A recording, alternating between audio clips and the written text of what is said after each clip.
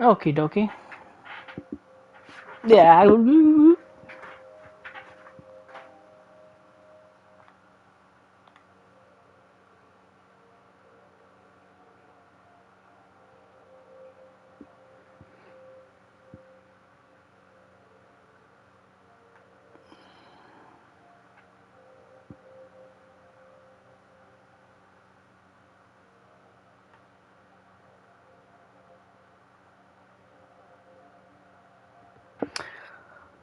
Oh, come on. Let's get this over with.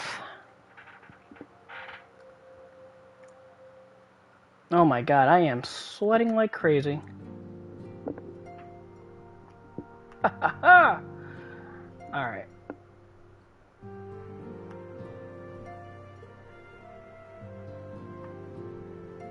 Let's do that. Let's do that.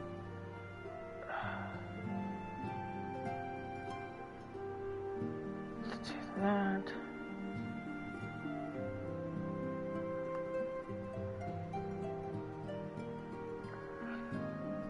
Give me a second here.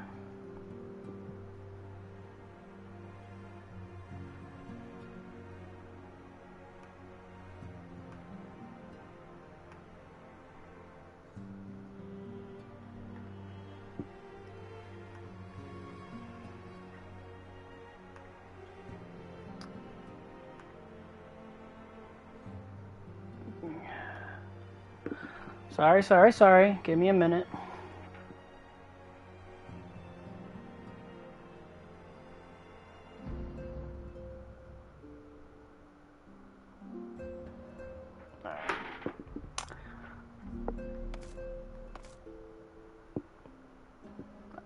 Stay.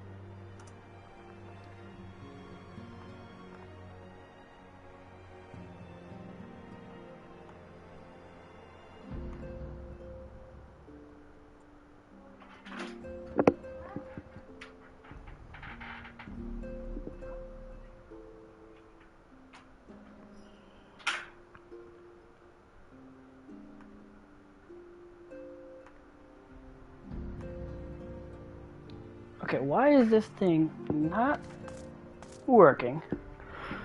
Ugh.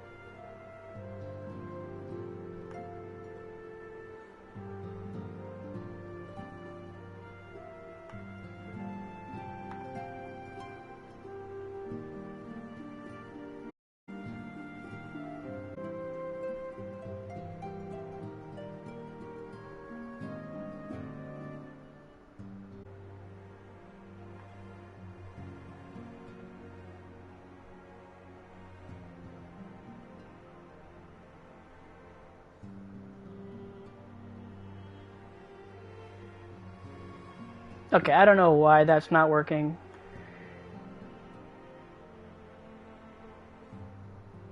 I'm just gonna let it be. Stay.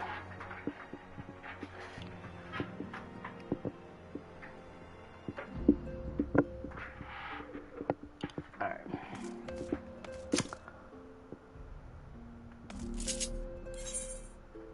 Alright, before doing any of that, my errands anyway.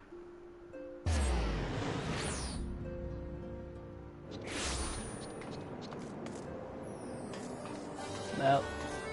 No.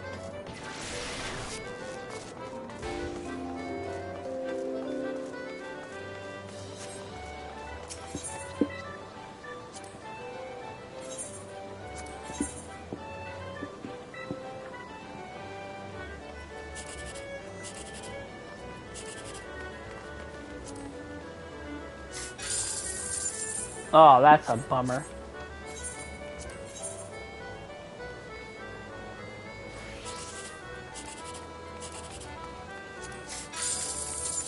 Oh, come on.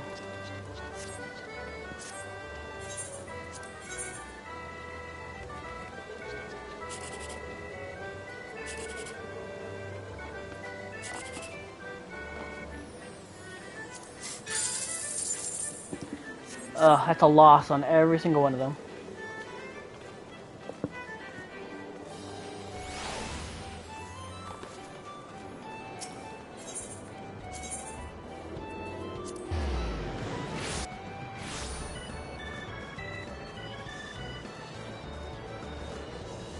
Did I already do this?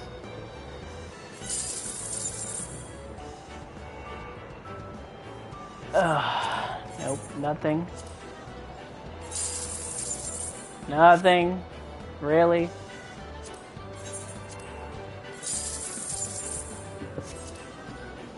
Nothing.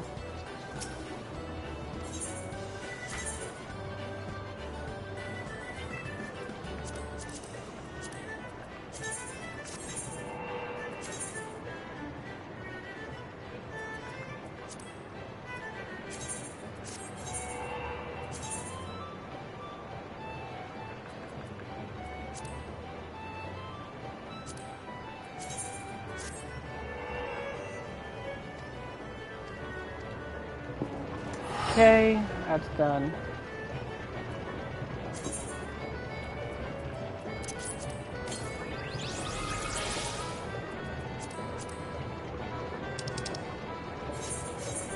Uh,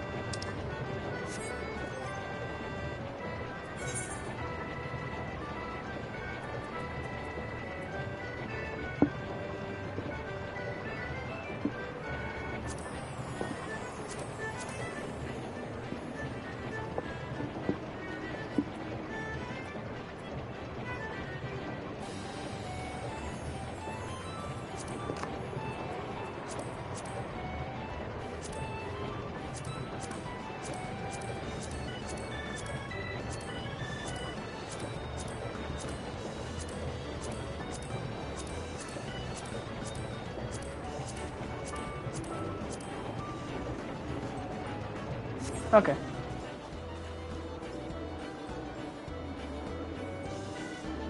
What can I give away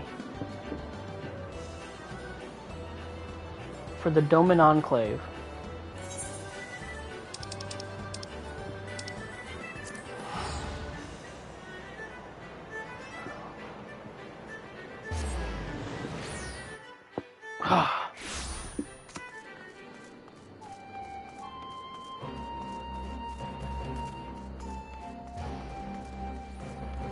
The thing is, I don't have anything to give away. I mean, I guess I could give this materia away. I never use them anyway.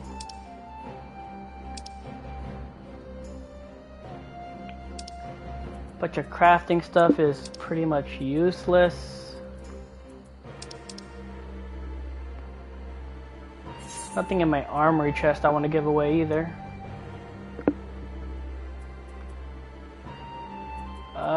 No, obviously not that. I mean, I could give this away. It's not really that big of a deal anymore.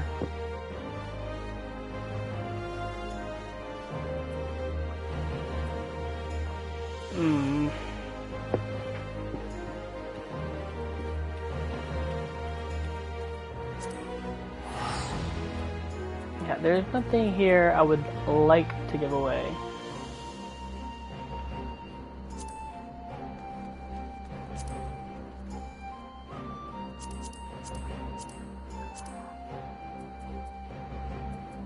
I mean, I could get rid of these, but they're not even worth that much, so it's like not even worth it.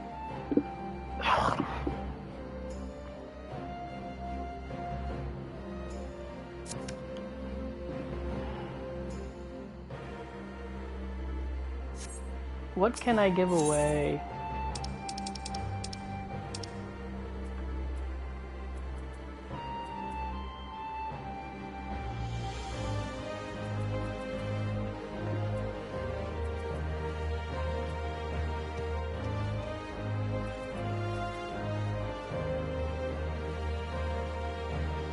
Okay, that's might be useful, so let's not give that away.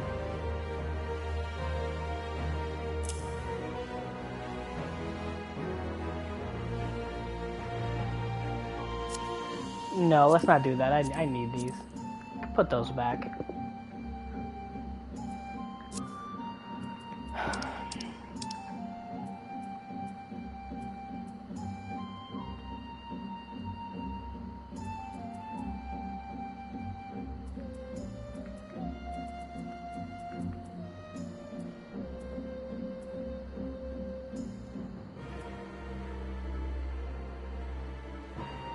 It's not even worth it.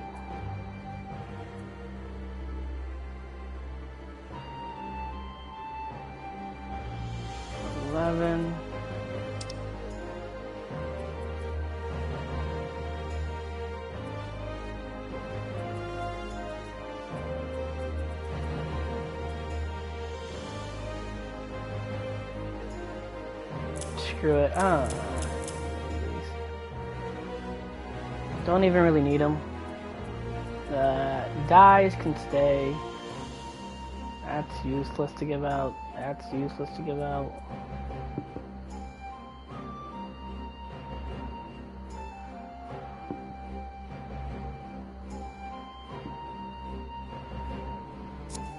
Let's see, does this? Nope, does not start the next thing.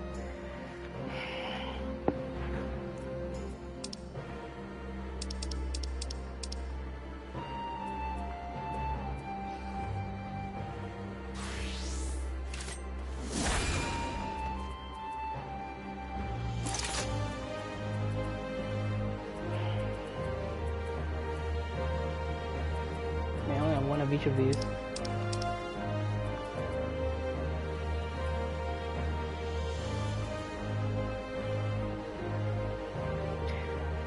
It's like at this point I should just get rid of all this ore, because I haven't been crafting in a good while. But then when I do need to start crafting, it's going to be a pain in the ass.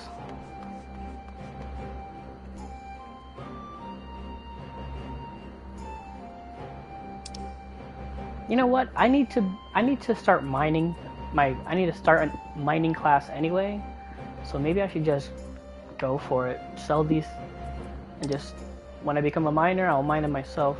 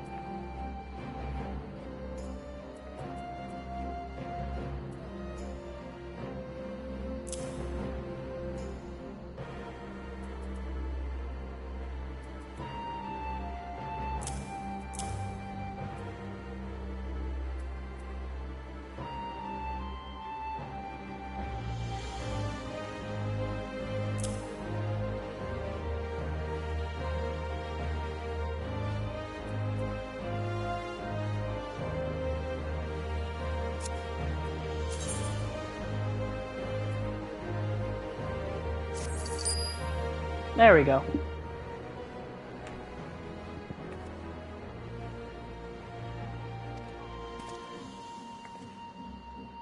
Oh, I keep forgetting to read. I am pleased to inform you that we have made great strides in our efforts to rebuild the Enclave.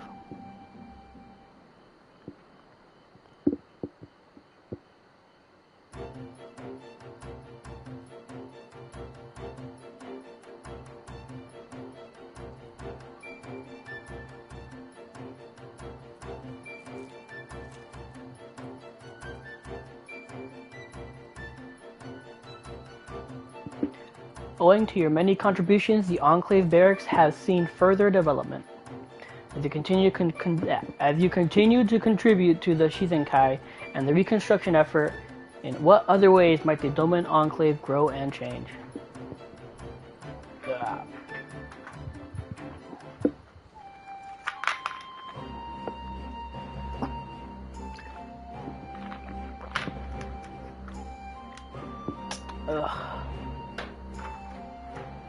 I just realized that might be causing feedback. Alright.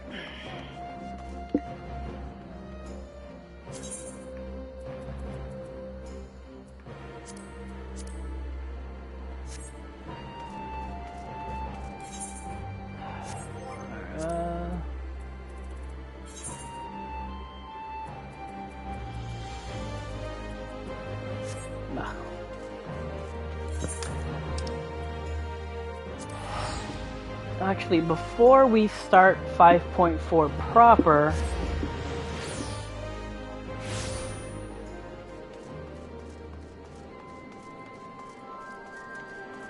I think it's time for more of the weapons quest.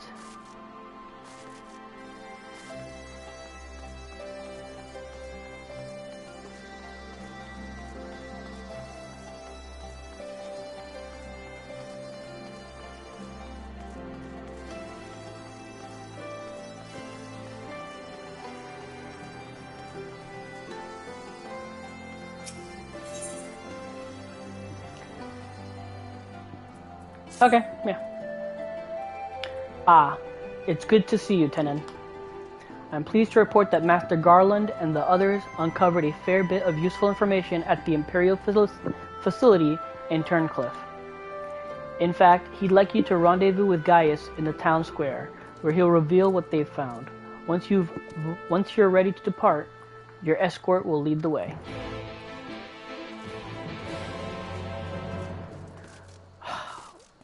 Why couldn't you just be the escort as well? Making me go from that guy to this guy.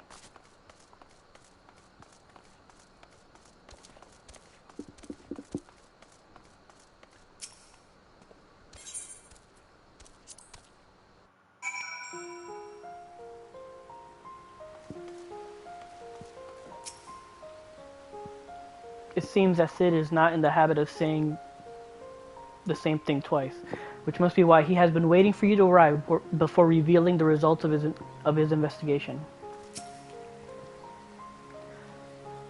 Though the Imperials may be gone, the scars they have left on us, the left on this once peaceful town, will doubtless take many years to heal. Now that you are here, perhaps Sid will finally begin to dispense his findings. Severa, inform him that of Tenon's arrival.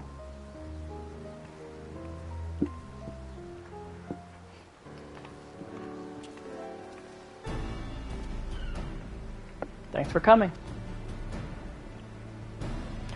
So what have you discovered? To tell the truth, we were lucky to obtain any information at all, considering the lengths to which the Imperials went in covering their tracks. You see, the hangar below was not just used to store the weapons, but played a critical role in their creation. We now know the code names given to the three weapons: Ruby, Sapphire, and Emerald. Obviously, we are all familiar with the first two, but the third is something of an unknown quantity. At the very least, this confirms the existence of another of those abominations. At the very least.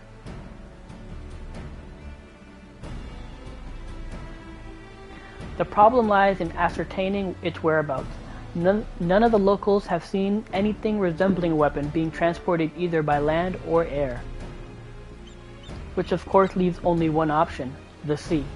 According to what fragmented data we were able to recover, the Emerald weapon is equipped with aquatic capabilities much like the Sapphire. Meaning that its escape from Turncliffe would have gone undetected and could potentially be anywhere by now. But if Alphonse plans to have it absorb more primals, the logical choice would be Eorzea. And traveling by sea would allow him to circumvent the front line of the Gimlet entirely. The Alliance must be alerted at once. Hold your chocobos, Severa. It seems that Emerald weapon was still incomplete when the 7th Legion withdrew from Turncliffe. It is far more likely that it was transported to another facility in order to add the finishing touches. If your supposition is correct, that would narrow our search to but 2 possible locations. Castrum Marinum in the Ratano Sea and Castrum Ostadin in eastern Lanosia, both of which are known to harbor remnants of the 14th Legion, your former subordinates, Gaius. But be that as it may, our objective is unchanged. Valdulin, I am butchering the name, so Valdulin, you and Severa will make your way to Castrum Osidin, while Tenon and I head for Castrum Marinum. Should we locate the Emerald weapon, we will give the signal to dispatch the G-Warrior and eliminate it before it can be activated. Sorry to disappoint you, but we're still repairing the damage it sustained during the encounter with Sapphire weapon. While Allagan machinery has its uses, it's a bugger to find replacement parts in a pinch. We've actually been working to expand its already impressive arsenal, but the G-Warrior itself is in no fit state for combat. While I'm aware this is far from adequate replacement, I can provide an Ironworks submersible to help Tenon and Gaius reach Castrum Marinum. I'll have one sent ahead to Vesper Bay.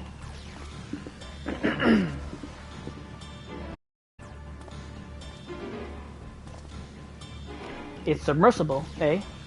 I don't much like the sound of that. Perhaps Severa and I should count ourselves fortunate that our destination can be approached by land. I pray you have a safe journey. Watch yourself out there, Tenon. Yeah, I got this. Flash forward. I don't got this. I don't got this. It's time we departed. Let us make our way to Vesper Bay.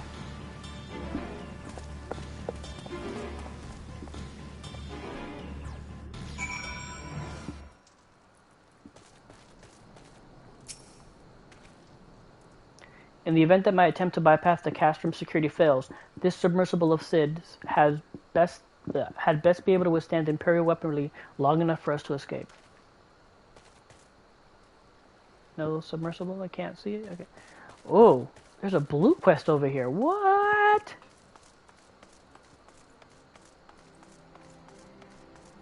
Wistful Whitebeard.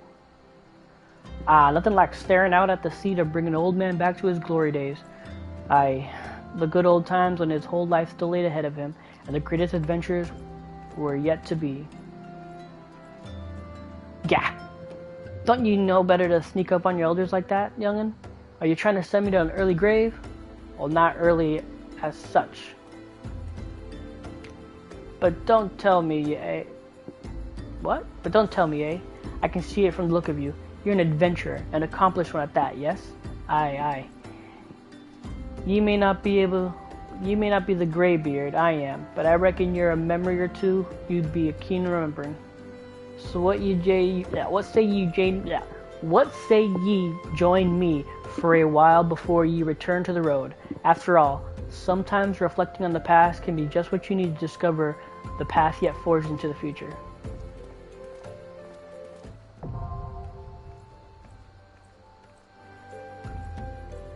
You now have access to New Game Plus system. New Game Plus allows you to relive adventures of your past by replaying previous quests with your current character data. Oh, okay.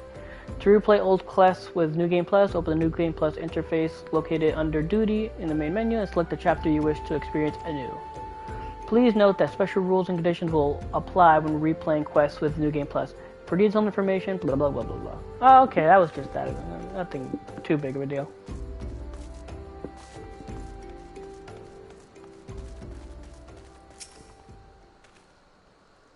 As per Master Garland's instructions, the submersible is ready when you are. But before you depart, I've received some scraps of intelligence regarding your opponent from my colleagues in Turncliffe. Apparently it uses some sort of levitating hand-like appendages, 6 of them in fact, though we're not quite sure what purpose they serve. It sounds like having eyes in the back of your head might come in handy, but that's all we know, I'm afraid. You have our thanks. After all, forewarned is forearmed. If the emerald weapon has indeed been transported to this castrum, it would need to enter via the dry dock. We shall do likewise. As one might expect, there are measures in place to keep out intruders, but the security systems can be trickled into... Oh, trickled. What am I saying? But the security systems can be tricked into recognizing us as an Imperial vessel. That said, infiltrating the facility is merely the first step. Should the emerald weapon be activated, it is only a matter of time before the pilot uses Oversoul. We must silence the war machina before this happens, and failing that, grant the poor soul at its helm the mercy of a swift death. Had these wounds healed more quickly, I could have gone with you, but I fear I would only slow you down. As such, I shall provide what support I can from afar. Whatever happens, the emerald weapon must be defeated at all costs.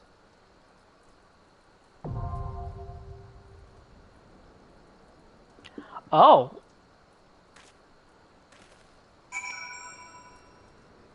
Literally right into it. Oh shit, okay. 1 second here. Fix this.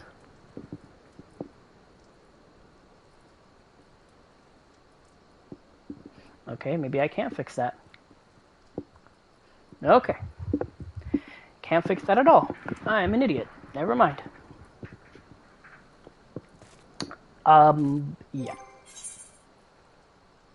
Oh my god, I still haven't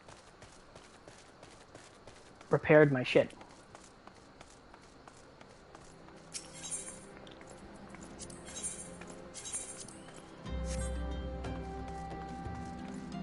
And just in case you guys are wondering, I made this gear, or I made the lesser version, and then I traded it up in Yulemore. And like this one I couldn't make, so I bought and then traded it up. And then obviously there's a few pieces here from the actual 24-man raid, the Alliance raid. So yeah, there's a few pieces here. It's the same thing with my Dragoon set. I pretty much made the regular version and I just upgraded this to the shiny version in Yulemore. Which I think the regular version was 510 or 5 flat. Was it 500 flat? I think it was 510. And then in Yulemore you're able to go to 520. And then I think the stuff you get with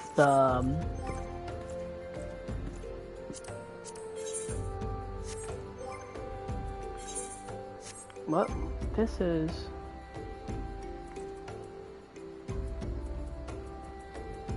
What? Oh.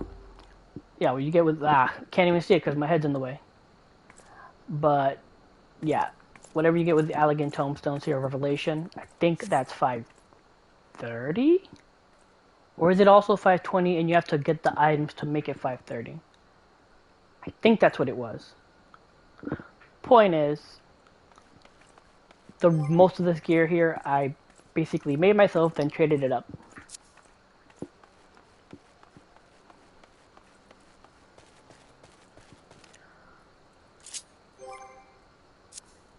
I should probably eat now.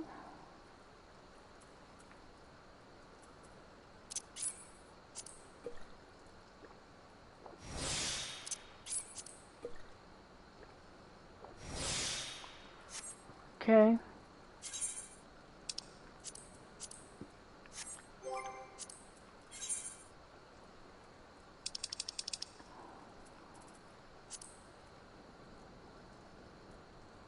Yeah, God, they go straight into it. Alright, let's get this out of the way. Hi. First time. Let's just get that out of the way now.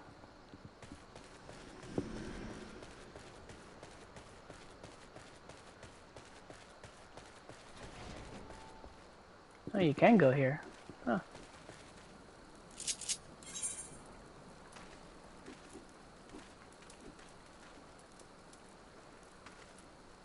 Oh wait, yeah, I'm not in Turncliffe anymore. I'm in Vesper Bay. Yeah.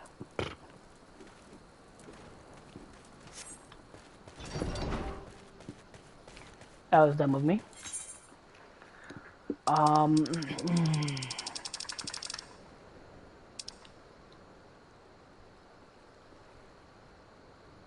Trying to remember, where's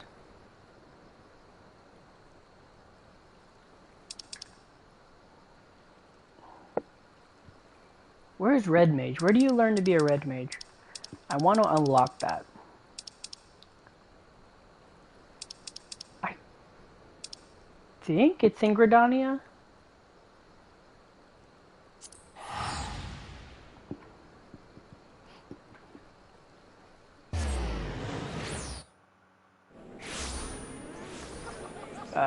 Let's see.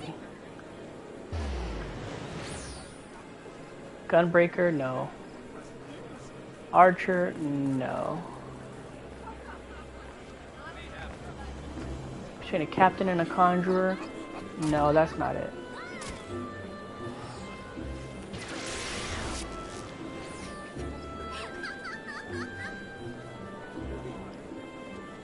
Maybe I'm wrong. Maybe it's...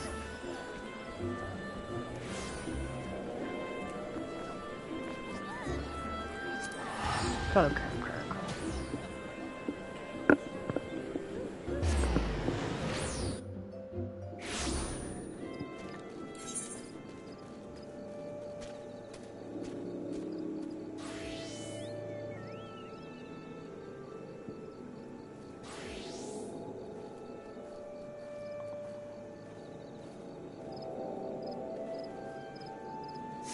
No, it's not here. Maybe Limsa?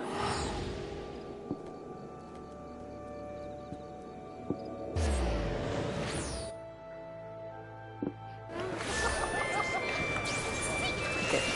That's Dancer. Or that's Blue Mage. That's Dancer. That's Fisherman.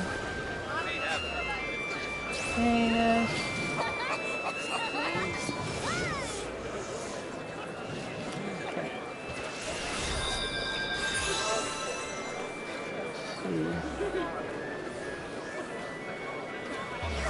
Upper. No.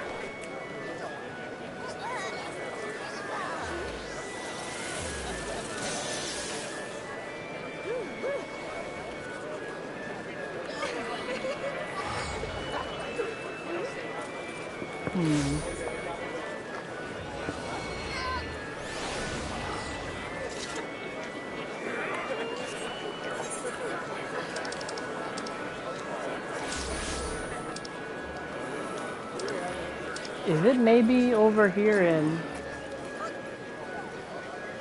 Oh. No, I don't think so. I don't think I've seen that there.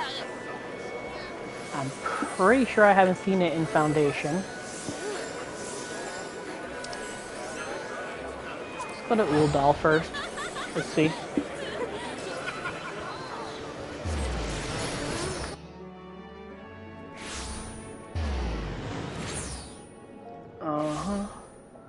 That's the way of the samurai. Black mage stuff.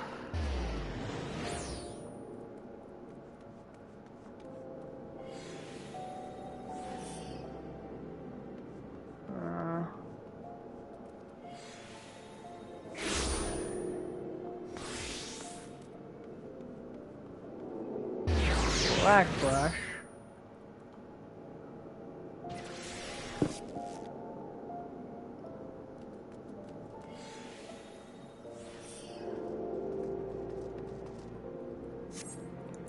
Okay, so maybe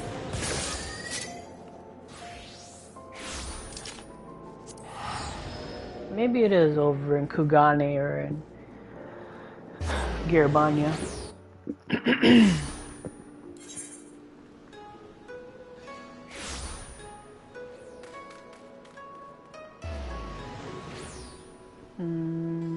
No. No. Pretty sure it's not Rogger's Reach. Well, first.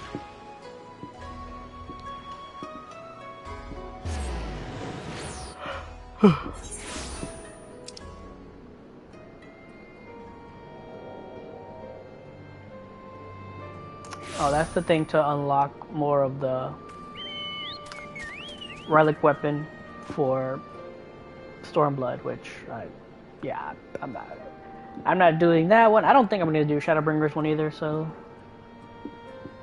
well, at least not now. Maybe in the future. Yeah, I knew that wasn't there. Man, where?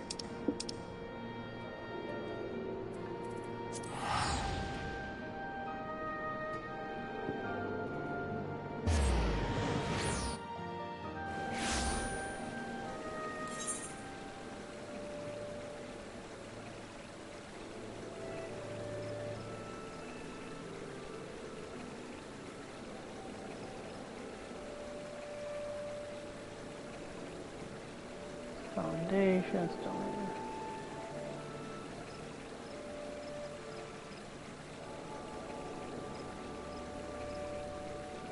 Northern Thanalan.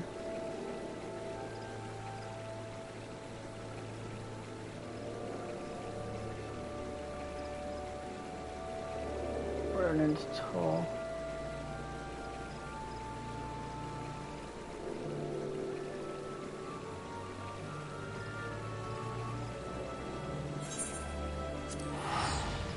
You know what? Google. Google is my friend.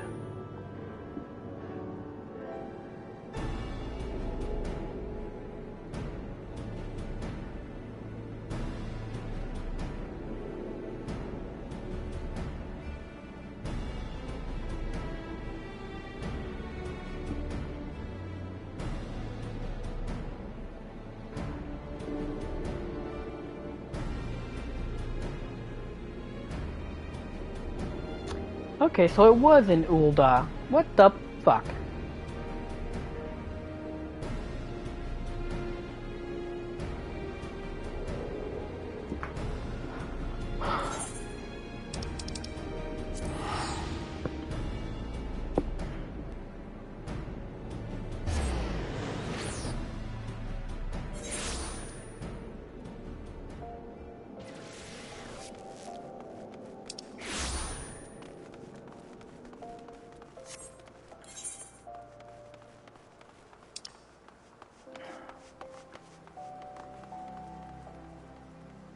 Thaumaturge, Court of Calm, that's the way of the samurai.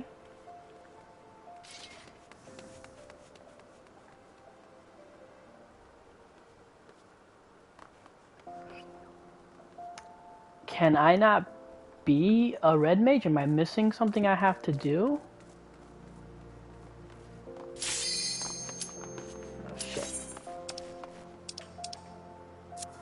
Oh god, here we go.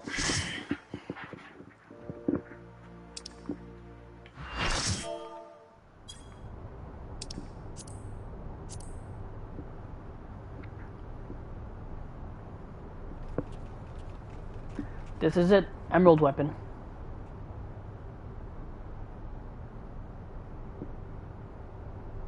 I've been expecting you, hero of Eorzea.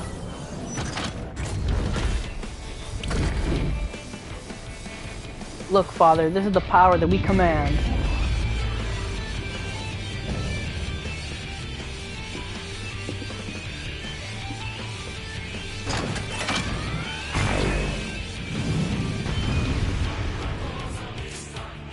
Oh shit. Oh, what? Oh, okay.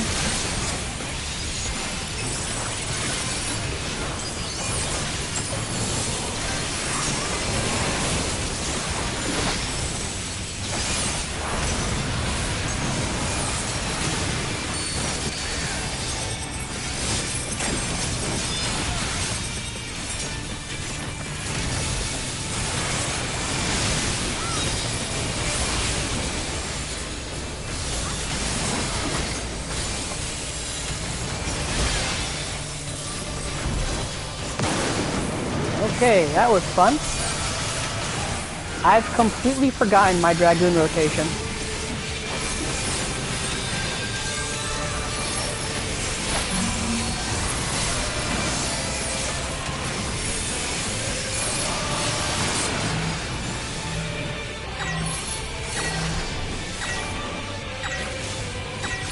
I don't know what we're supposed to do here.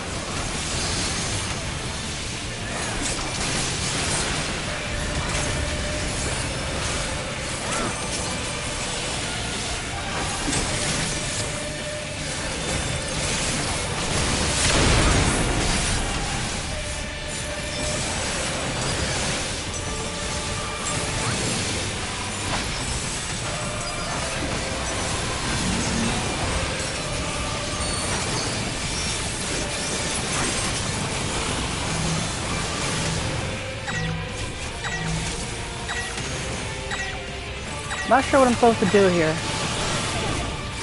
Yeah, nope.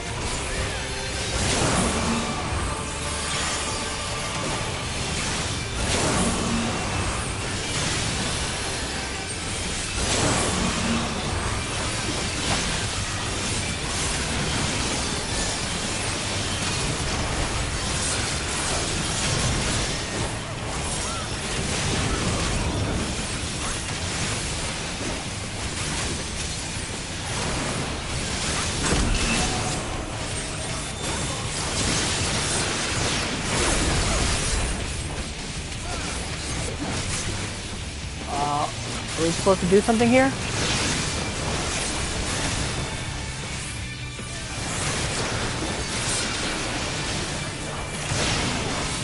Okay, that exploded on me.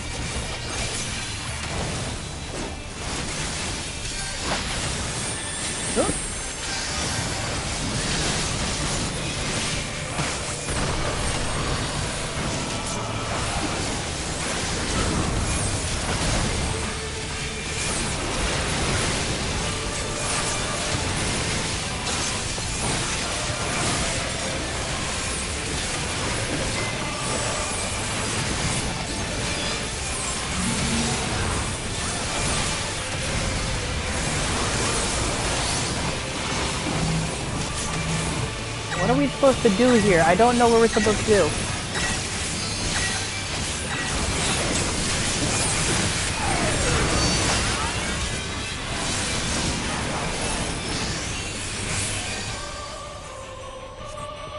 Oh shit, okay, that's what I figured.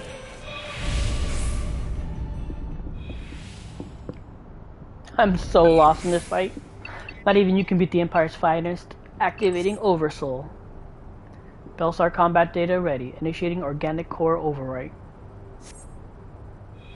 Ali Alphonse, this is goodbye. Ah, poor bastard. Rex, what have you done?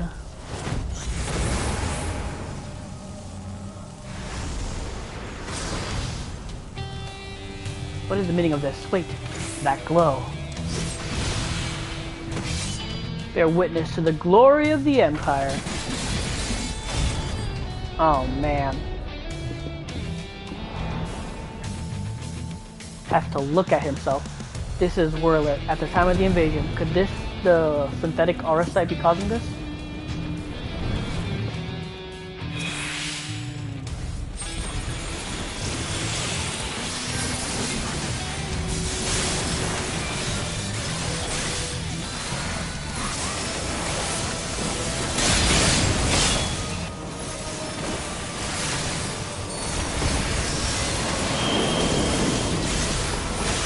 Oh god. No, don't.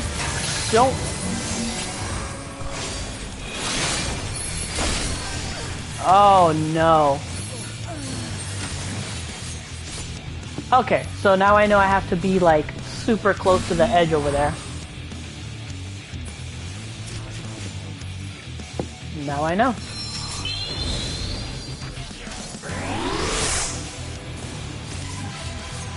This music.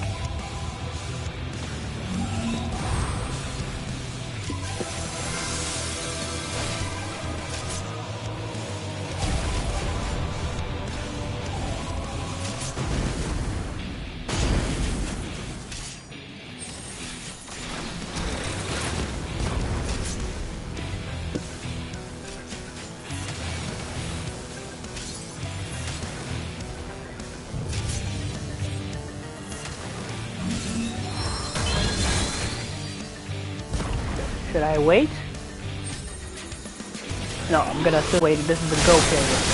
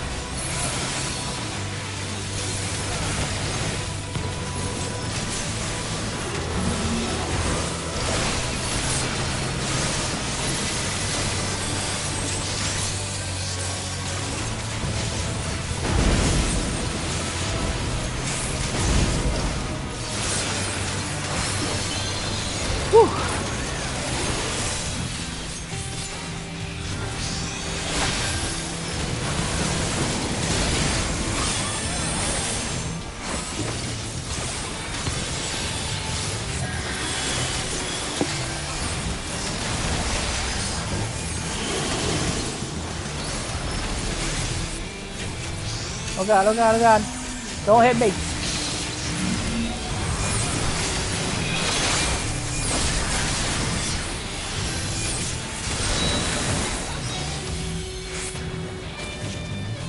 I'm assuming we gotta be far away.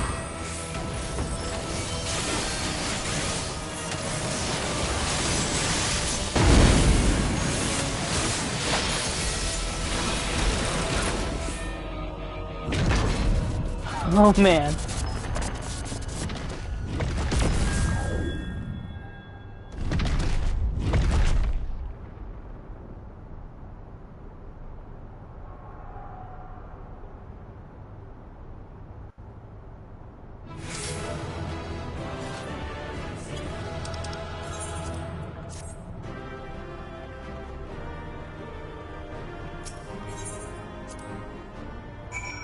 Yeah, I did not get any accommodations for that.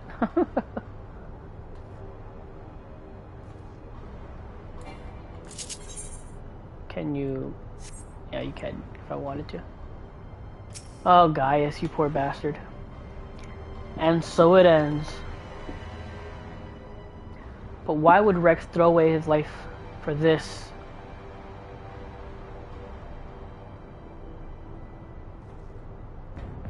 You're right. If I am ever to learn the truth, I must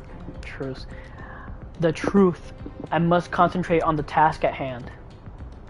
Of course, we do not need to wait for Sid's analysis to tell us whose combat data was used on this occasion.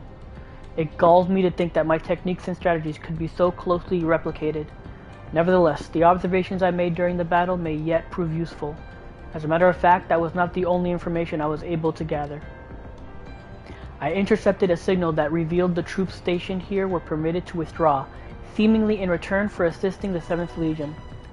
They must have known that the Alliance would follow the Emerald weapon here sooner or later and make good on their escape. Meaning the way is now clear for Sid to inspect the War Machina's remains.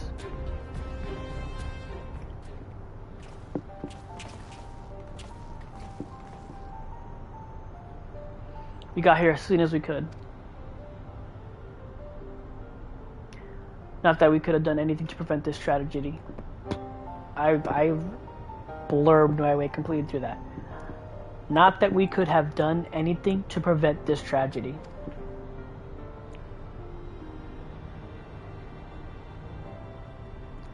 From what we know, it seems that the Emerald weapon was not Ilum for Ilum, a great deal more powerful than the previous two. If this is allowed to continue, who knows what sort of monstrosities the 7th Legion will conceive next. Nevertheless, Tenon has once again proven himself capable of overcoming the worst the Empire has at its disposal. Isn't it it or... Okay, I'm getting off track. You may be relieved to hear that the Castrum Occidens was free of anything resembling a weapon. Unfortunately, it was also devoid of any useful leads, and we came away empty-handed. In all honesty, part of me wishes we had never found the Emerald weapon. Perhaps then, Rex would not have been forced to make the ultimate sacrifice. I only hope that he is finally at peace.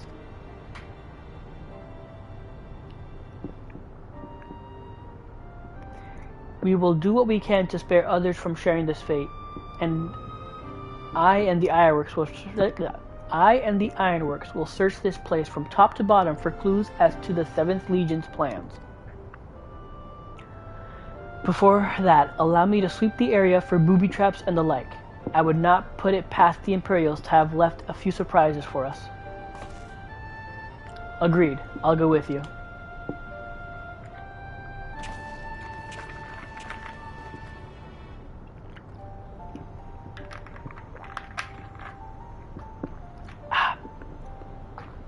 With that in mind, I'll begin my examination of Emerald weapon.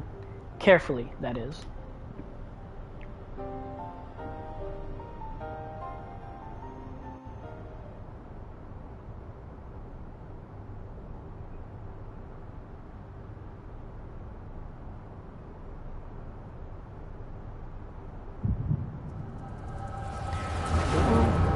Flashback time.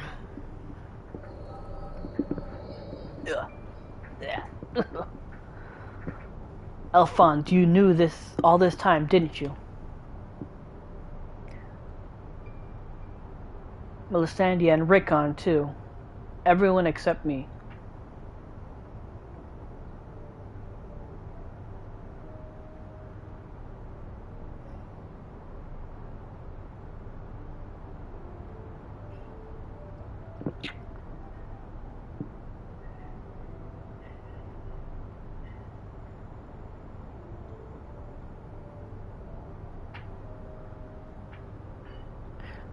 Hold on 1 second.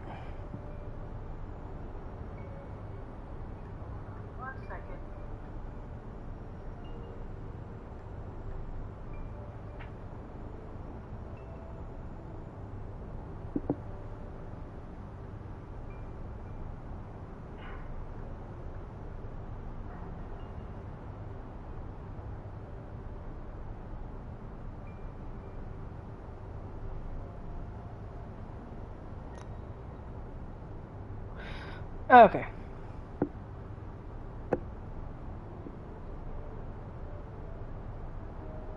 Hold on, what the flark?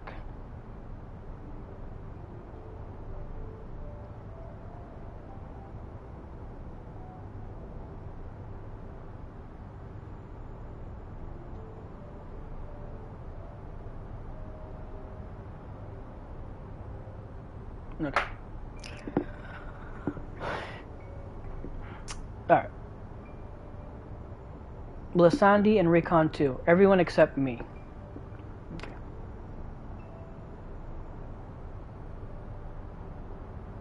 And you, Rex? Yes. That's what the synthetic aurosite system is. The fusion between pilot and the core is the key. Yeah, is the key to Oversoul. And unless we use it, we don't have a chance of beating Father's newfound friends. They stand between us and the primals, without which the weapons will never reach their full potential. We thought that if you knew the truth about Oversoul, you'd try to stop us. Of course I would, but I want to understand that. But what I don't understand is why all of you are so willing to give your lives for the weapon project. What is it all for? It all began the day Father left. Without his guidance, his protection, the Garleans lost any respect they once had for us. But their cruelty pales in comparison to Valen's. To him, conscripts like us are expendable commodities, an endless supply of test subjects for his twisted experiments. But no matter what they do to us, we will never lose hope. If it is the duty of the strong to lead the weak, we will become the strong and protect those who cannot protect themselves. The weapon project will give us the strength we need. We will create a world where people like us can live without fear of persecution. We want you to see this new world for yourself, Allie, even if we must give our lives to make it a reality. But why me? The years spent serving the Empire has changed us all, except you, Allie. Even after everything you've seen, you're still the caring, innocent girl we grew up with. More than any of us, you deserve a chance at happiness. That's what we all agreed. Allie, listen to me. Right now, the soldiers assigned to watch over us have been called away to the capital. Now is our chance to get you out of here. Then why don't you come with me? If Alphonse and I were to run away now, they'd only force others to take our place. We can't let that happen. Oh, that's pretty noble. This is our way of upholding the ideals Father instilled in us. Our lives are a small price to pay for Werlit's freedom. Werlitz? I don't know how to say that. Werlit's freedom.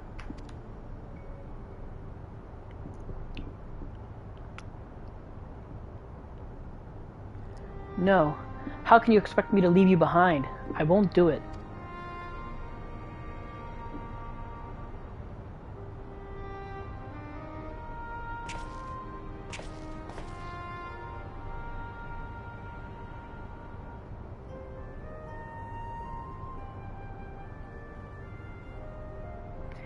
We will forever be at your side, Allie. Rex, take her to the holding cells.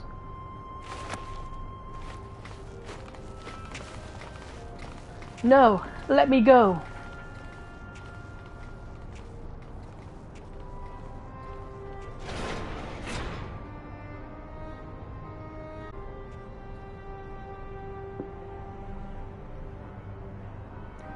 So win or lose, the plan is to hand over the castrum to Father. Is that right? Yes. They'll take Allie into their custody before the Garleans return, while you will be free to pilot the Emerald weapon without her interfering. We can't let her hinder the completion of the weapon project. I'm counting on you, Alphonse. Don't let our sacrifices be in vain. Rex, have you forgotten what I told you? You mustn't use the Oversoul. I can't lose you too. We both know I can't win without it. Besides, we need the combat data of the Emerald weapon fighting at its peak if we're to have any chance of perfecting the synthetic auracite system. You know I'm not the sort to do things by halves. Oh my god.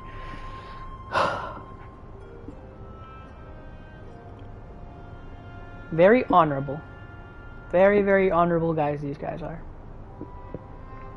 Forgive me, Rex. Don't worry about me. If this is where I meet my end, I'll do it with a smile on my face. The rest is up to you, Alphonse.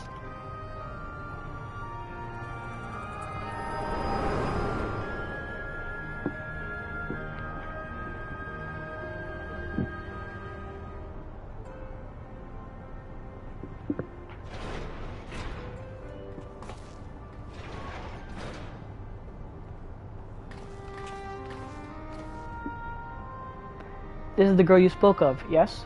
She was locked in a cell, but I saw no harm in letting her out. I can't say for certain, but it seems she's been through quite an ordeal.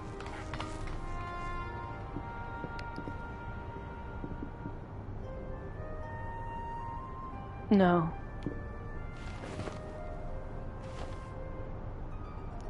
Why, Rex? Why?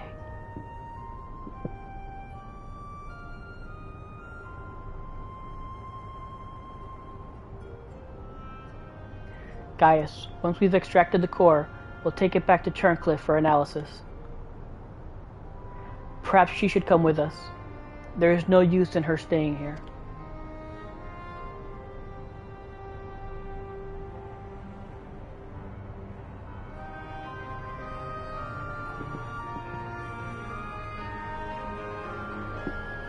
Oh, you poor girl.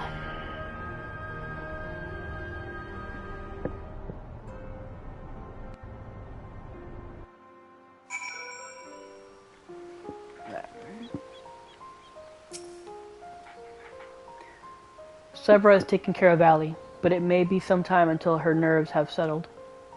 If the vision you witness is indeed true, Alphonse and Rex locked her away for her own safety. When she is ready, I would know more about her. I would know more of what her brothers hope to achieve and why he must resort to such desperate measures.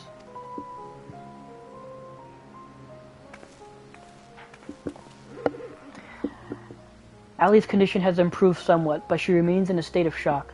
We must give her more time to recover. There was one other thing I thought you should know. When we checked her for injuries, we saw that her back is covered in welts and bruises. Who did this to her? It seems she was subjected to beatings on a regular basis. Judging by the varied stages of bruising, I dare say this was the work of her Garlean masters. You speak as though you have seen this before. Seen? I've lived through it myself. That's right, Gaius. I was born in Werlet, 23 summers past. My mother was a local woman, but my father was a pure-blooded Garlean, and a member of the occupying forces.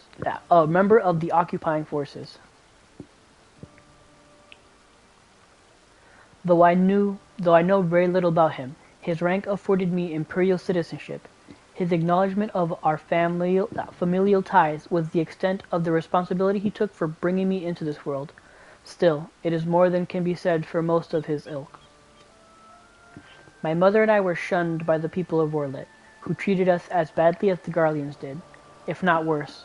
I thought that if I were to become an imperial soldier, my position might somewhat deter those who would cast their scorn on my mother, if only out of fear, and so I joined the army.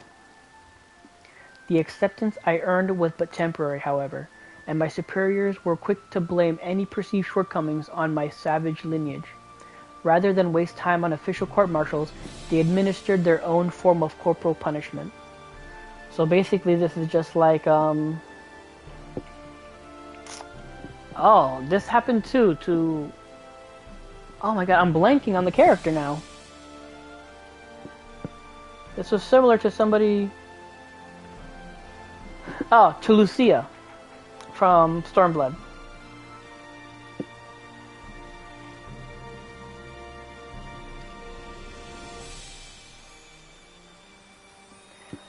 I was eventually assigned to the 12th Legion and fought under Zenos Ye Galvis in Alamigo. In the chaos that followed our defeat, I seized the opportunity to flee Werlit. Whoa. While it was never much of a home, it was all I had, but nothing could prepare me for what awaited. My mother had for years suffered from poor health and relied medicine to keep her alive. In my absence, the Garleans had denied her treatment, claiming that it would waste it on savages. By the time I could return to her side, there was naught I could do. Wow. What a bunch of assholes. There was nothing left for me in Werlit. I would be punished for desertion if the Imperials discovered the reason for my return, and I was never accepted by my so-called countrymen to begin with. I ran as far as my legs could carry me. It was then that I met Gaius. Just say you. So that is the truth of it. Other than a few scant details, I knew not of your past. It sickens me to think that I once fought under the same banner as such vile creatures. Vile creatures. I had always believed it to be the duty of the strong to lead the weak. Yet there are those who would become drunk on the power afforded by their station, and prey on the ones they should protect. Like a canker, this corruption has spread to every part of the Empire. Even those with Garlean blood, such as myself, are subjected to their cruelty. They hold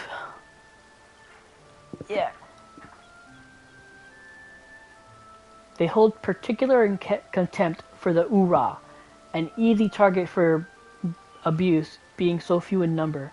Perhaps, like me, Ali thought she might be spared such treatment when she joined the army. Alas.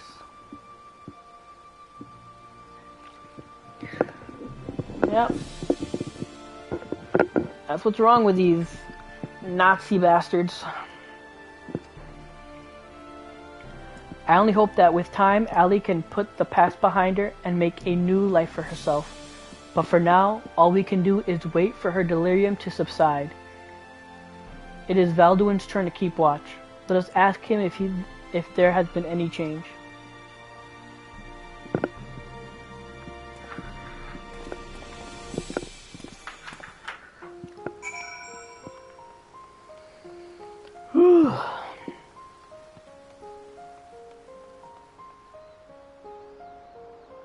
Yep. Though you have overcome the emerald weapon, it is hardly cause for celebration. Another young life cut short. Rex's death is on my hands, not yours. Would that this confrontation had been averted, but alas, it was not meant to be. Or it was not to be.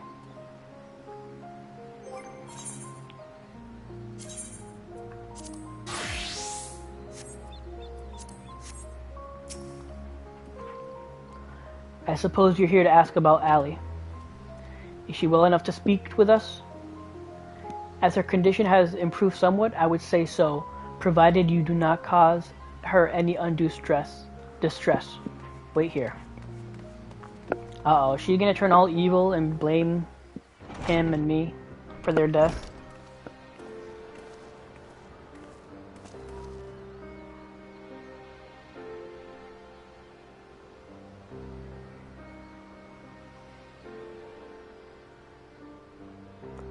Ali, I'm sorry. What happened to Rex? It was my fault. Melisandre and Rickon too. They died because of me and my foolish ambitions. Father, no. Oh, she did not turn that way.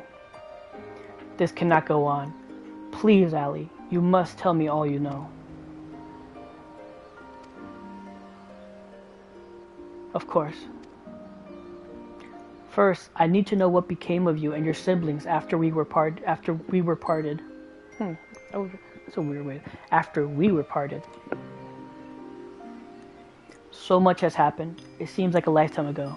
After your disappearance, we were all assigned to the newly formed 7th Legion.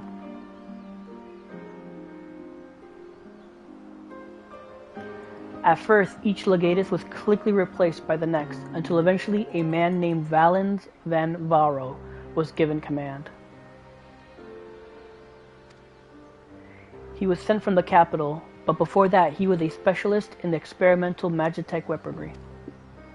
We later discovered that he was ordered by Emperor Varus to complete a project involving anti-primal war machina, the weapons. But after the Emperor's death, he was free to employ whatever methods he saw fit, and his greed for power only grew.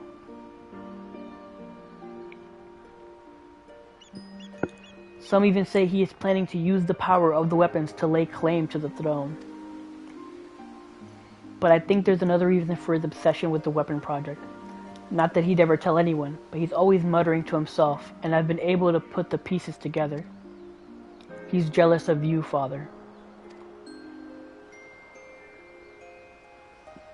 Valenzuela.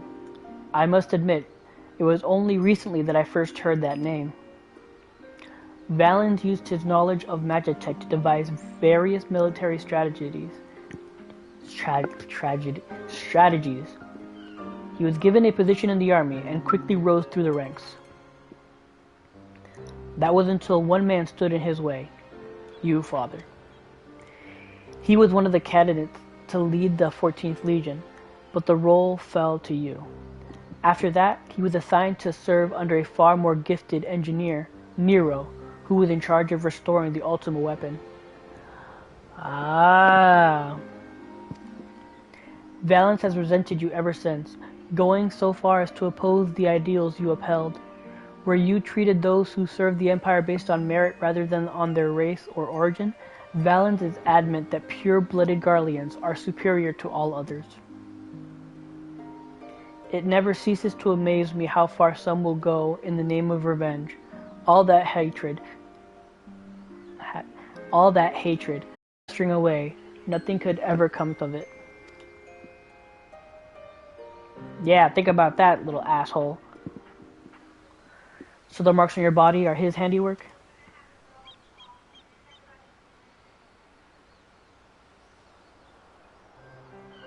Yes.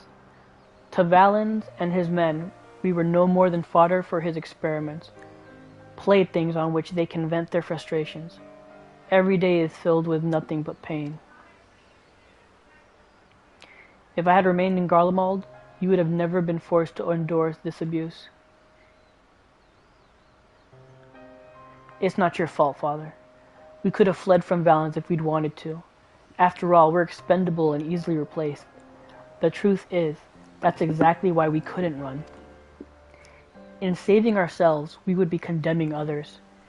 But if we were to stay, to see the weapons project to its completion, we would gain the power to defeat Valens, and then the Empire itself, freeing the world from its tyranny. Damn.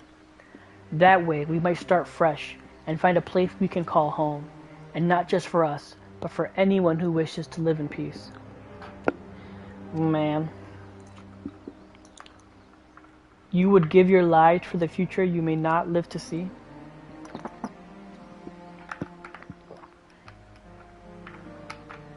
Yep, that's the same thing the Pixies said about us. Humans, we give our lives to give a future to those we don't even know, and for one we may not see. We took courage from your teachings, Father. The strong must lead the weak, and we would gain that strength by whatever means necessary. We will fight for the sake of those who cannot. But we knew that you'd never consent to our participation in the weapon project, which is why we couldn't turn to you for help. As the pilots, we're the only ones who are able to stop Valens. We know just how powerful the weapons are. He could use them to bring the world to its knees. Pretty sure Xenos is gonna be like, no.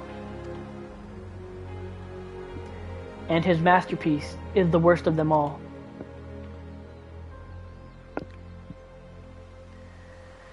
If only I could get my hands on it, then I could save Alphonse and all of Werlet.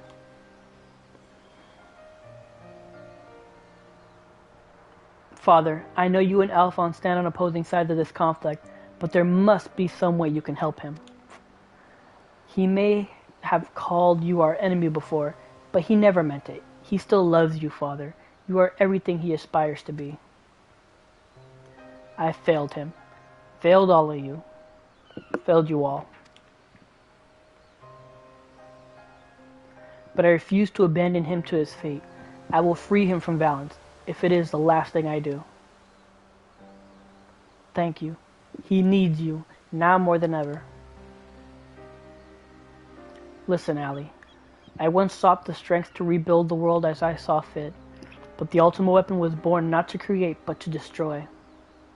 Alphonse must not follow in my footsteps. I know all too well where they lead. I will do all I can to help your brother. Pray tell me where he is.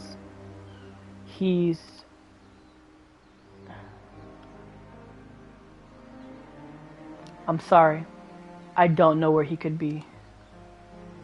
In that case, I shall have the Alliance dispatch scouts.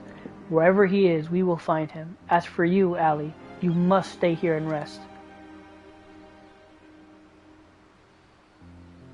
Wait, you're the one who fought Rex, Recon, and Melisande, aren't you? We're the ones who threatened your homeland. You only did what you had to do. I have no right to ask this of you, but lend my father your strength. Save Alphonse. I now know why they call you hero. Oh, yep. Alphonse, I'll do what I must to free you, even if it means going against father's wishes. But I have a good feeling about his new friend.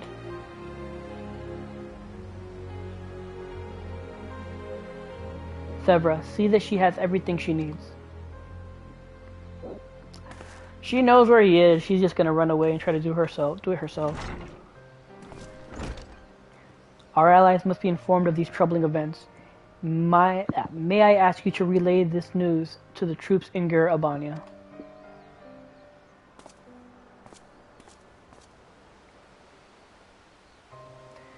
Your loving father... Oh my god. Your loving father act may fool the others, Gaius, but not me. For every life you've saved, you've ended 1,000 more. Or is this your idea of redemption? Call it what you will. For all my transgressions, I believe I still have a part to play. Yeah, screw you, buddy. Was I wrong to spare you that day, or will you honor your word? It seems the time has come for the Black Wolf to show his true colors.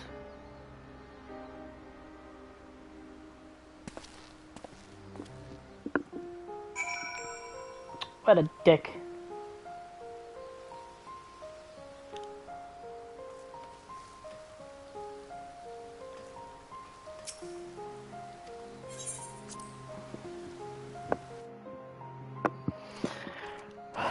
That guy's a dick.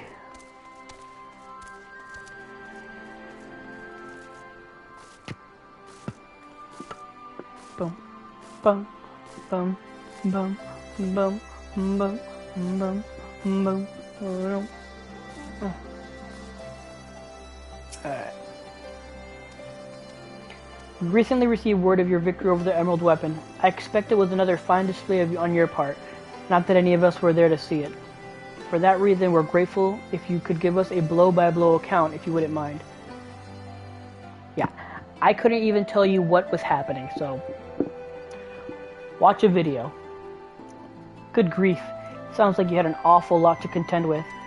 Rather you than me. I shall add this to your ever-growing stack of reports.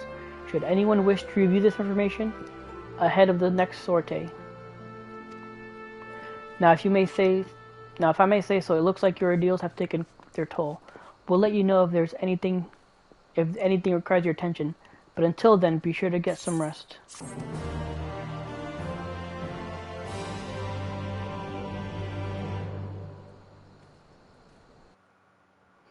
Time to see what the dickhead's up to.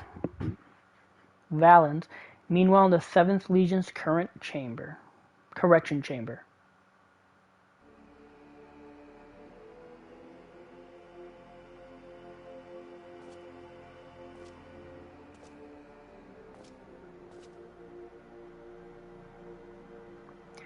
3 weapons, 3 pitiful displays of ineptitude. Ah!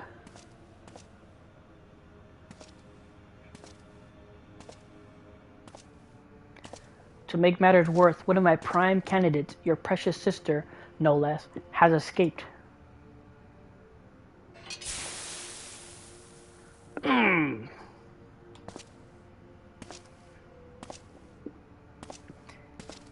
And who should she go crawling to but that swine Gaius?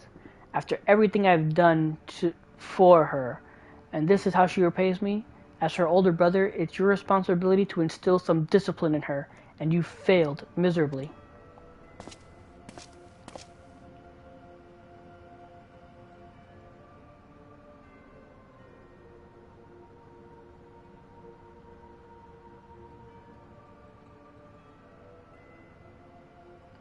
Well, don't just stand there, boy.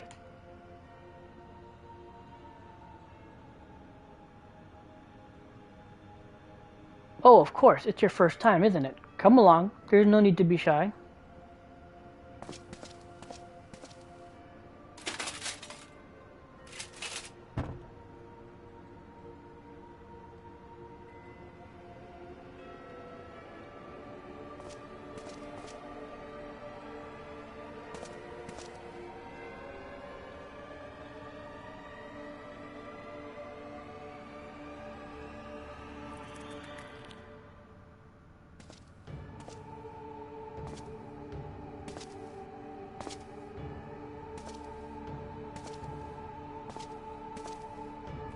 You see, something wicked has taken hold of this young man, and it's your job to cleanse his troubled spirit.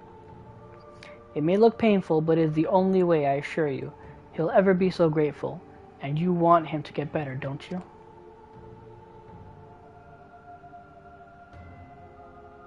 There's a good boy. Now let's try this again, shall we?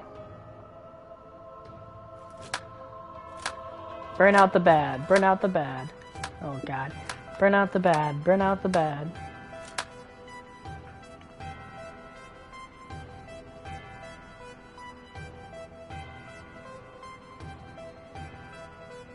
Burn out the bad, burn out the bad. Burn out the bad, burn out the bad. Oh God, this is creepy and horrible. Burn out the bad, burn out the bad. Burn out the bad, burn out the bad. Burn out the bad.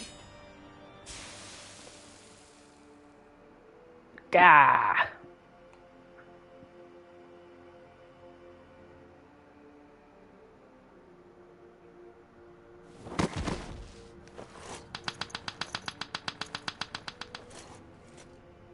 Well done. You've made your father proud. Very proud indeed.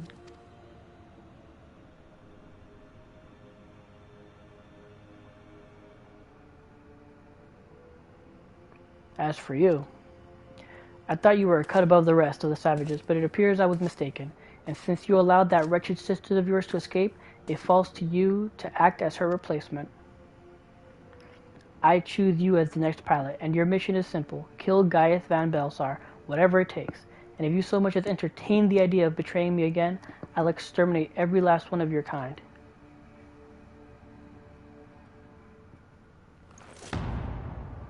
Like the vermin they are.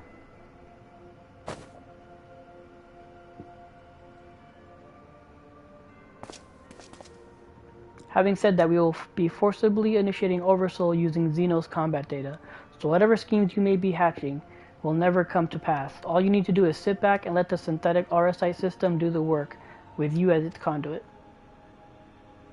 You should thank me for allowing you to become part of my masterpiece. Your worthless existence will finally have some semblance of meaning. Ha ha ha ha ha ha.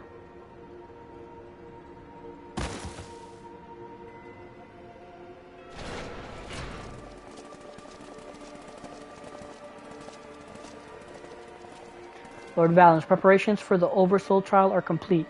We await your orders.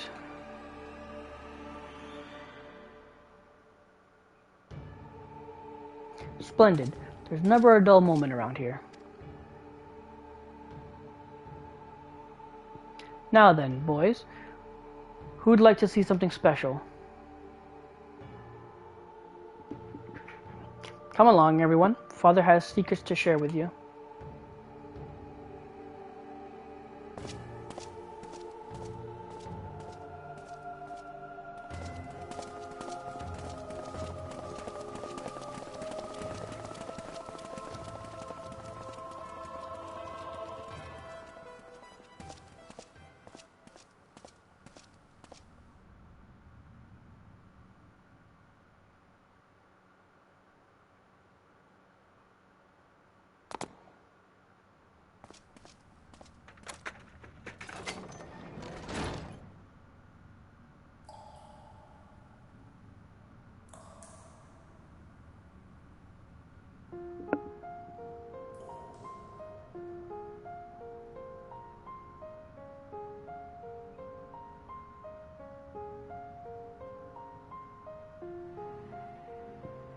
This is my chance, and it's all thanks to the sacrifices made by my dear siblings. Finally, the weapon will be mine to command. Once it has reached perfection, I will be unstoppable. First Valens, then the Empire itself will fall, and we'll be free at last. Father, keep Allie safe.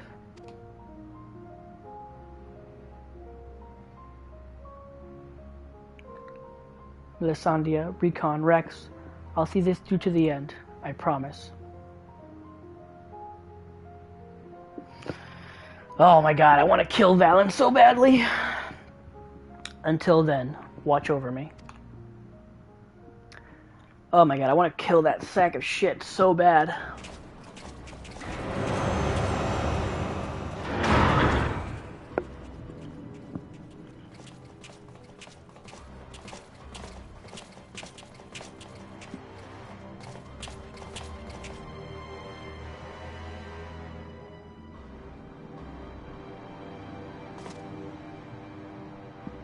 So, is it ready or not?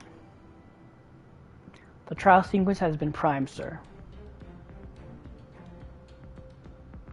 Then get on with it.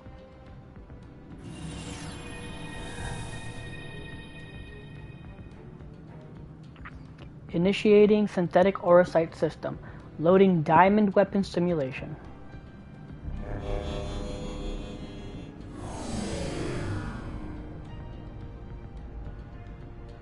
What's going on? You're helping us with a little research is all, whatever your name is. The time has come for you to contribute to the glory of Garlemald. This isn't what we agreed to. You said that if I took part in the experiment, you'd let my family go.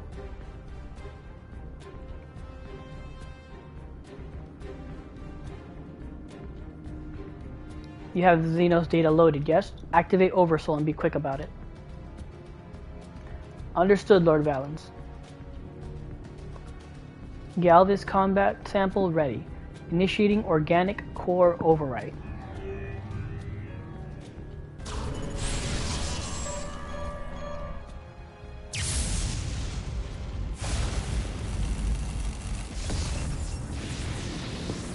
I'm not gonna scream. My mind is, no, if this is what it takes to protect you both, I love you. I'm so sorry.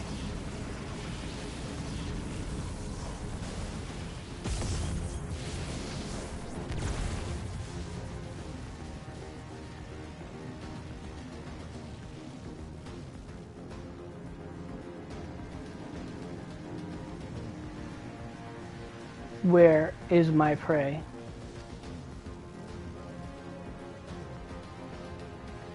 Organic override complete. Xeno Galvis data loaded.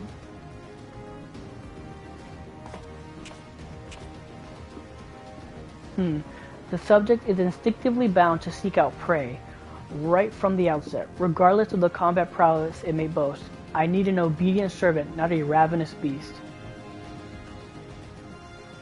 Enough. Shut it down. That's not what that is. That's just Xenos. Deactivating synthetic orosite system.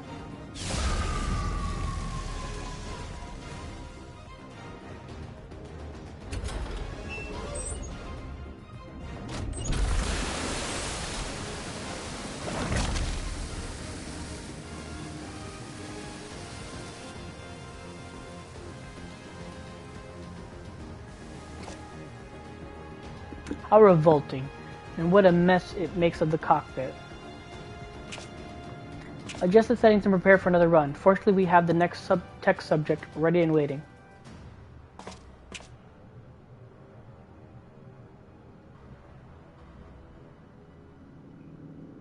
But sir, you agreed to release his family in exchange for his cooperation.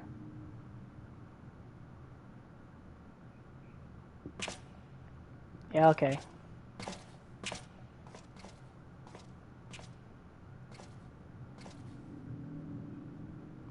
My, I never knew you had such a whimsical sense of humor. The great Valenzuela, bargaining with savages. More fool for him for trusting me in the first place.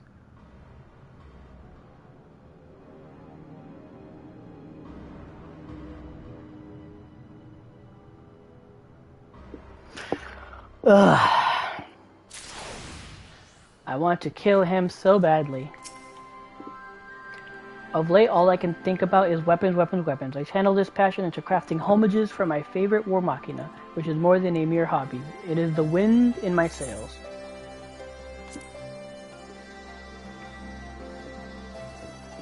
Why, yes, of course. Just a moment, please. Oof. Gods be good. This thing weighs a tons. Perhaps I should have used lighter materials.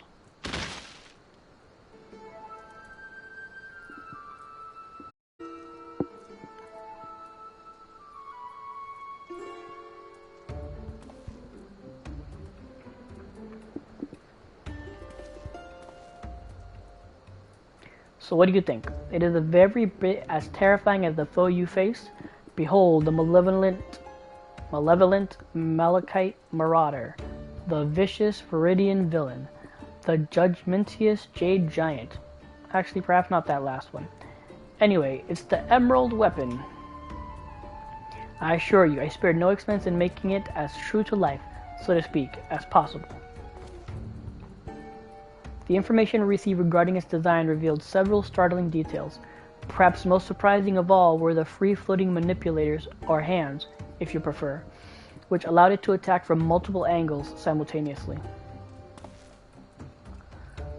We even learned that their positioning was based on the tactics used by Gaius himself when he led the Imperial invasion in Werlet. By surrounding the target, they were able to bombard they are able to bombard it from all sides while keeping it pinned down.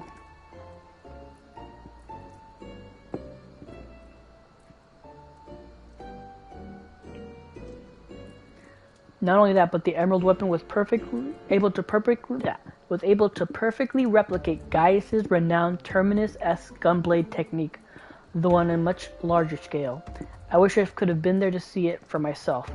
Ooh, you're so lucky. Haha, goodness me, all this talk is making me rather parched. Yeah, no kidding.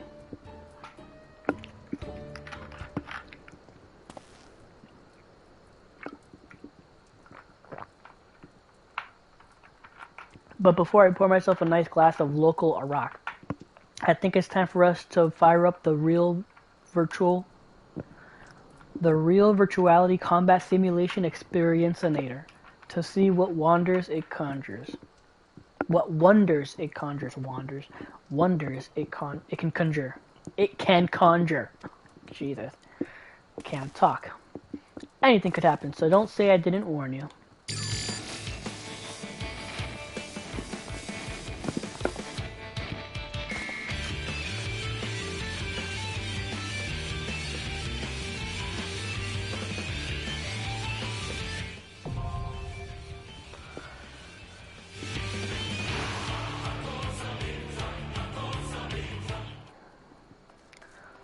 Alright, that's done.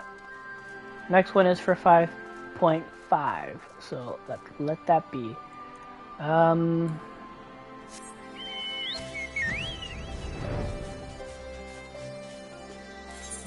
That reminds me, I think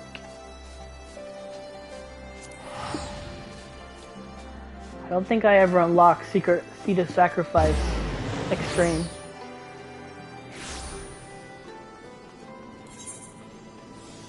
Yep, there it is.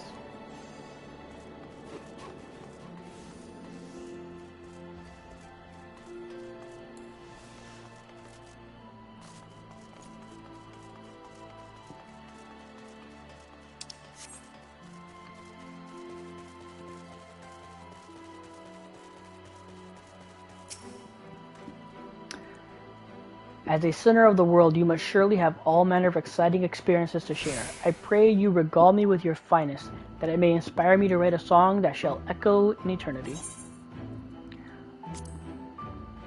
Oh God. I am not singing this. The warrior of light incarnate, you say? Consider me intrigued. Pray tell me the tale. Pray tell me this tale.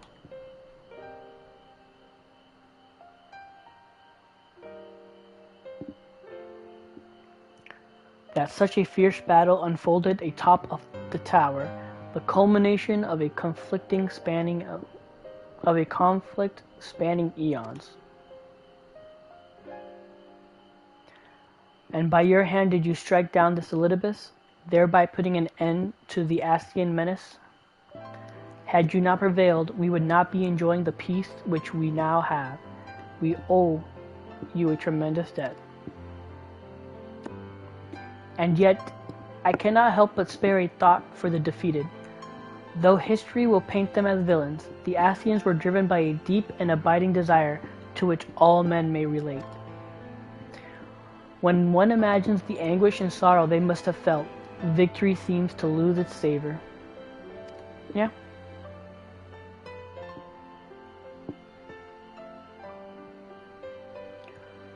So such thoughts troubled even he who dealt the felling blow. I am neither a philosopher nor a leader, just another minstrel. So pray allow me to speak of it in a language that is near and dear to a minstrel's heart. Love.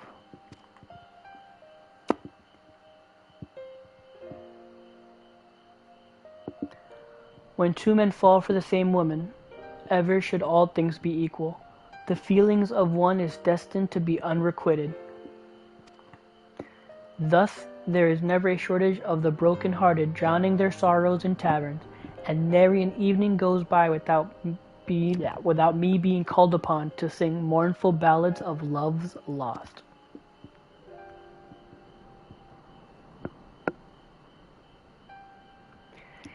Yet in spite of the pain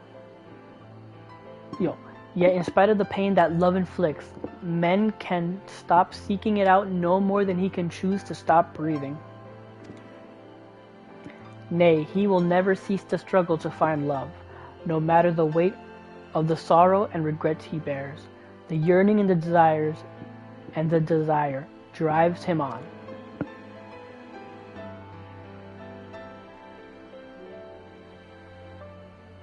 For love is the greatest emotion of all. It is a veritable force of nature, transcending reason as it moves us to action, causing old wounds to tear open anew, again and again and again. Yet by that same token, it makes the love at which we finally arrive all the sweeter, and we should savor it, and let nothing diminish the joy it brings. Even should you taste bitter defeat, the sorrow you feel is testament to the strength of your passion. The flame that burns silently within you, perceivable only to you and you alone. There is no need to extinguish that flame. Nay, let it burn until it is spent, and one day the ashes it leaves behind will become something more than the remnant of your pain. Yep, I kind of get that. Haha. Such are the words of a minstrel, my friend. They must be somewhat open to interpretation, that the listener is allowed to find his own meaning. But I digress. We are speaking about the battle between the warrior of light and the warrior of darkness, and such a battle it was, an exemplary subject for song. I believe I shall place the focus of the piece upon the climax of the confrontation, the better to weave an enthralling epic.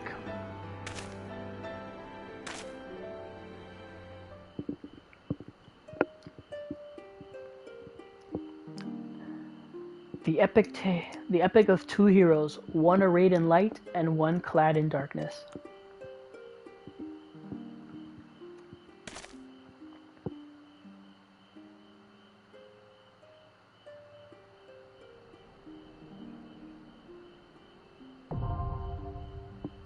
See the sacrifice extreme now available, yeah. Not that I'll ever do it. Maybe in the future. one day.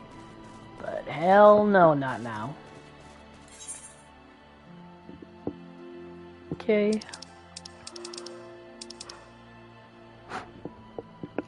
Sorry. Yeah, let's see here.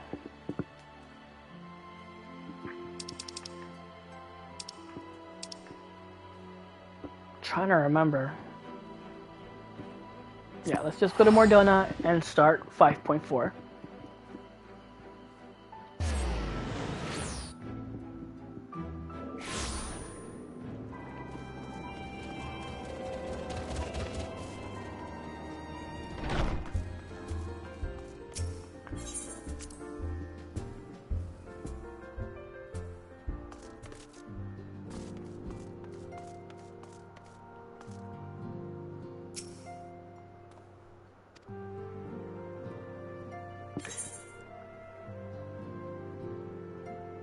I didn't read any of that, and I feel bad. I thought he was repeating stuff.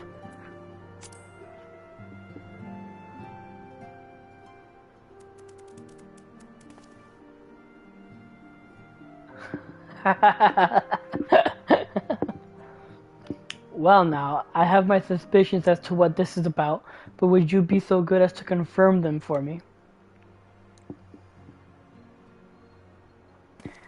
Aye, as I thought. They went ahead with it after all. The artisans of the mean had come to me with a proposal, you see. In celebration of the knight's return, they asked how I wished to be commemorated, on a coin or as an automaton. Neither, I replied, for all good it did. They knew I would be embarrassed. It makes no difference what name they gave it, yet still they did it.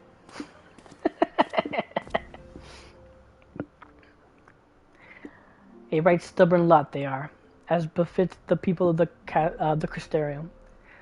They shall be fine without me, and Lena may rest assured I do not worry for them. Nevertheless, I shall never cease to pray for their happiness. No longer am I a leader of a nation. Whatever power and influence I may have wielded, I left behind as surely as I left my body. But everything I have ever felt and experienced, all these things and more I have brought with me. You have brought for me.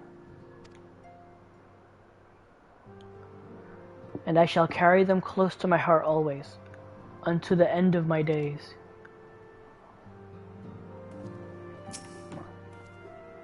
I suppose we gotta take stock of the situation. Forestalling the 8th umbral calamity, we have unwritten history. The future now lies beyond my ken. None can say what awaits, but so long as we stand together, I doubt not, but that we can overcome all trials. We have always done so, have we not? Ask how he fares of late. There we go. Do you mean since I awakened in this body? The hunger being par for the course, I have no complaints. All appears to be well. Though my memories straddle the lives I have lived, there are no contradicting fragments which cause me confusion. Yet by that same token, 'tis a strange feeling to be possessed of my young body again. Even accounting for the crystallization, I do not recall ever being so light and spry. As for my soul, Ishtola assures me it is similar to yours, Tenon. That is to say that it's somewhat denser than others, but otherwise normal. On the face of it, it appears to make sense, but I couldn't help but consider the differences between your circumstances and mine. Or your circumstance and mine. You, of course, merged with Ardbert, and as similar as your souls may have been, the fact is you were different people. Thus did your soul gain in density. How you were able to merge is another matter. Given what we know of the soul, that you possessed distinct memories should have rendered the process more complicated, though I but theorize, perhaps your strong and sheer desire to do so made it possible. In contrast, I simply merged with myself. Whatever additional experiences the older me may have had, my fundamental existence remained unchanged. Mind you, that's not to say I hadn't improved. Far from it. At any rate, when our souls combined, it should have been a process of augmentation, but rather, shouldn't have been a process of augmentation, but rather, shall we say, attunement. It seems somewhat strange that my soul has become denser. Or could this be the result of having undergone another rejoining? If so, it would serve as proof of a future that many fought and died to prevent. Lest we forget, my friend. Lest we forget. Alright. Okay. BRB. Be right back.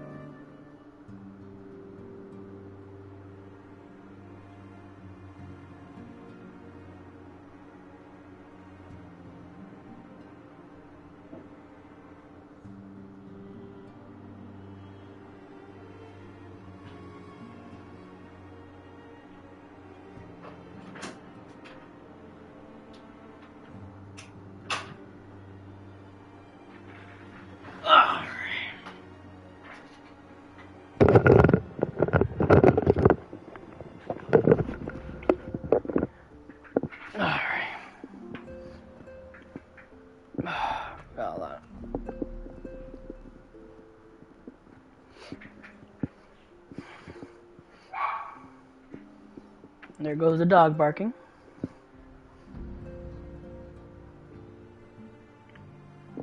One second here. No, that's not what I wanted.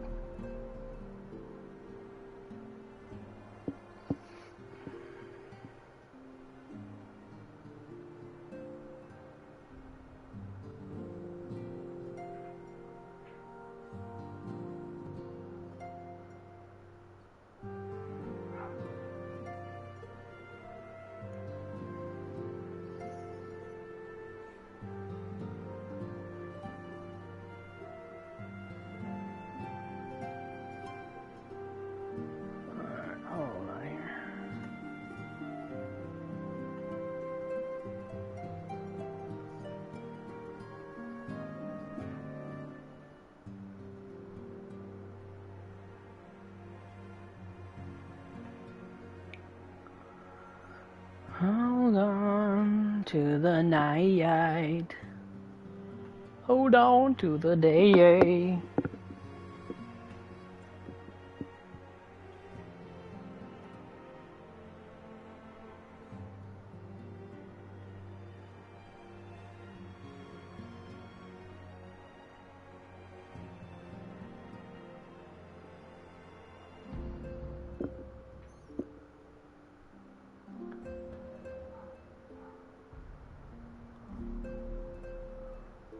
Okie dokie, let's see.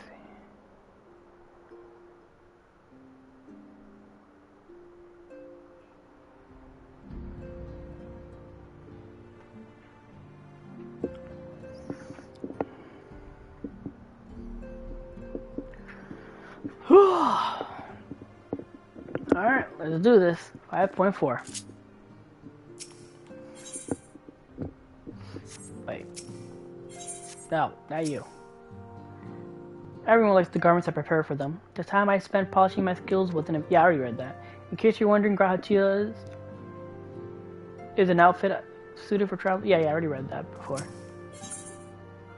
Alisae's quest. Kryl's eyes light up at the sight of you. Oh, greetings, Tenon. Come to look in on our friends. Rest assured, everyone is quite well. I've been keeping a close eye on them, and have satisfied myself that they are all in fine health. As a matter of fact, They're just about to convene in Dawn's Respite to discuss how best to use their pent-up energy. Let's join them, shall we? Ba-ba-ba-bam.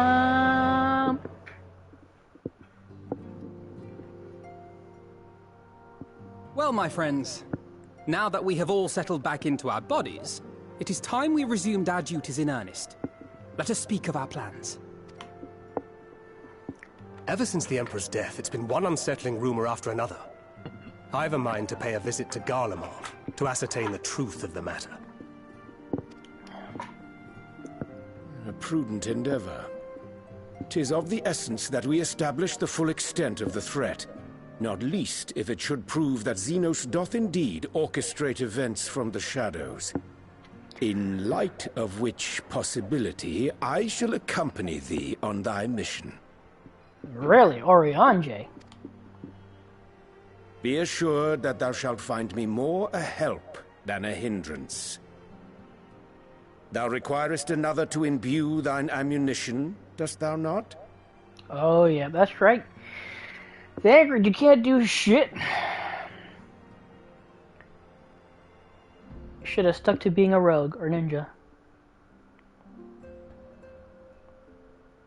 Assuming that's settled, there's something I've been meaning to look into as well.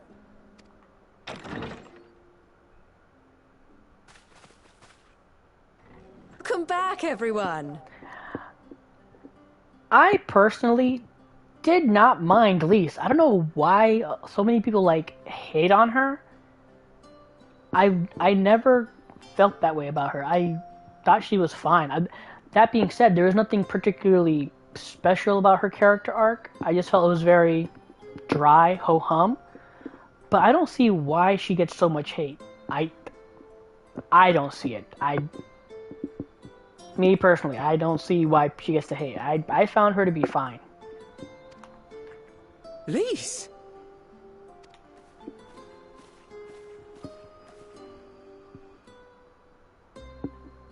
You're fine now, right?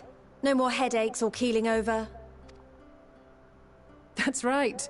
We're fighting fit and raring to go.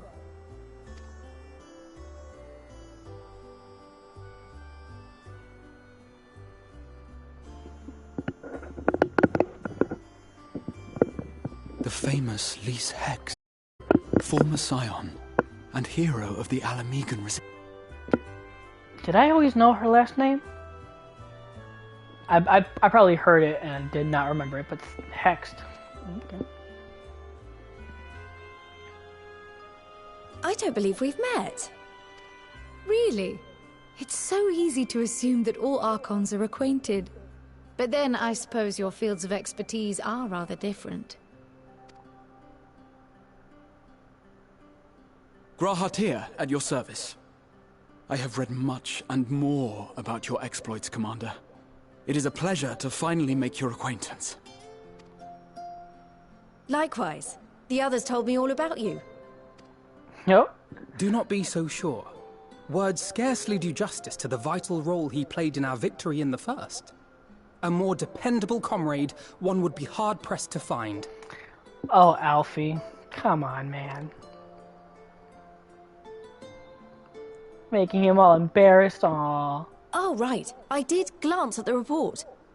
But I'd be lying if I said I understood half of it. Oh, bummer.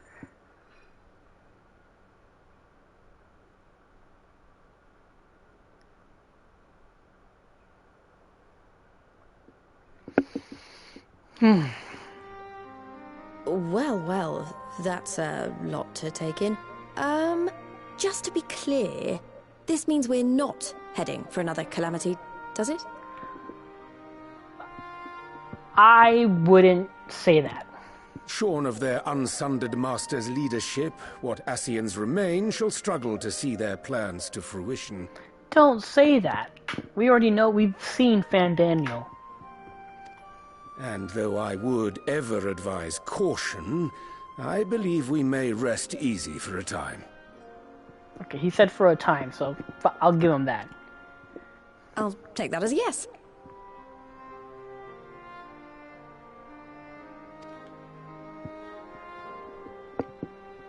Even so, I don't know what to make of this business about Hydaelyn and Zodiac being primals. A difficult truth to bear, yes. But at last we understand the nature of our adversary. And if there are no further calamities, neither will there be rejoinings, meaning Zodiac will never regain his full strength. Even so, as the oldest and mightiest of primals, he remains a force to be feared. I'm wondering if he really is the oldest. Or if anything, mightiest. Because I know for Endwalker, they've been saying that it's the end of this story arc. The story arc that started in A Realm Reborn.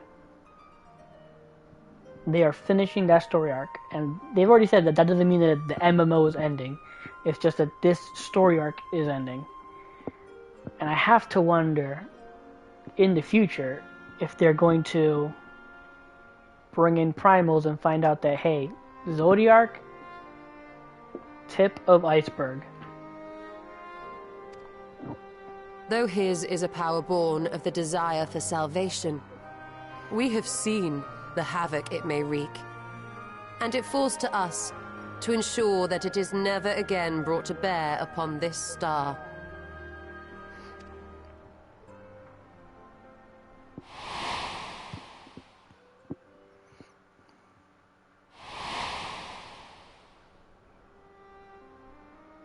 But tell us, Lys, to what do we owe the pleasure of your visit? What do you mean? Isn't seeing my long-lost comrades reason enough? Alright, there was one other matter. I have a message from the Alliance, and before you ask, yes, it's about the Empire. So, after Emperor Varys' assassination, it seems his cousin Nerva made a bid for the throne. Oh no. The trouble is, he wasn't the only one with designs on it, and it didn't take long for a civil war to break out. And it's not just in the provinces. Early reports say huge swathes of the Imperial capital have been reduced to rubble. The Alliance will soon convene in Alamigo to decide on a course of action, and we were hoping you'd come along. Well, as it happens, Urianger and I were just this moment planning a little trip to Garlemald. And we should be grateful for any advice the Alliance can provide on how best to make the most of our visit. To Alamigo, then. Why don't you go on without me? There's something I need to look into. Ah, forgive me. You were just telling us. What is it, if I may ask? I want to find a way to cure the Tempered. Oh, shit. Of course. You think it may be possible to adapt the treatment you use to help those corrupted by the Sin Eaters? Oh, shit, that's right. Oh, my God. I'm sorry, a cure for tempering? But that would change everything. Alize, consider yourself uninvited. Go and find us this cure. I'll do my best. I was hoping you might join me. Don't worry if not, though. I won't hold it against you if you'd rather attend a stuffy meeting.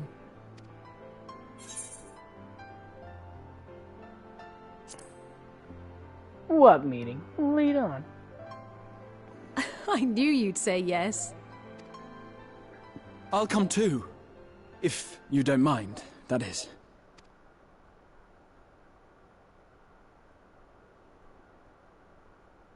He wants his adventure. Mind?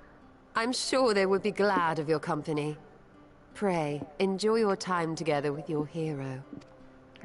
Why you gotta embarrass him like that? No. That's not... I mean, I simply thought my knowledge might be of some use.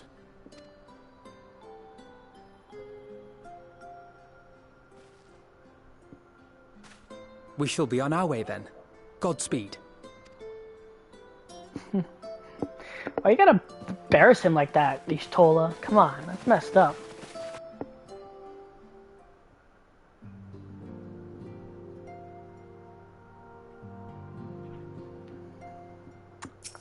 Okay.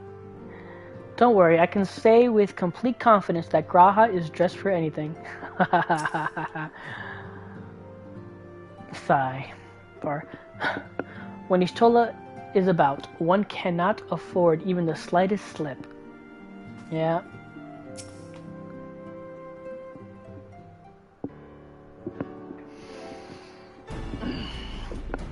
When I set out to save Halric, I think Gabu was always at the back of my mind, and having proved that the light corrupted are not lost, I am convinced that the same must be true of the tempered. Similar to those corrupted by the Sin Eaters, the ether of Gabu's soul has been rendered stagnant, and though the root cause is different, perhaps the solution is the same. It is by no means unreasonable hypothesis. It is by no means an unreasonable hypothesis, Alice, and it warrants full investigation. If there's even a chance we can save Gabu, we have to try. But however much I'd like to race over to Limsa and set to work, there is no room for recklessness, not when a child's life is at stake. As I'm sure Buckleg would remind us, we still know little and less about the soul. Any number of things could go wrong if we don't exercise due caution. And so before attempting anything, we should learn all we possibly can about tempering. There's just one problem. Research into the condition has long since ground to a halt, and the combined work of many scholars involved doesn't exactly amount to a wealth of knowledge. Not of the modern scholars, perhaps, but what of their ancient counterparts? I know that the Allegans took a more than passing interest in the subject. And if what we seek is to be found anywhere, it would surely be at the Etherochemical Research Facility.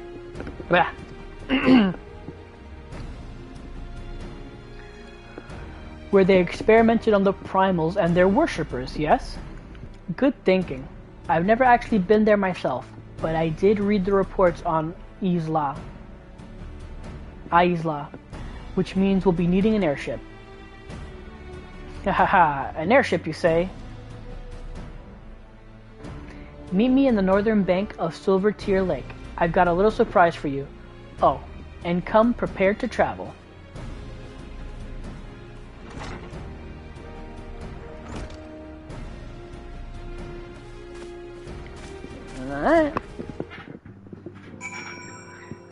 Alright.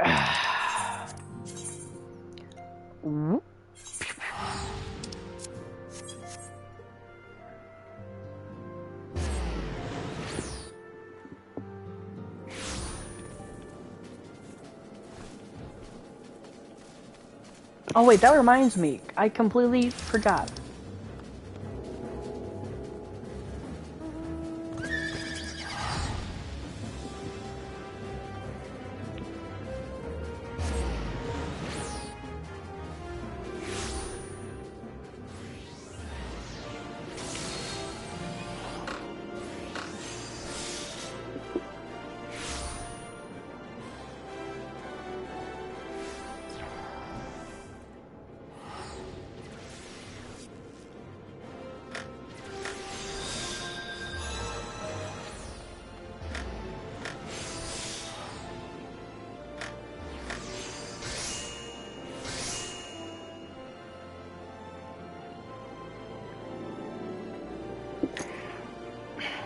I wanted to...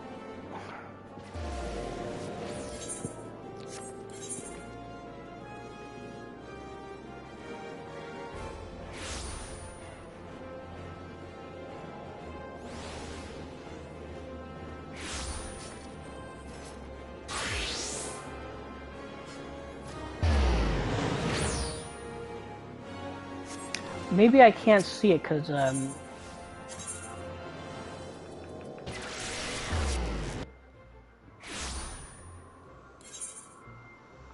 okay, I couldn't see it because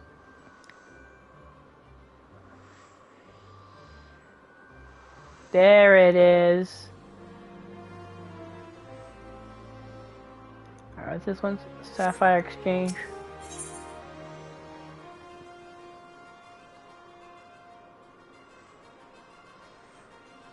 Okay, what?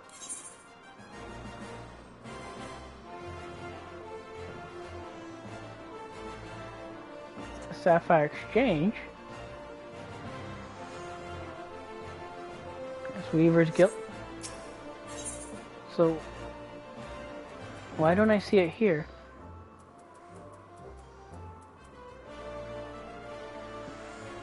Okay, this is not going anywhere.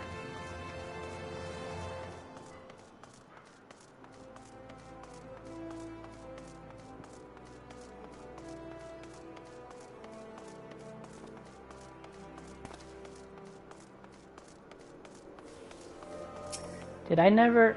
Oh my god, I never attuned to it. Holy crap.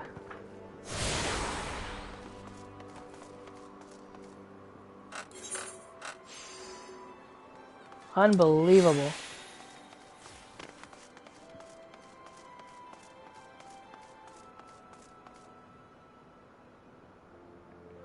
Actually, you know what? No, let's... Now that I know where it is, let's continue with what I was doing. Don't want to break up the flow. We're doing 5.4.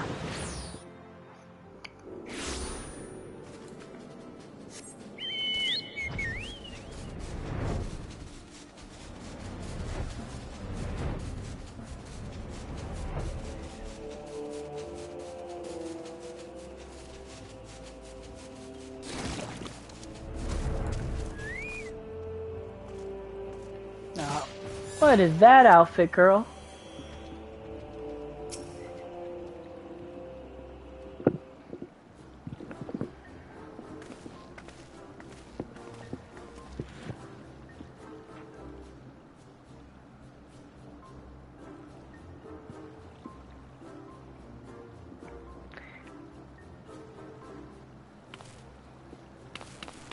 I give you the Bonanza, the Scion's very own airship. Oh man. I built her as a company project with the help from our friends at the Rising Stones, and named her for luck and prosperity. Tatru, this is amazing. We'll be able to fly just about anywhere we want.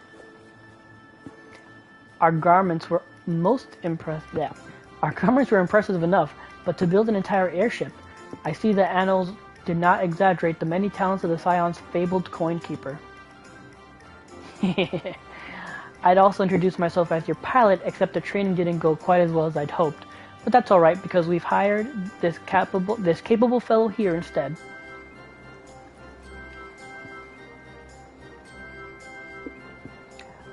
The Bonanza is equipped with a full complement of mana cutters, by the way. Feel free to use them to get around Azizla. But enough talk, it's time to fly. All aboard. Very cool.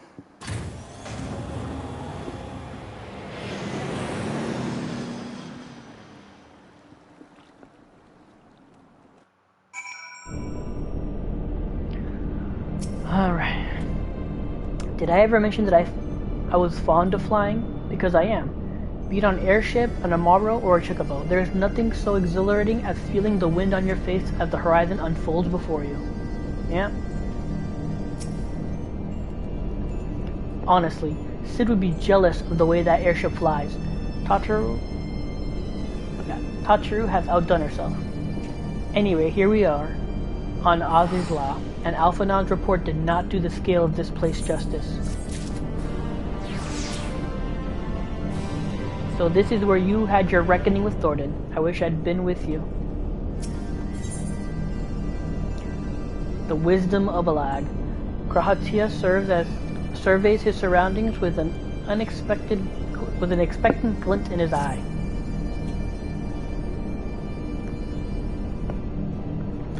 This appears to be Helix, which means we stand in the Alpha Quadrant. To the east lies in the Beta Quadrant, and Yes, I believe I have my bearings. Though this is my first time in Ollie's Law, I do have some familiarity with the place thanks to the records in the Crystal Tower. Unless I am mistaken, this path leads to an erudite, beyond which there will be an information terminal. I suggest we begin our search there.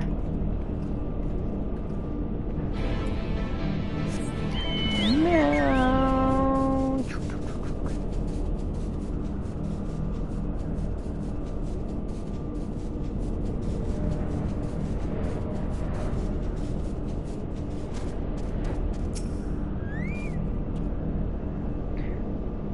And this here is the terminal. A moment while I search the archives for references to tempering.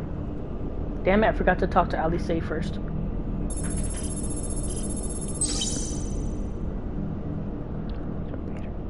I'll go later.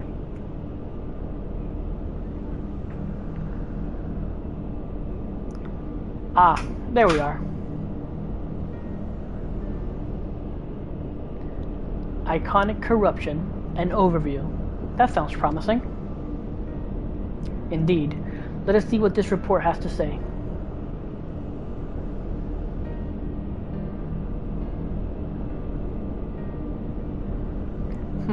Confound it.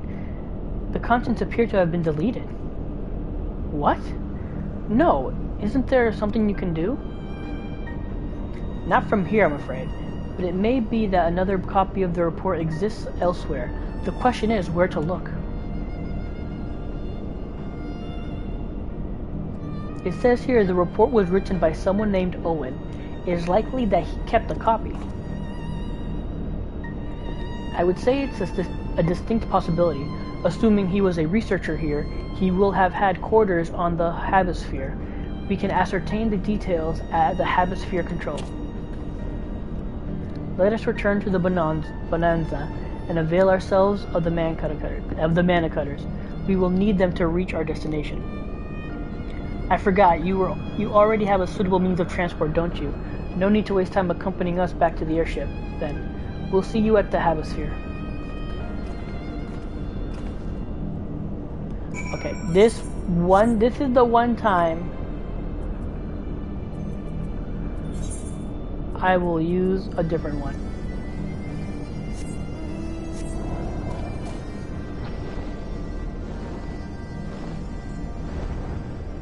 Just to go with the aesthetic.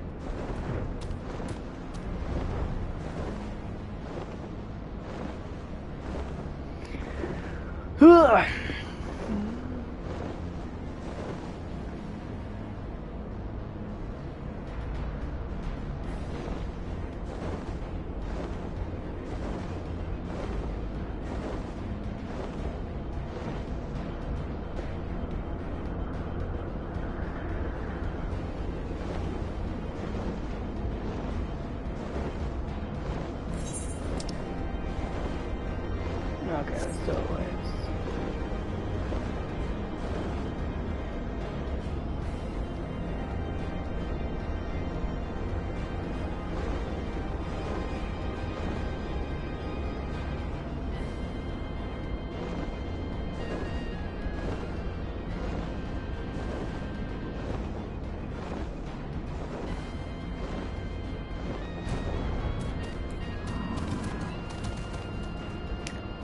Alice first. The Mana Cutters appear to be ironworks made, but I dare say Totru will craft her own soon enough. Bzz. Welcome to the Hemisphere Control. How may I assist you? If the late Owen did indeed have a chamber here, this node will be able to tell us its number.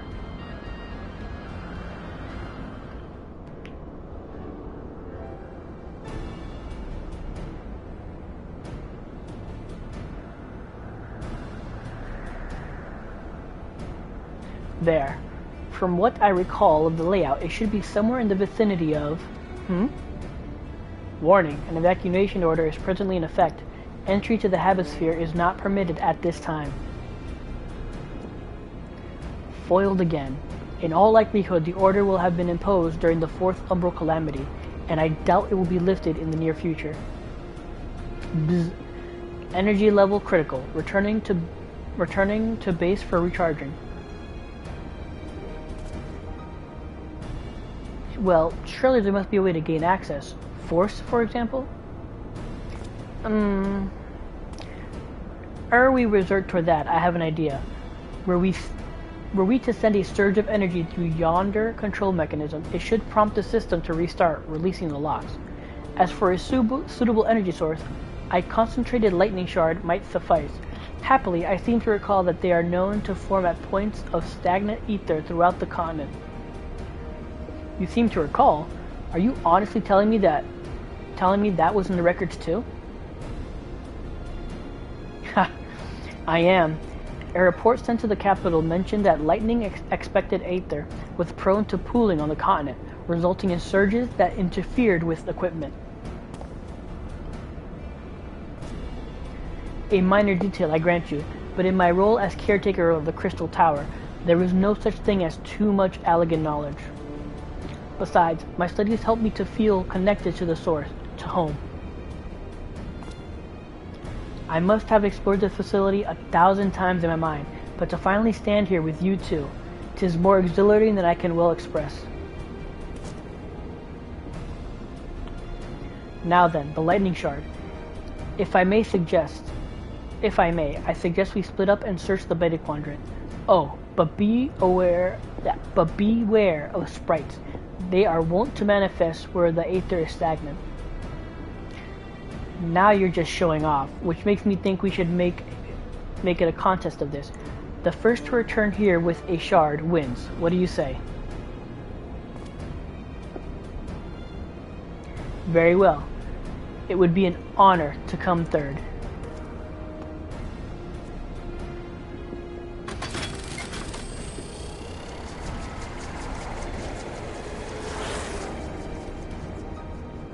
Actually, let me get my mana cutter.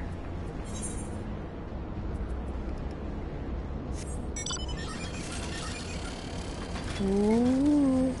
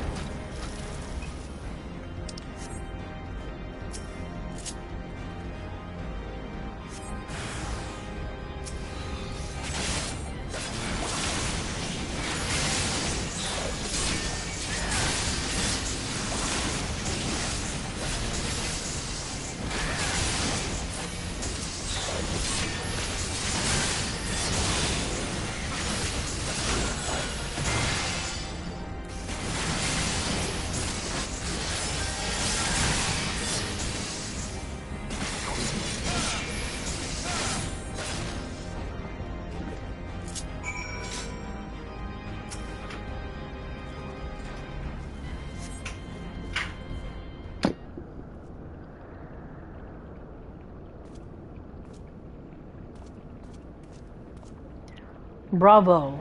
That was quite a show, adventurer. Why, the spectacle proved so enthralling that all thoughts of the prize slipped my mind. Oh my god. Is that Fandaniel?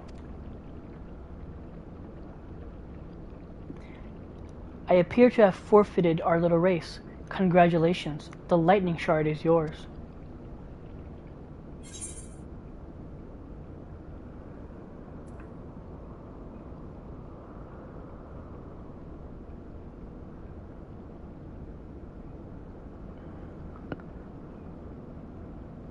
What? No dramatic entrance? You've changed.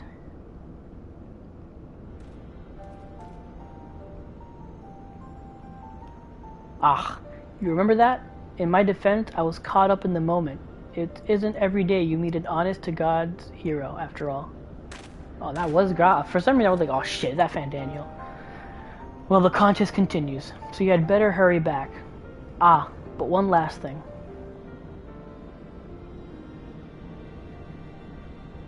Thank you, Tenon, for bringing me here. Ah, stop being mushy, Graha.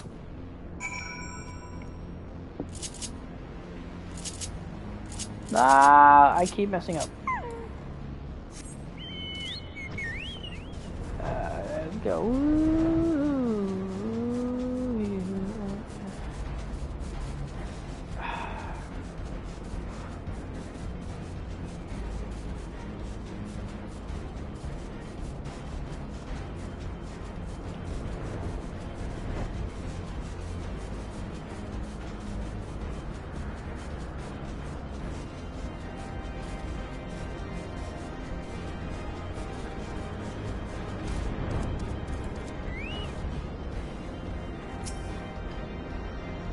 You have a shard, then you win. I searched high and low, but couldn't find so much as a trace of stagnant ether.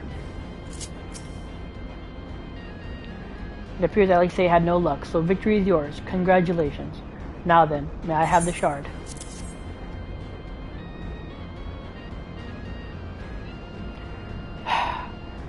What is it that makes you so much better at finding things? What do you have that I don't? Oh, that's probably the echo or my superpower of some kind. That is a question I too have asked myself on numerous occasions. I suspect we can both learn a great deal from Tenon, and not only about the secrets of adventuring, but come, we should attend to our mission. See, I always thought of it as that's Hydaelyn's blessing to him. How Kryl is able to communicate with animals or creatures, as long as they're not beasts. I thought my ability is the ability to just know where I need to go, know where things are.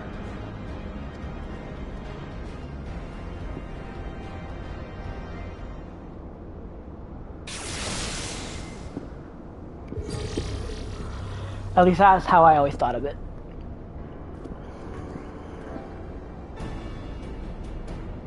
Excellent. The system responded exactly as intended. We now have access to the Hemisphere. Only one obstacle remains, the security systems within. Should they be triggered, they could make life rather difficult for us. In light of which, I pray leave the rest to me.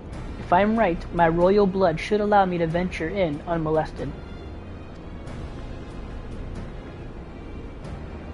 Assuming this place works like the Crystal Tower, yes?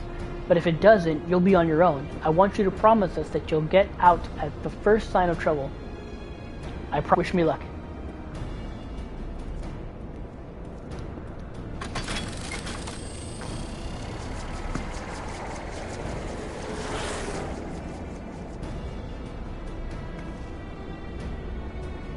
Well, nothing for it but to sit tight.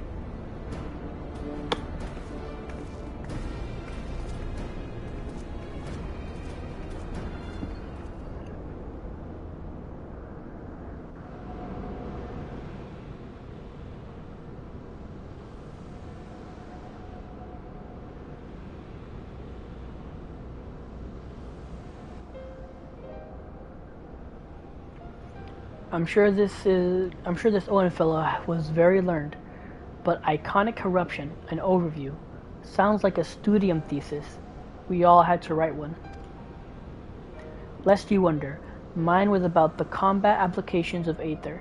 I'm nothing if not practical. Alphinode's was more philosophical, of course. Political, dare I say it.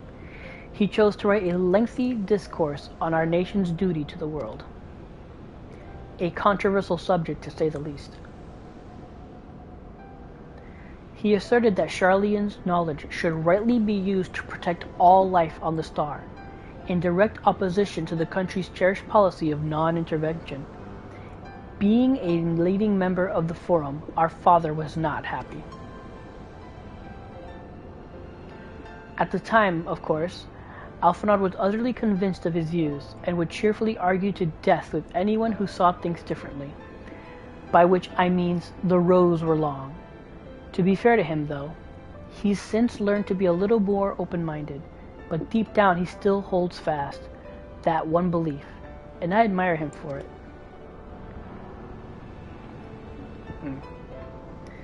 I should have liked to meet the young Alphinaud, for what it's worth. My thesis concerned the elegant civilization as depicted in folklore. Oh, you're back. I didn't know you attended the studio. I didn't. A thesis was required to earn my Archon's mark. My peers at the Students of Baldesion convinced me to write one with the promise of unfettered access to forbidden tomes. Though I considered it no more than a means to an end at the time, I will admit that it was gratifying to have my efforts acknowledged. Good gods, an Archon's thesis. I shudder to imagine the work involved. But enough about that. This is the fruits of your foray? Yes. Owen's activity node. It was waiting for me in its chamber. In his chamber. If a copy of his report still survives, it would be stored in this device. Shall we find out?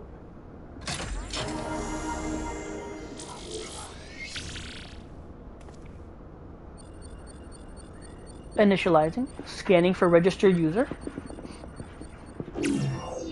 User not found. To proceed as a guest, please complete biometric authentication.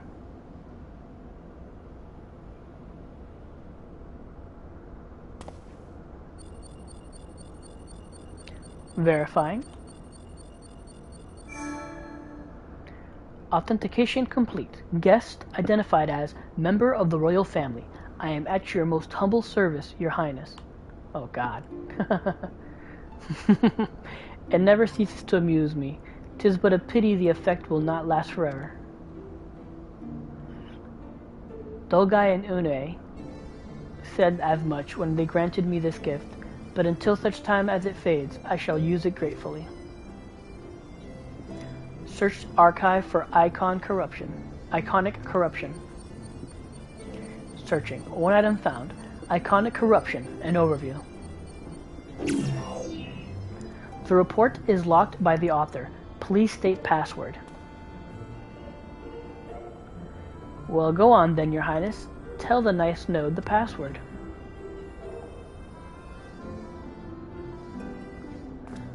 Right, let's see.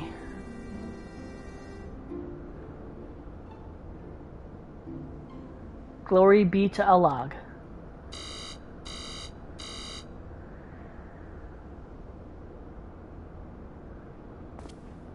Long live Emperor Zonde.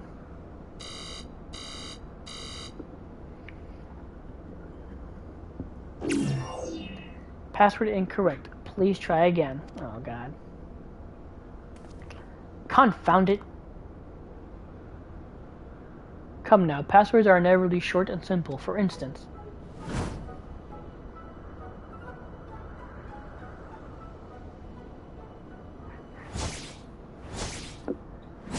oh God.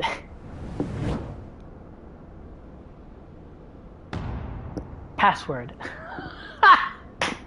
Oh, tell me it opens. Please tell me it opens. Please tell me it worked. The notion that password could be something so inane would be laughable were it not dangerously stupid. Furthermore, your conduct in the presence of His Highness is grossly inappropriate. Know your place, handmaiden. Oh. What did that thing just call me?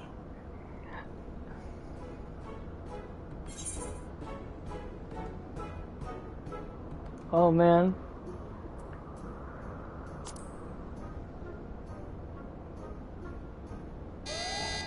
Password incorrect. Again, be warned that any further inappropriate behavior in the presence of His Highness will not be tolerated. That's it. I say we dismantle it and manually extract what we need. Now, let's not be too hasty. A single misstep and we risk losing the report altogether. I believe this may be a task for Sid and his colleagues. If anyone can coax Machina into cooperating, it is them.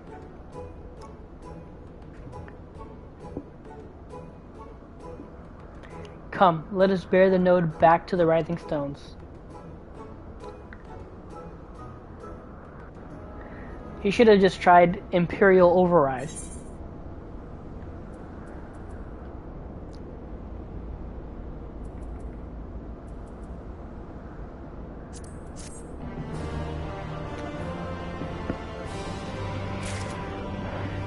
He should have just been like, Imperial Override. Fine, I'll let Sid try his hand first, but if that doesn't work, we're doing it my way. Threat detected. Oh yeah, no bet. Reviving the legacy. Graha seems eager to bear the note away.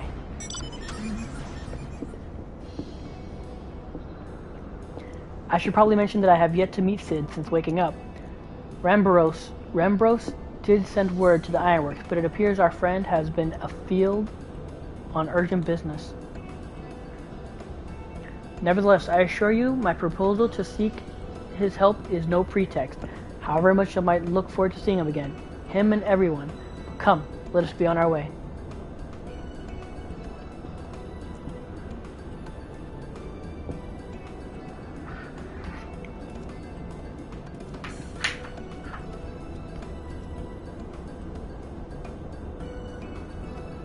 Look at him, all but running. How sweet. Still, it wouldn't do to keep him waiting, shall we? Ba-ba-ba-ba.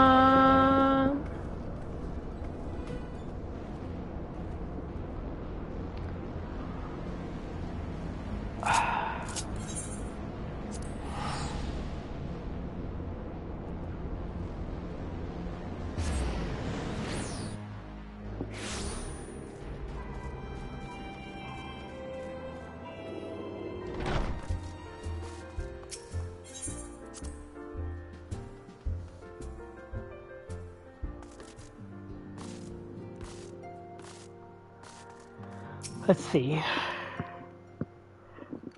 I take it you two have news to share? So do I.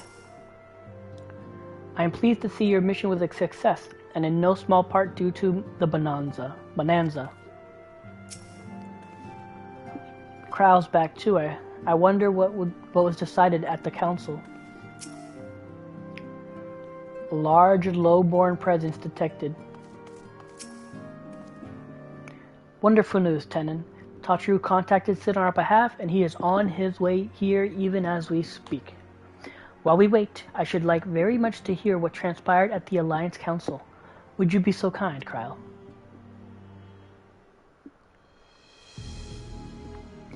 As you know, the meeting was convened to discuss how best to respond to recent events in Garlemald.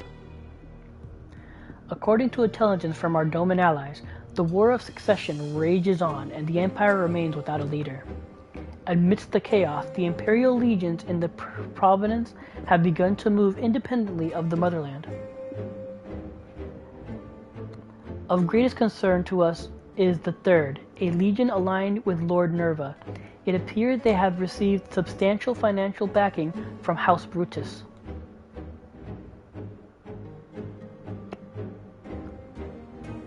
Brutus? Aren't they the ones who took in Yatsuyu and Asahi? This bodes well. Dinos' movements, meanwhile, remain shrouded in mystery. We're hoping that Thancred and Oriange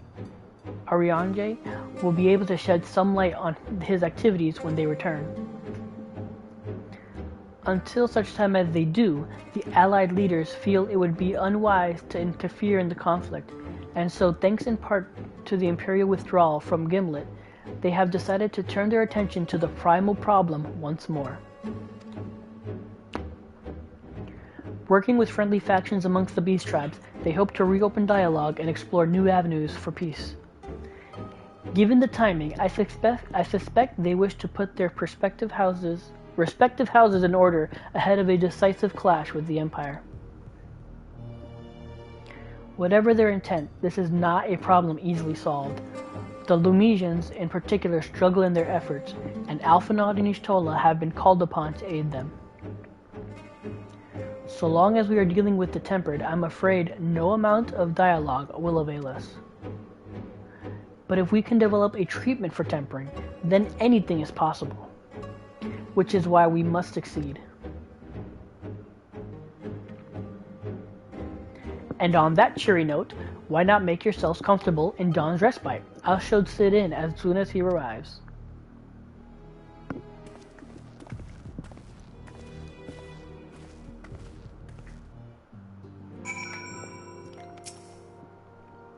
We made the respite cozier than ever. You're going to love it. I understand you took a little trip to Adizla. Raha made himself useful, I trust.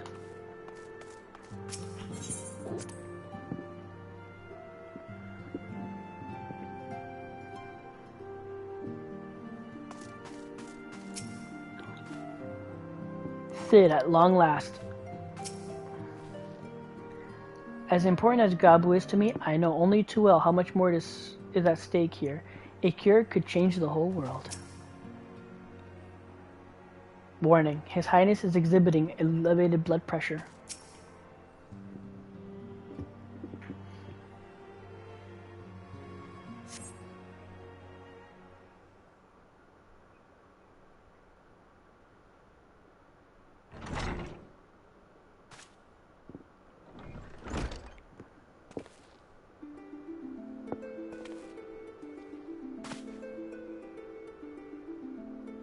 Cid!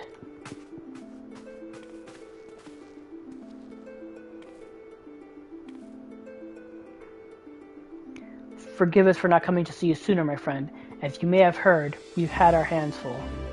In our defense, you are up rather early. I was under the impression you'd be slumbering a while longer. Oh, I would have been, had you not fulfilled your promise. Ha! I still struggle with that idea. From where I stand, the secrets of traversing time and space seem exactly as unfathomable as they ever did. But if an alternate version of myself has already laid them bare, I dare say that frees me up to concentrate on other endeavors. Speaking of which, you wanted my help with something? What is it?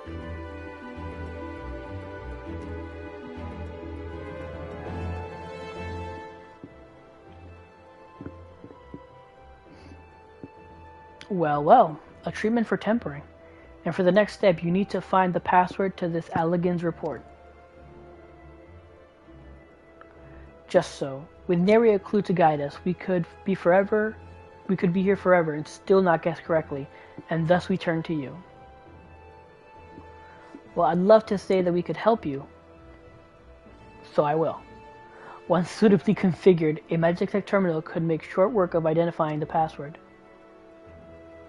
I knew I could rely on you. Now, anticipating that it might be of use, I took the liberty of borrowing a tombstone from Rambros. It contains an Allegan dictionary.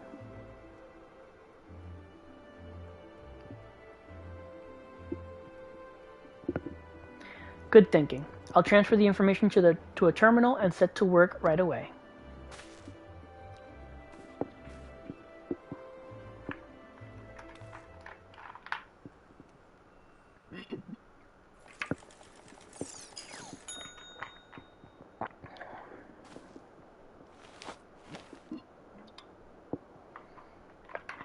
Ah, look like it's finished. Let's see. Freedom. The password is freedom. Ha! Short and simple, just as I said. Would you care to do the honors, Your Highness? I would, my lady.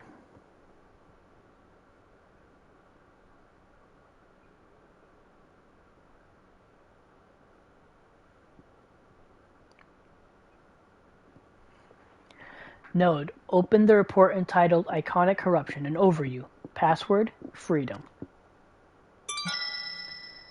Password accepted. Opening report.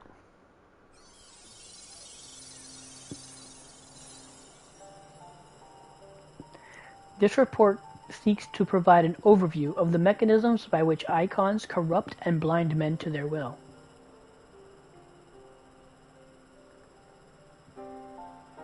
A phenomenon we call corruption refers to the alteration of the aether of the soul.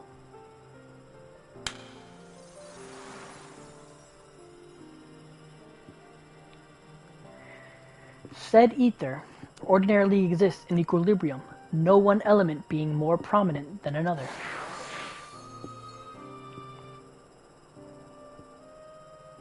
But when a subject is exposed to the aether of an icon, this changes, their soul taking on the properties of the entity in question.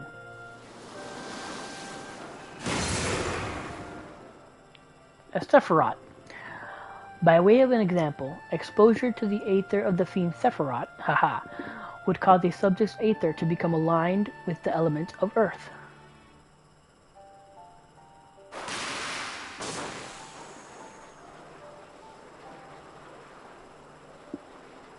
As a consequence, the subject would attain heightened affinity with Earth-aspected magics, as well as preternatural levels of endurance. Repeated exposure would further enhance these traits, ultimately altering the subject's very flesh.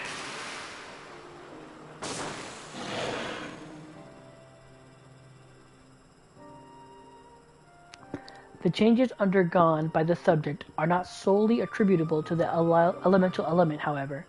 Further testing has determined that the subject's soul becomes umbrally charged, or stagnant during the process. This stagnation of the soul has the effect of diluting the sense of self, rendering the subject vulnerable to the will of the icon, the thoughts of whom come to consume their entire existence. In this manner do the corrupted become worshippers of the icon, their prayers serving to further empower the entity. Having discerned the mechanism of iconic corruption, my colleagues and I set out to develop a material capable of shielding one from its effects, an endeavor in which we were successful, albeit at great cost. In the course of testing, many of my assistants, good men and women, all fell victim to corruption, and in accordance with protocol, they were summarily put to death. I subsequently submitted a proposal to investigate potential cures for corruption, but it was rejected, deemed non-essential by Lord Amon. Yep, that dick. Though I knew it would be fruitless, I protested the decision, and for my impertinence I have been stripped of my rank and title, and will shortly be expelled from this facility.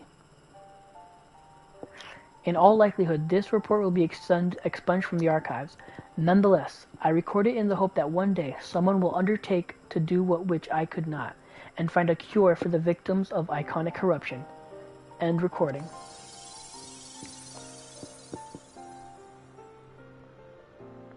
So not even the Allegans were able to find a cure, or rather, were not given the chance to do so. One cannot help but wonder what motivated Lord Amon's decision. More importantly, this confirms the stagnation of the soul is indeed the problem, and Angelo can remedy that. Yeah, true. Yet were we simply to reanimate a tempered soul, I fear it would do naught to diminish the individual's fanatical faith. Indeed, it may well intensify it. No, we would somehow need to suppress the primal's hold over the subject at the same time, or risk them ever remaining in its thrall. If we could only make them remember who they were. So there's no point in reviving their souls unless we can also restore their sense of self?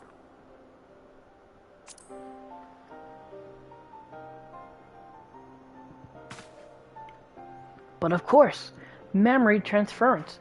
The process has the effect of compartmentalizing memories, separating them into manageable bundles, if you will. By adapting the technique, it may be possible to achieve selective reanimation, that is, limit the effects to only those memories that existed prior to tempering.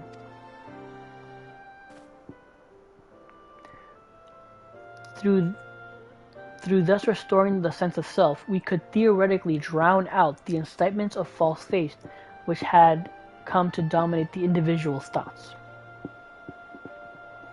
I see. The theory seems sound, and our experience treating the light corrupted would help us to identify suitable memories for reanimation. But you are confident you can adapt memory as required? I seem to recall your attempts to do so while trying to bring us home culminated in a literal bloodletting. That was only to get the souls. The blood is only for the souls, I thought. They did, you are right. Despite my best efforts, I could not recreate the mechanism, and I concede that the rather clumsy compromise I reached would not provide the basis for a cure. Then perhaps it's better that we consider another approach. Again, I thought the blood was only for the soul. Your doubts are understandable, but this time I believe we have reason to be confident. You see, nodes such as this were built with the ability to simulate magics. which leads me to believe that it may be capable of performing simulations of the transference technique.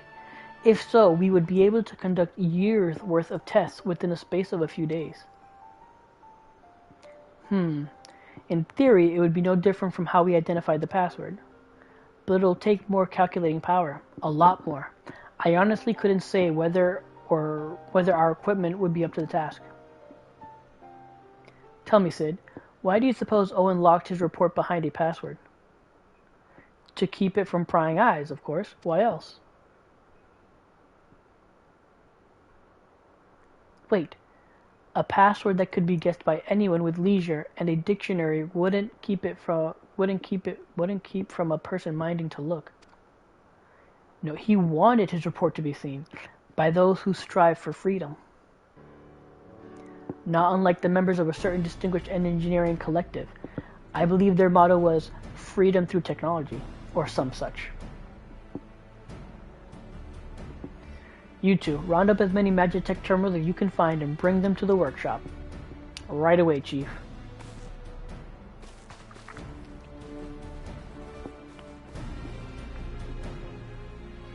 Things are about to get very busy.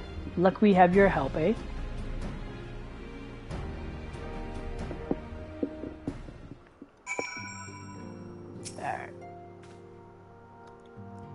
As with our first foray into the labyrinth of the ancients, we seek to venture into the unknown, and in order to succeed, we require not only knowledge and preparation, but daring besides, just like old times. We're getting there, Tenon, one step at a time. All those magic terminals won't come cheap. Shut up, Tataru. Some things you shouldn't put a price on. Suffice it to say, I shall be of whatever help I can. Alright. BRB.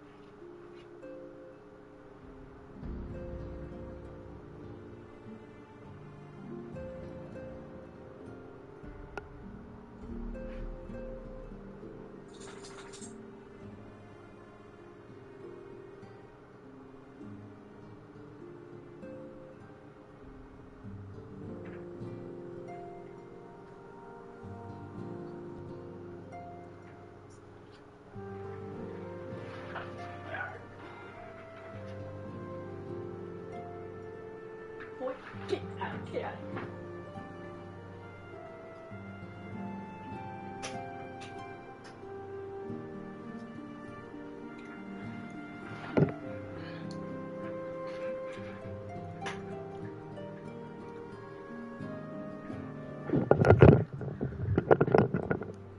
As you can see, I'm planning to eat, so give me a few minutes here.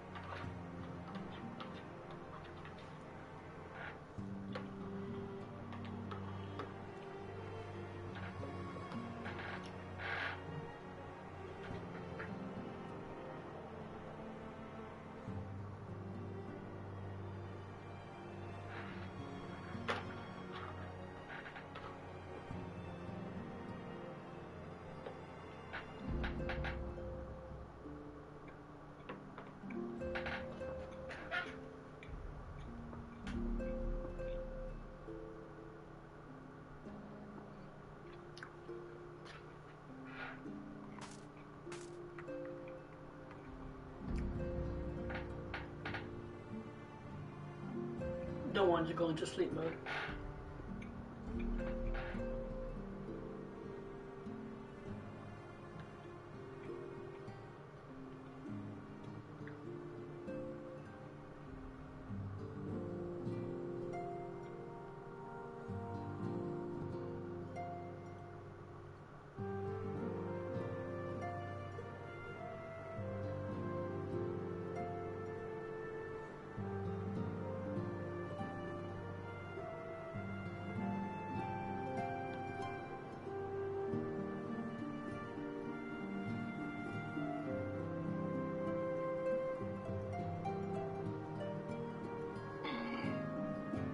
Whoa. Excuse me if you heard that.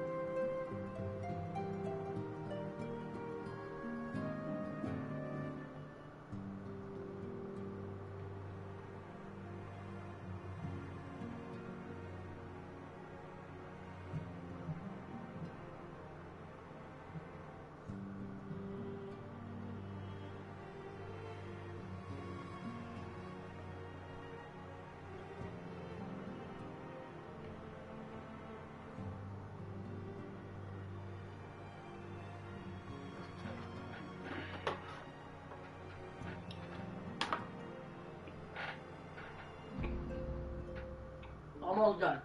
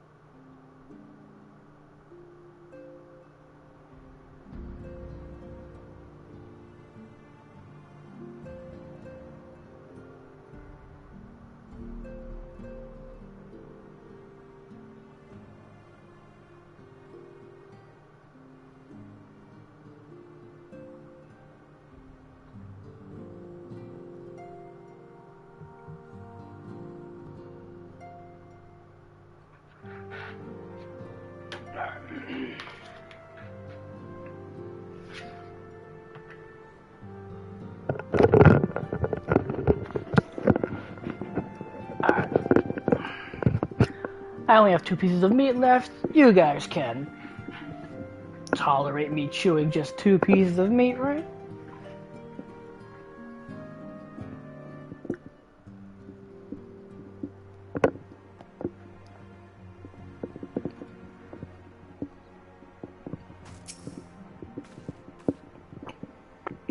Oh wait, I gotta talk.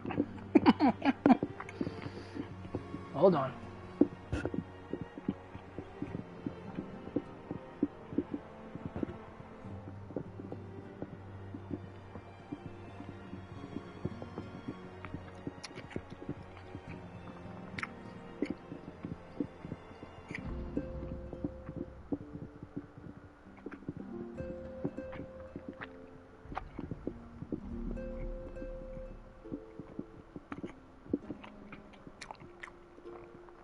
Alright. Right. While Graha and I configure the terminals, I want the rest of you to procure supplies. Namely, ceruleum. To fuel the terminals and ice shards to keep them cool. The more we have of both, the better. Basically servers. Leave the ice shards to me. I'll round up some adventurers and go on a gathering spree. In that case, I'll trust Tenon and Alize with the ceruleum. Here's a promissory note for each of you.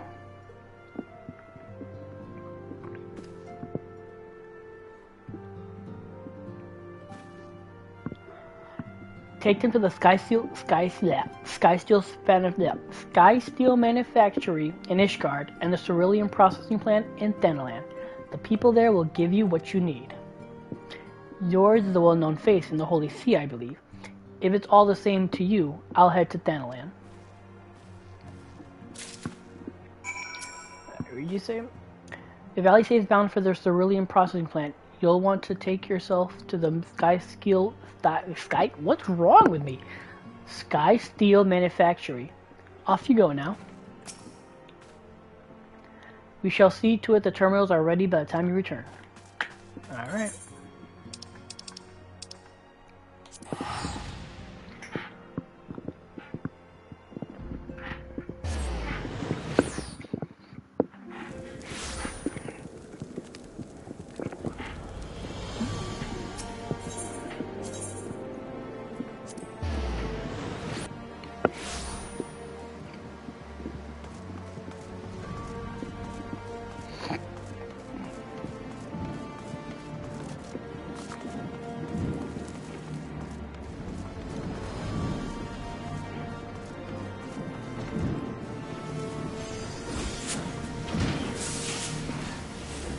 Oh, that's the machinist.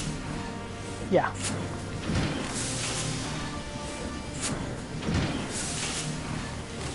You stand in the Skysteel Manufactory. What is it you require?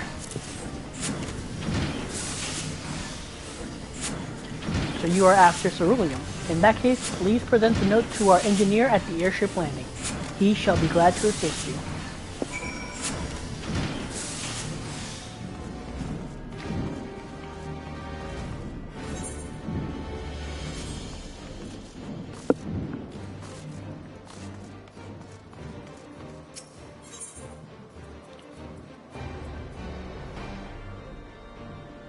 What?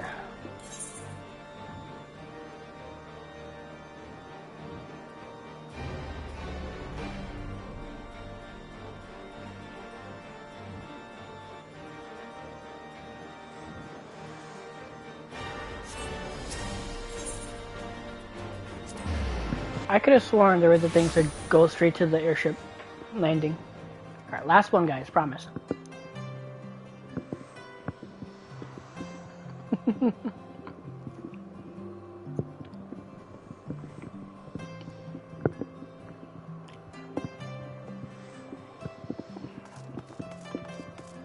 Last two.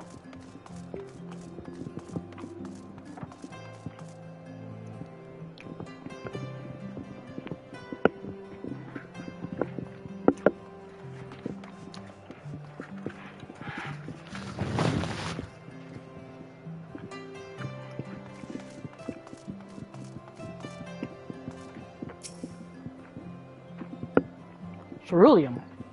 You have come to the right man. Fair warning. Oh. Fair warning, though. The price has shot up on account of the uncertainty with the Empire, so I hope you've got the coin.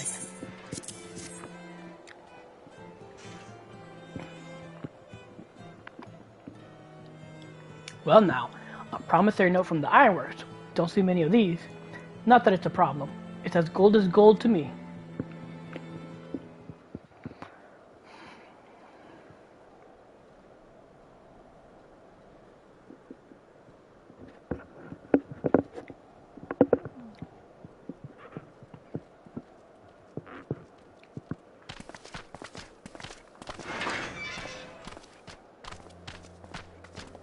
My friend! After the disappointment of not seeing you in Alamigo, what good fortune to chance upon you here of all places. As you may have heard, the Allied nations are making a renewed effort to address the primal problem. To that end, have I invited the chieftain of the Vanu to Ishgard, that we might together plot a course.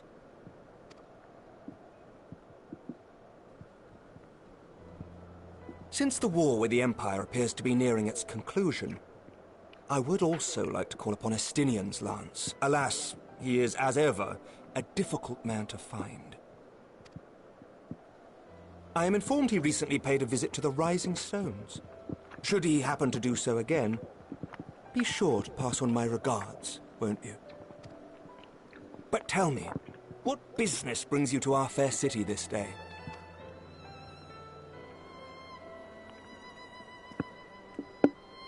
A cure for tempering. You never cease to amaze me. Until now, our only hope has been prevention, our every failure irrevocable. But this would rewrite the rules of engagement. It could end the cycle of bloodshed. Very well. You shall have all the ceruleum we can provide, and an airship with which to transport it.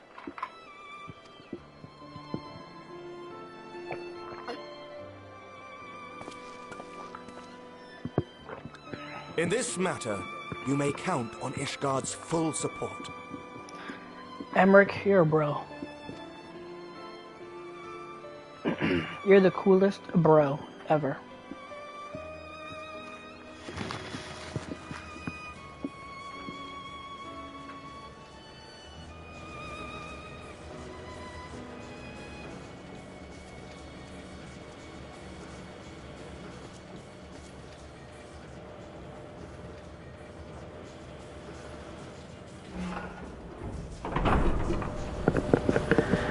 At points like these where I wish I could tell my character what to do, like wave back, give him a thumbs up, something better than just nod.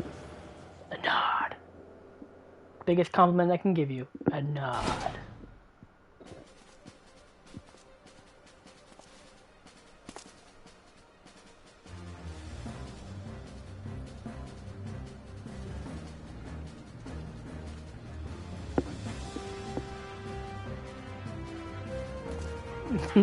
Literally built a server room.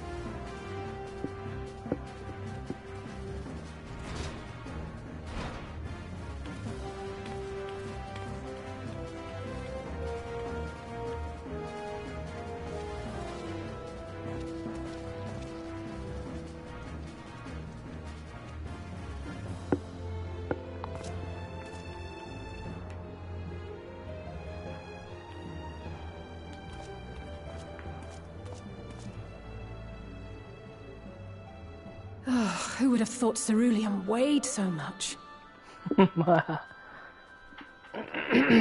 Serves me right for being stubborn, I suppose. I should have just done what you did and accepted help.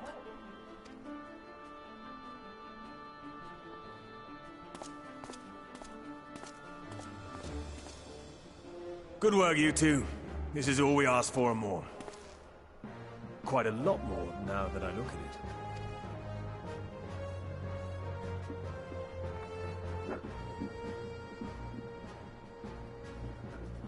Lord Emmerich, eh?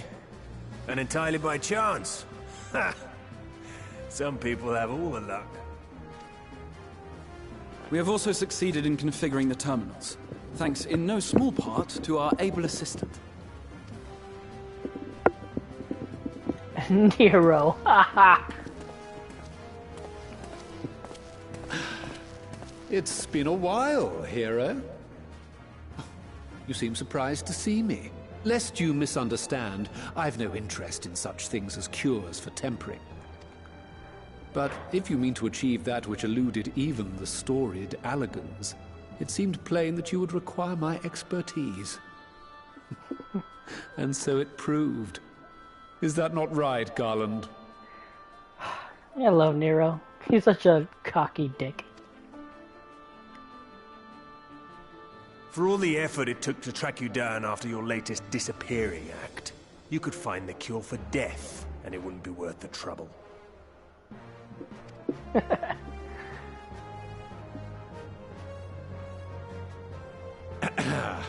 That wasn't the only reason I agreed to cooperate. I'm reliably informed that Garland and I are destined to unravel the secrets of travel not only across dimensions, but through time. Doubtless the lion's share of the credit lies with me. 9 parts to Garland's 1. And this research will be a stepping stone to that illustrious achievement. Jesus. Very well then. I'll do 1/10 of the work. Just the part that's beyond you. Whatever you say, Garland. I love their banter back and forth. It's so good. It's so good. Right. If everyone's ready, let's begin.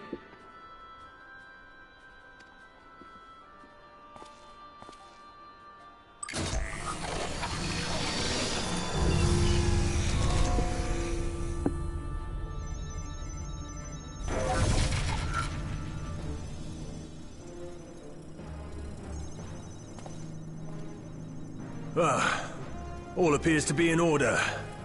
Now, we just have to wait for it to find us our magic. Why not take this opportunity to put your feet up? This may take a while.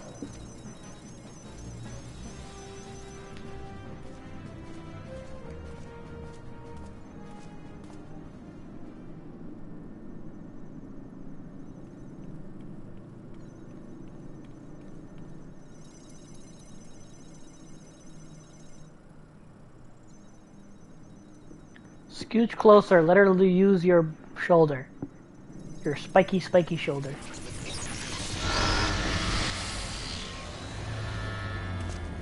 Damn it. It's overloading. She won't last much longer! We'll have to shut it down. Wait! We're close! So very close! Oh.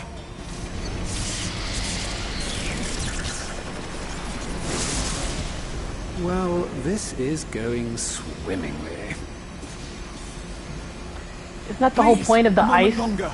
I beg you. I thought the whole point was for the ice. There.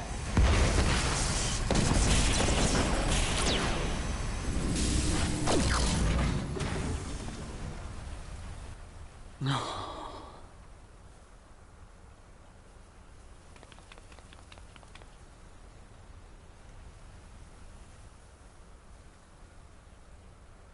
I was able to memorize the magic before it faded. It still needs to be put to the proof, but I believe we have our cure.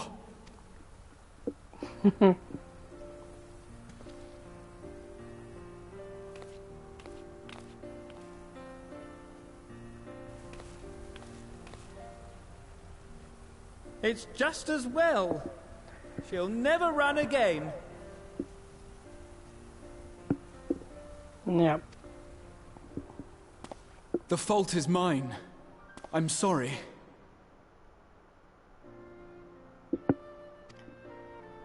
Don't be. It may fall short of dimension hopping, but a cure for tempering is not to be sniffed at. The fuck? Sorry. This, my friend, is a world-changing discovery. One we're proud to have had a hand in.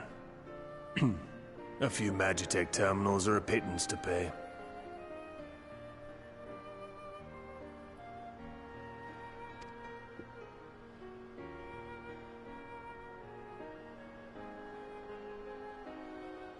Thank you.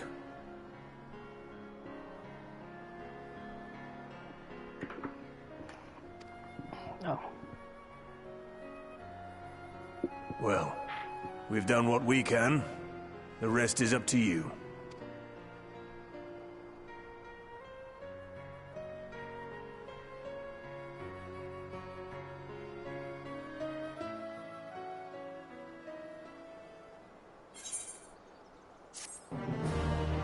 Bam, bam, bam, bam, bam, bam.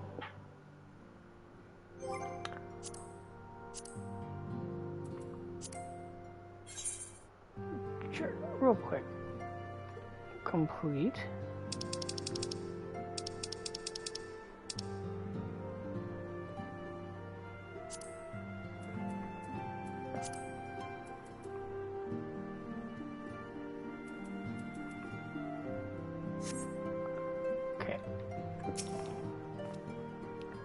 Alas, the Ironworks crew couldn't linger long.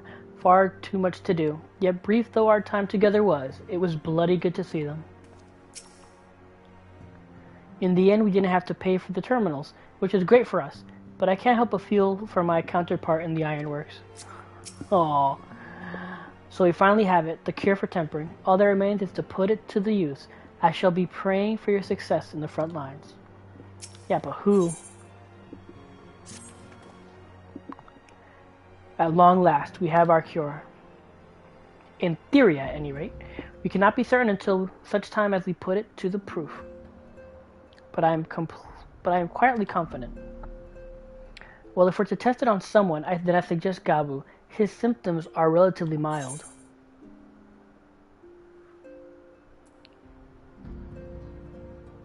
I'll say this, as long as you exercise due caution.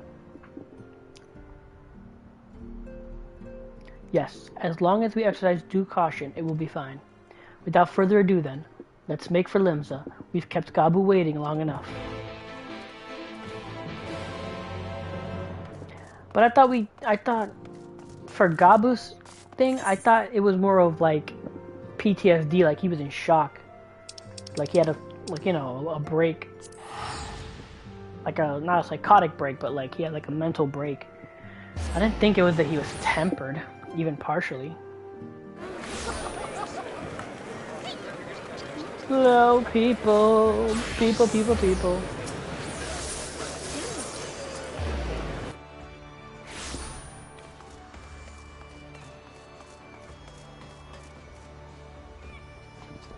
Ooh, that's cool.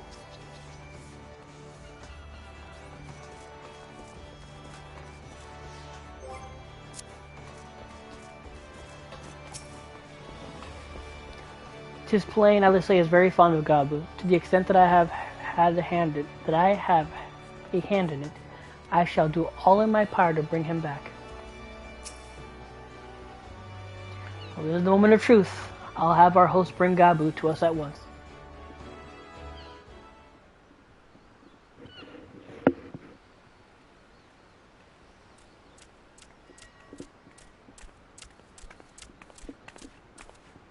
Apologies for the wait.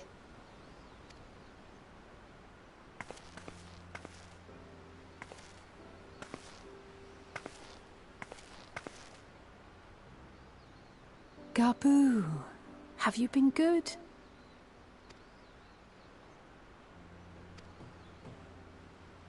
Still no change, I'm afraid. He just stands there in silence until we move him. It's all right now. We're going to help you get better.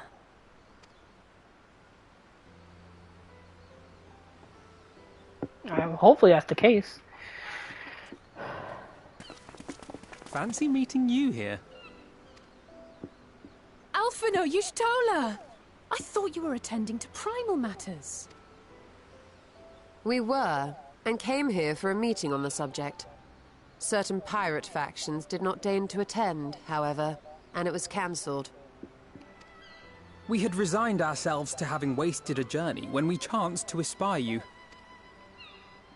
Could it be that there has been progress with the treatment?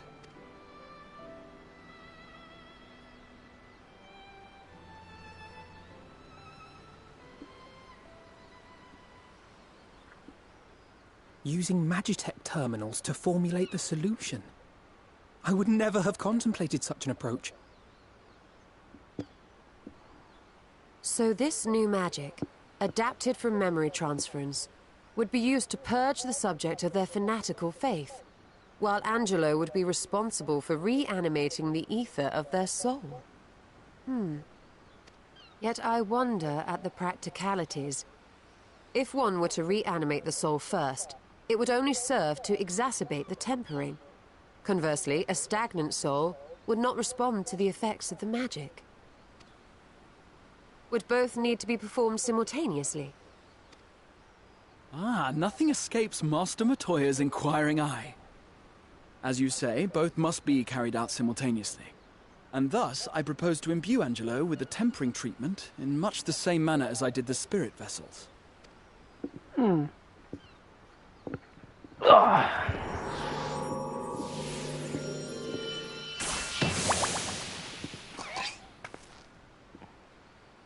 Oh, Angelo. By doing so, we also spare Graha the trouble of casting spell after spell. It's really rather efficient. Be that as it may, certain difficulties are unavoidable. The imbuing process will still require no small amount of ether.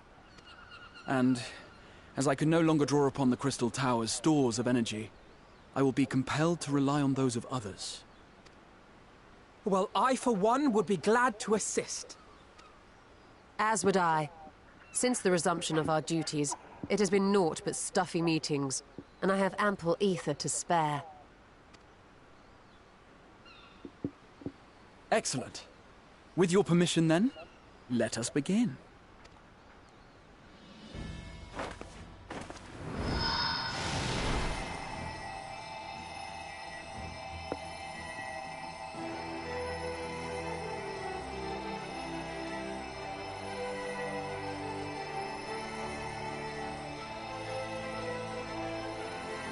Yes, this will do.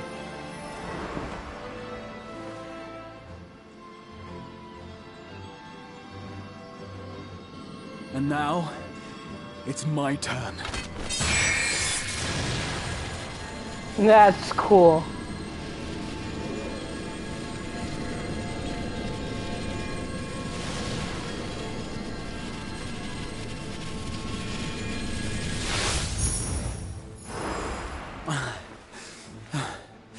Tis done.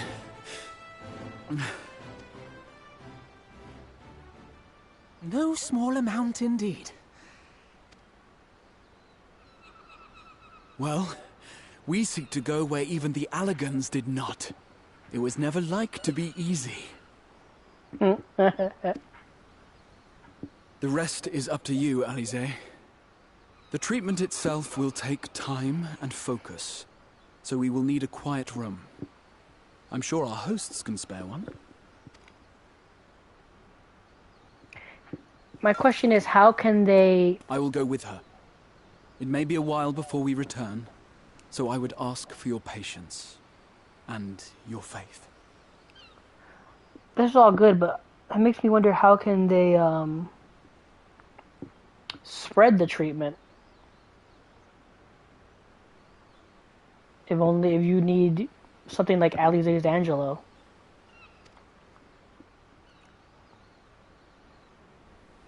We'll bring Gabu back. You see if we don't.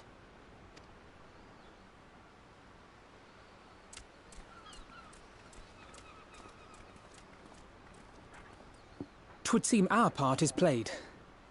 Let us find a place to recuperate while we wait for news.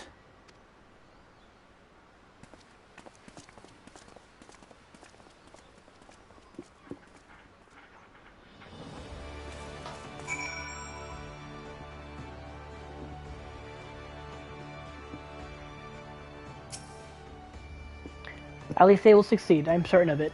We need but have faith. Well, it seems as good as a spot as any to have a rest.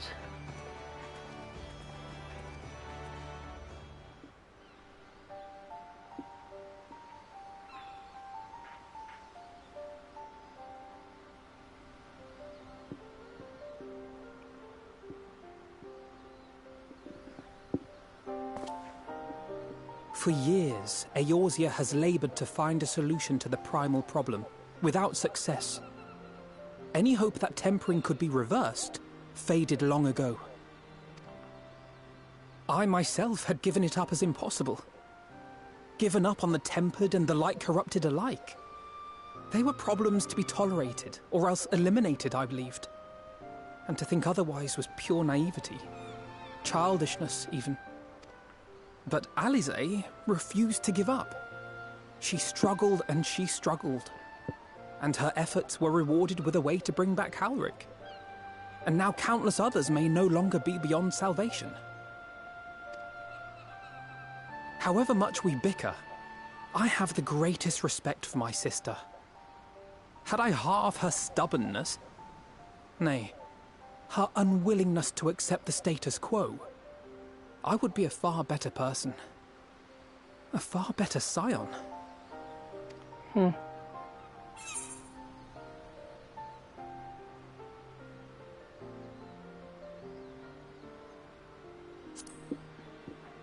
with any consolation, she's in awe of your work. She told you of my graduation thesis. How very embarrassing. Nonetheless, it is comforting and not a little surprising to hear that I'm still capable of impressing my sister. On the rare occasions I'm not annoying her, that is.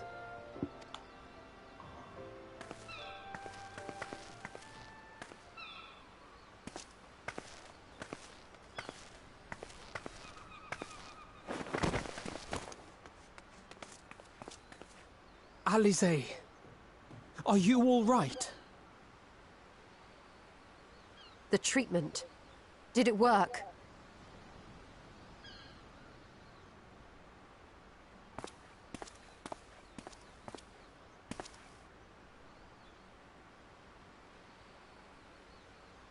Oh, I'm so glad to see you all. Delighted, happy, glad. Oh, Gaboo! shit. Aww.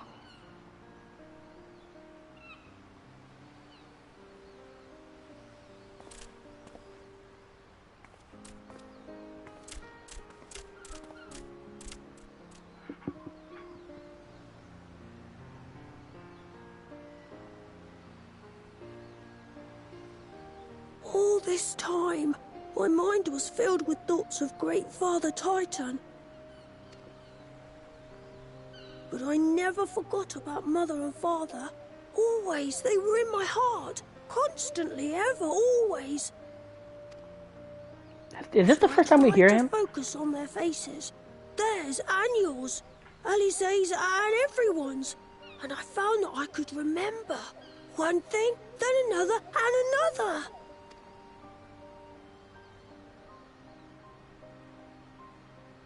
Your hopes reached Gaboo. They helped him to hold on. Not mine, Alisaie's.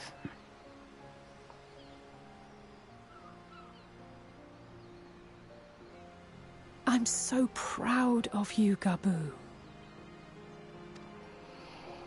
Oh my god. I couldn't have done it without you, Alisaie. Can you help the others too? Cure them, heal them, help them? Yes, we can. All of them.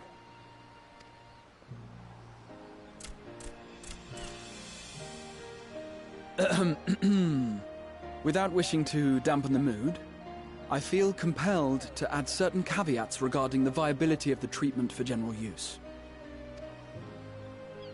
As you know, reversing the effects of tempering demands a profuse amount of ether.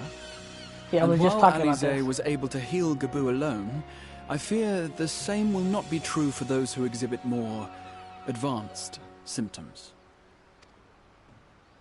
Moreover, the treatment's effects are limited to the soul. It offers no succor to those whose very flesh has been altered through prolonged exposure to a primal's influence. All of which is to say that we cannot save everyone. Maybe we can't, or maybe we can. No one gave us a hope of saving Gaboo, and yet here we are. We must find a way to treat as many as possible. Then, the next logical step would be to produce a veritable army of porkses, would it not? Granted, it seemed a simple enough process in the first, but I suspect it will be different here in the source. Not that I am any authority, of course. Yet there is an authority on familiars to whom we may grudgingly turn. She's stubborn, haughty, eccentric, irascible, laconic, annoying. And her name is Master Matoya, the real one. Oh, yes. Oh my god, can we call her out on her calling herself Master Matoya in the first? Oh, I hope we can call her out on that.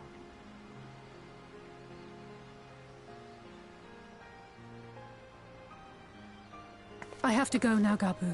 But the people here will look after you, all right? And I promise to come and visit you again soon. All right. Thank you, Alize. Thank you. Oh, shit, man. Ugh, my heart. Oh my god, my heart.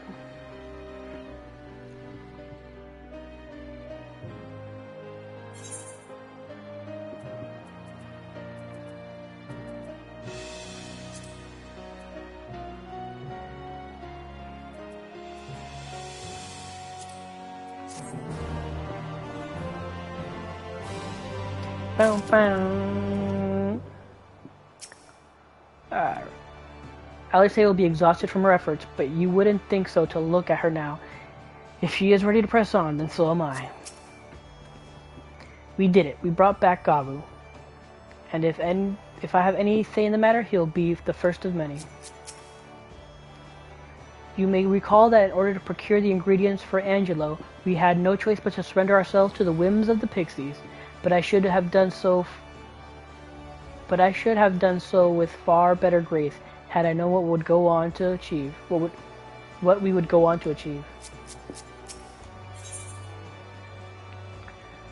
Like master, like pupil. Oh, this looks like a dungeon. Ooh. As she will be at the pains to...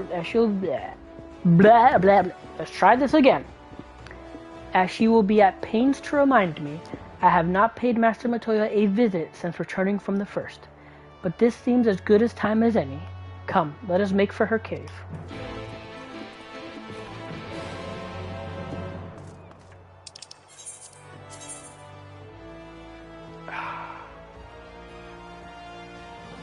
Yeah, I think the best... Idleshire is like the only...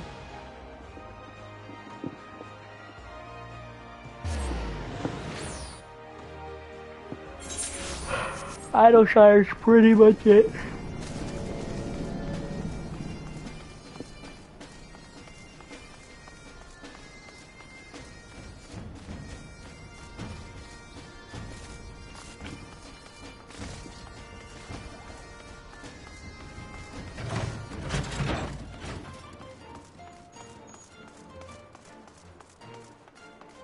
Get rid of this book.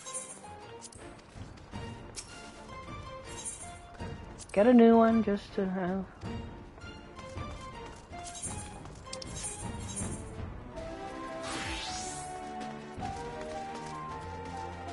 Great Hunt Extreme.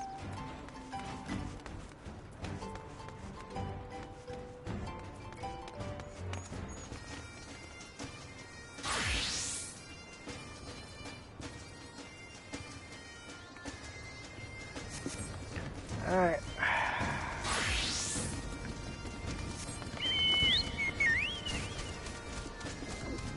Look at this guy showing off because he beat T. Good on you, buddy. Good on you. Something I will probably never do in my life.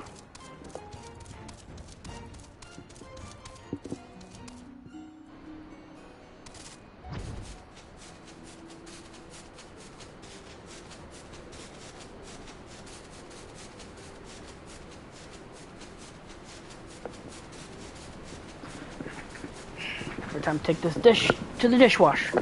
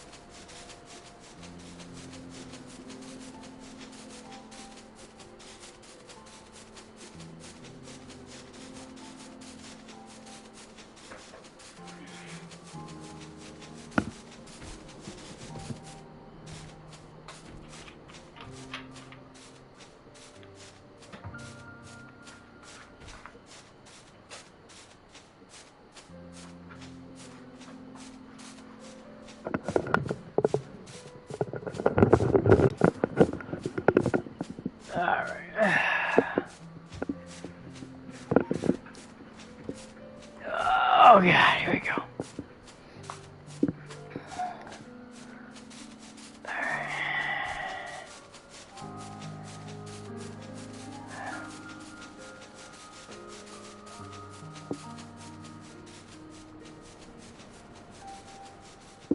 Oosh.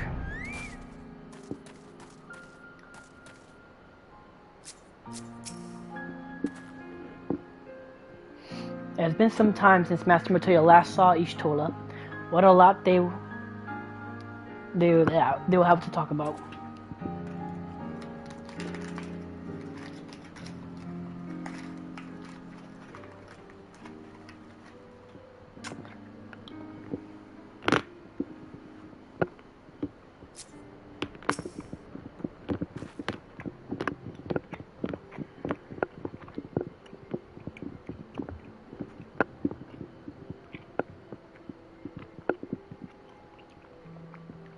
Do you remember, when last we came here, it was to find out why the others had collapsed.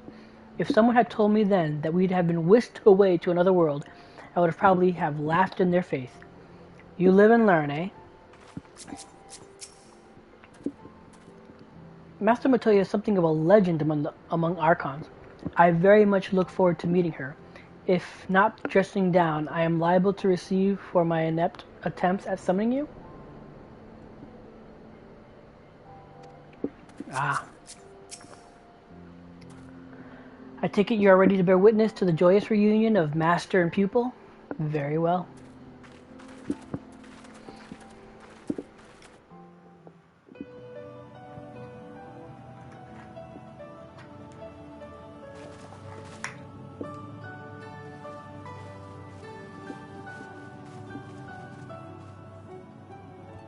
Nary a word from you all this time, then you bring every man and his pirogo with you.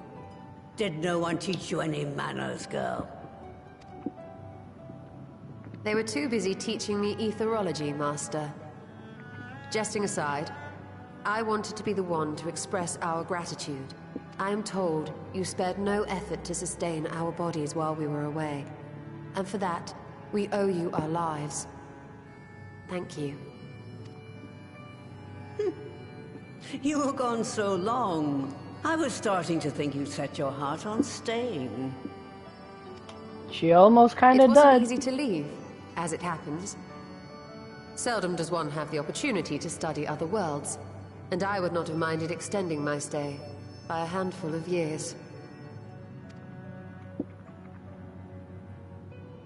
Ever the scholar. Y'shtola dedicated herself to studying ancient civilizations of the First, befriending a tribe known as the Knights Blessed in the process. There she took on the name of Matoya and won the respect of all the children of the forest. Oh shit, he just outed her.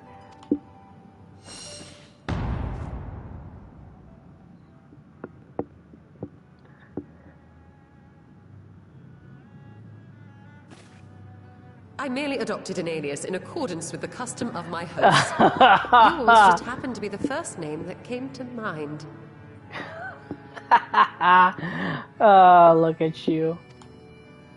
You mean to tell me you went gallivanting about using my name and only bother to visit when you need a favor? And don't pretend you don't. I taught you long enough. Called her out. Alpha nod. Love you, buddy.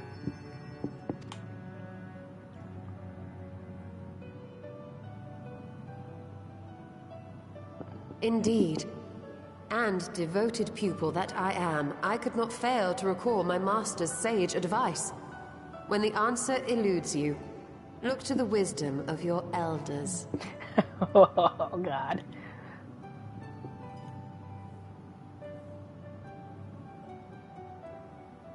You there. Were you going to introduce yourself?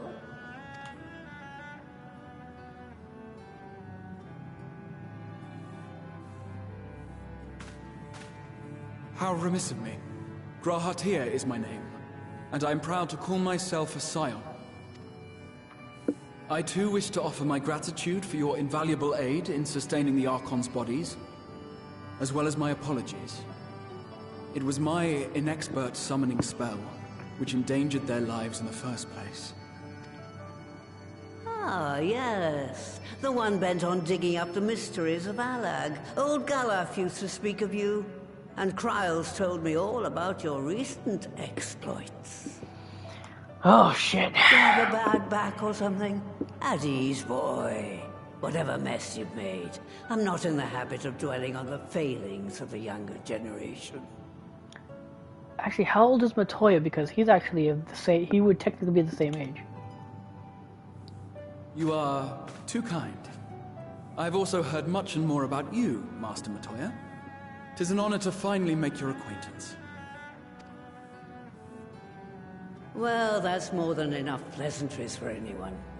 Tell me what you want. I haven't got all day.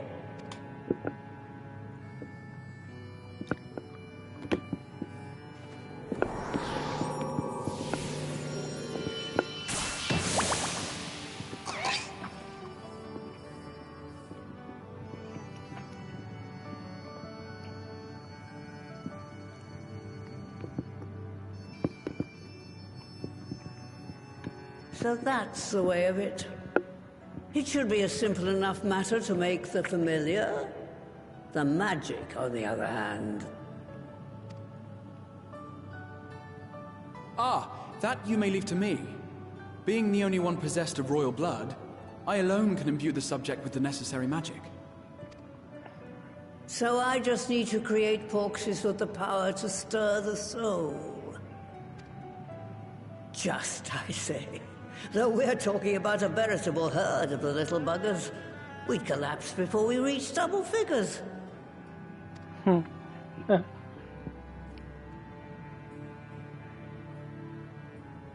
But if I could get a familiar to create the familiars, a mother porxie, as it were.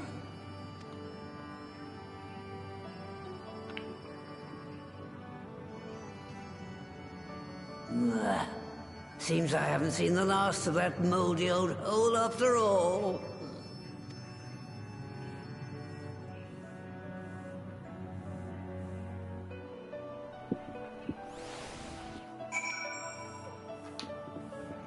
Alright, a porxie that produces porxies. What an inspired idea. By the way, Tenant, did you think I misspoke earlier? I assure you it was not my intention to embarrass anyone. Ha ha ha ha. Yeah, boy. What does she mean, do you think? Some manner of hidden workshop, perhaps?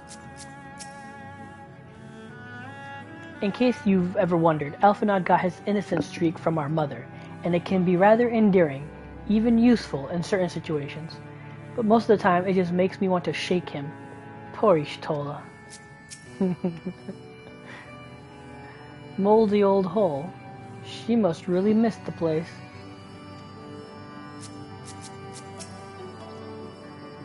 Alright, off to my old workshop then. Everything required to make your familiar is there. That may be, but no one has set foot in there since the Exodus. I dread to imagine what has become of it. There's sure to be a handful of feral familiars and mayhap a monster or two, but nothing to trouble the likes of you. You can consider cleaning up the place payment for my help. Fine, we'll do it. Good girl. Now, if there's no other objections, I suggest you run along to the Maker's quarters. I'll send one of my paragos ahead to let you into the workshop. You need only tell him who you are. One can't be too careful after all. Off you go.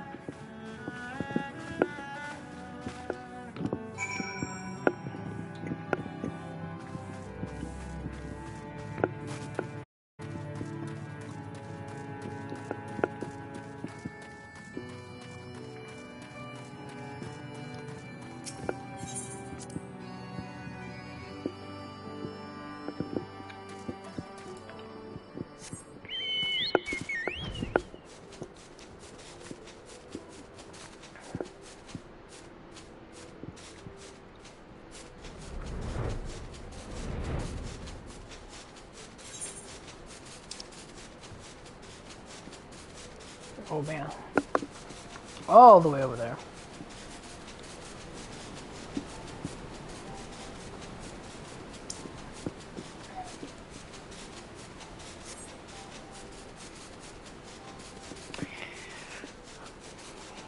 So far, so good.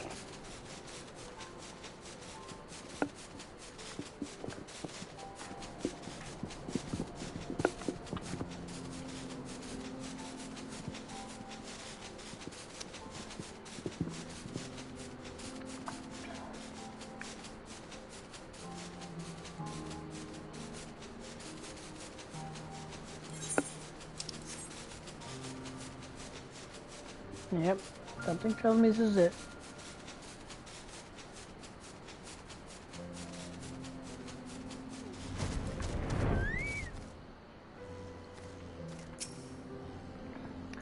Judging by the unruly state of the flora without, I think it's safe to assume there will be no shortage of unruly fauna within.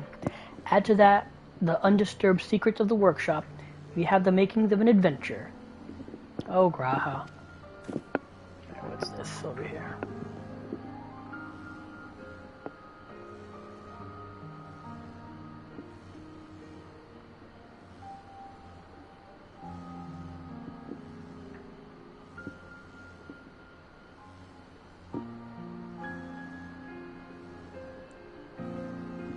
Okay, come on. Exit out of this. Why are you even in this? Positive I did not set that to go.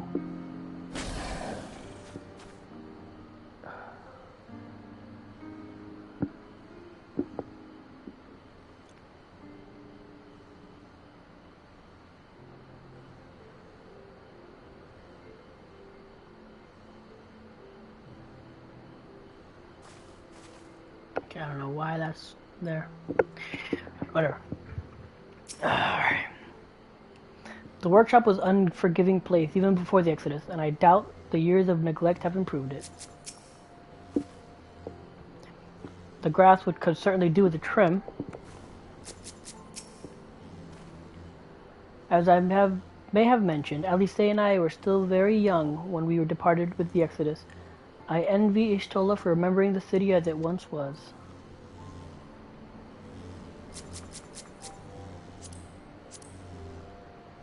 Oh, she's a Dark Knight. She's a tank too.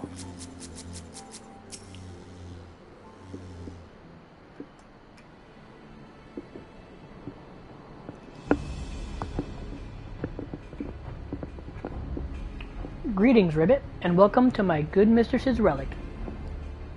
Poro Rogo is my name, and I am honored to be your guide. Within you will find a space dedicated to the makings of familiars. Along with the cavern, we're in the requisite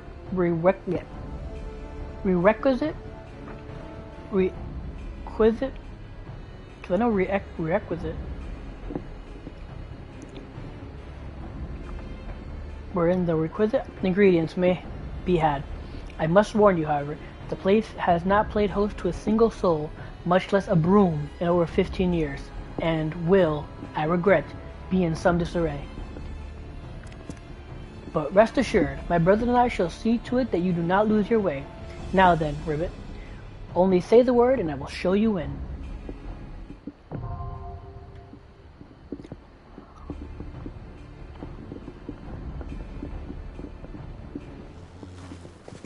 Ooh, what's Graha?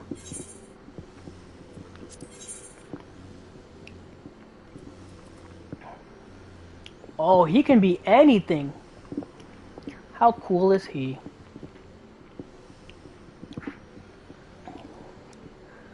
How cool are you, Graha? But now how we do this. Alright.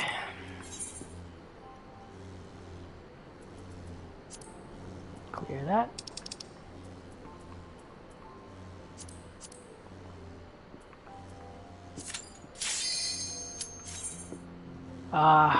Tank Q times.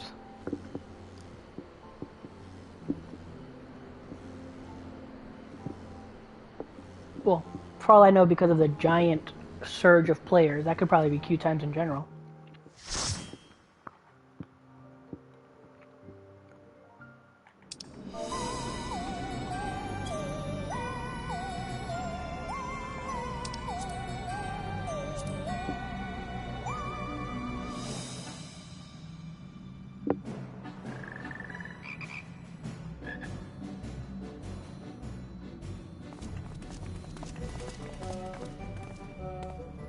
Right. To begin with, I need you to gather a few ingredients. Listen well to what the Porogos say, or you'll wish you had.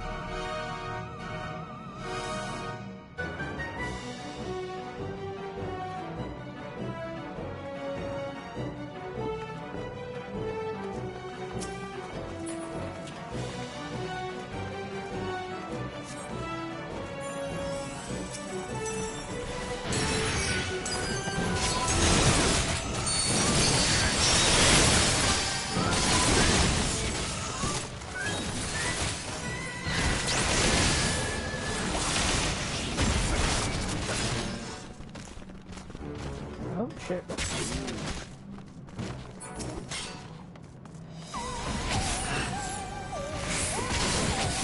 Well, these guys do not feel like waiting.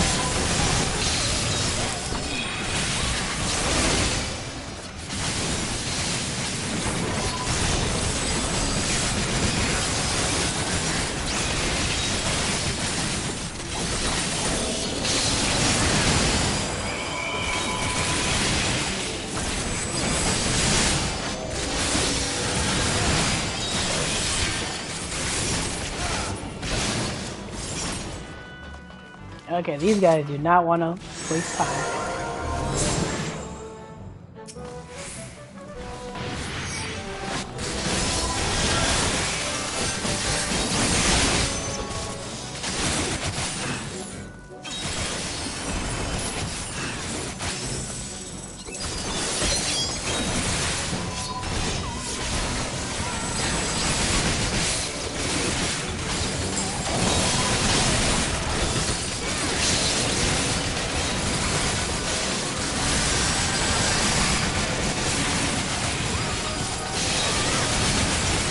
I can't even make out what I'm doing.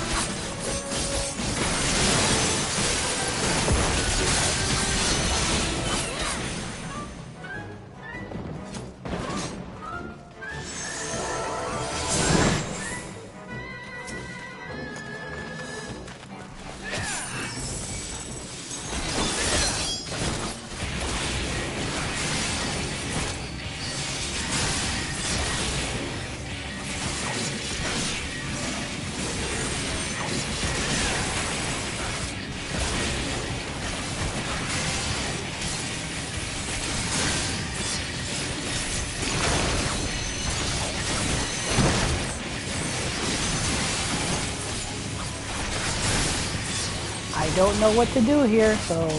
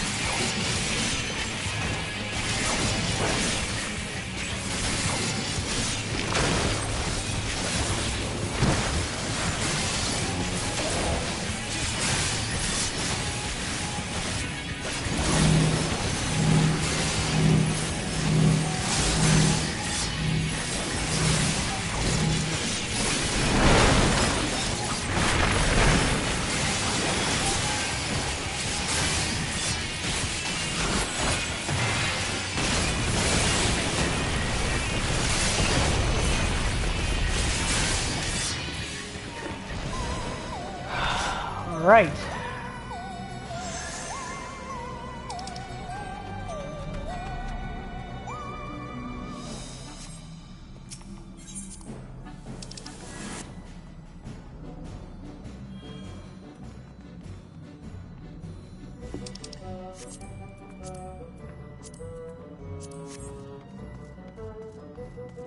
Yeah, these guys do not want to wait for me.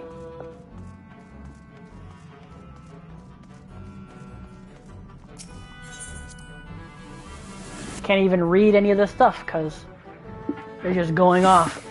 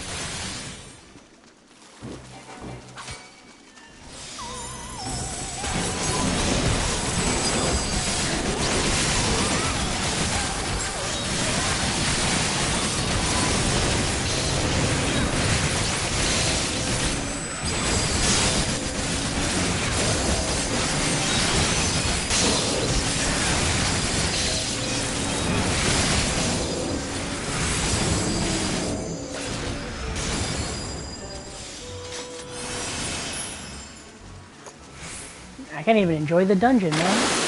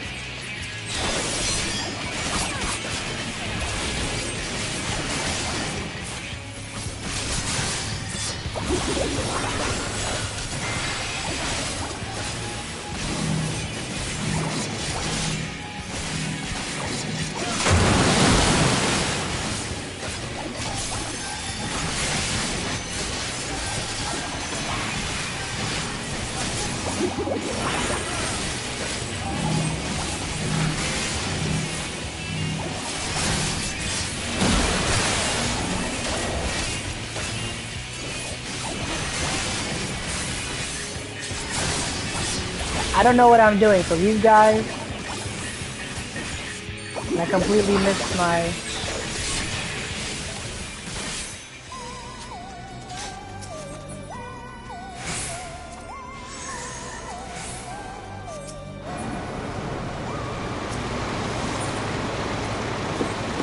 I am not enjoying this dungeon for these people I'm running with.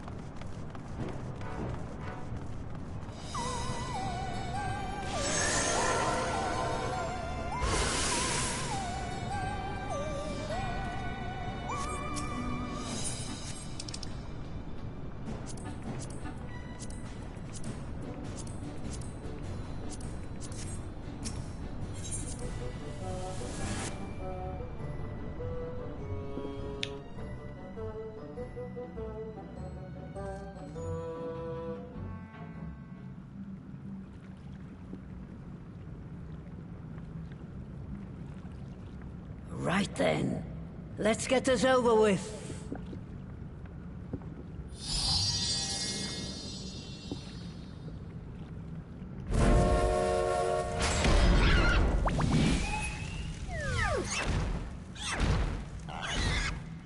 Newborns are wont to be difficult.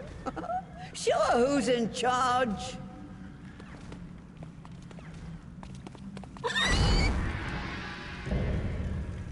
Porcelain, Mother Porksy.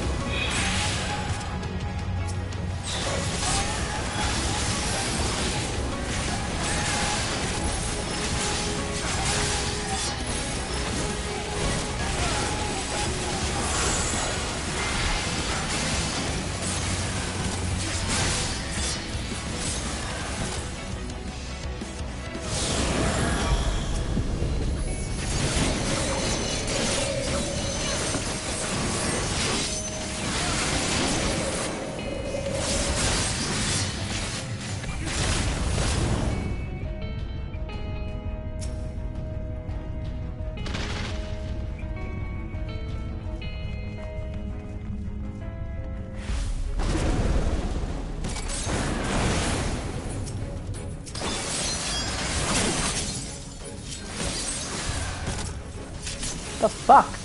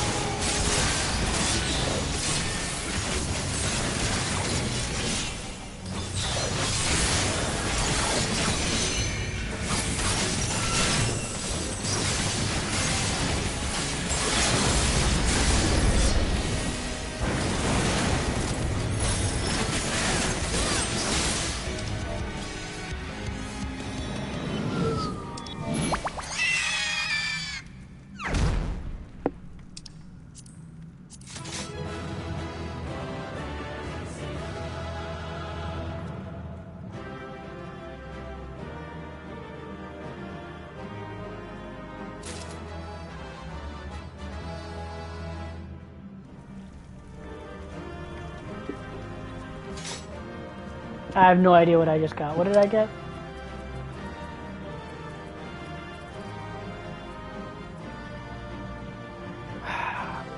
I don't need that.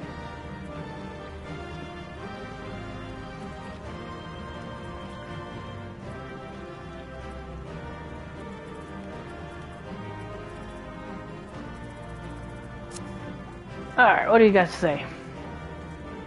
Nothing quite like the kiln fresh familiar. I never knew familiar creation could be so rough. Quite a fight she put up. She's twitching. Is that normal? Come on.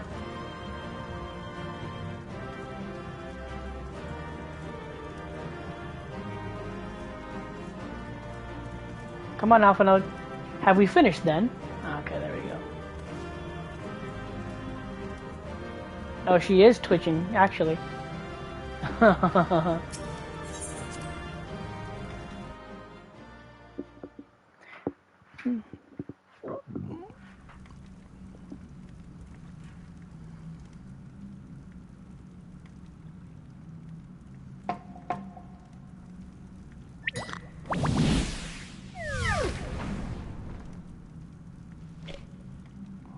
There we are. Quite tame.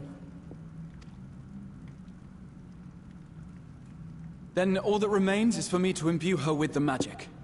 My friends, I'm afraid I must trouble you for your ether once more.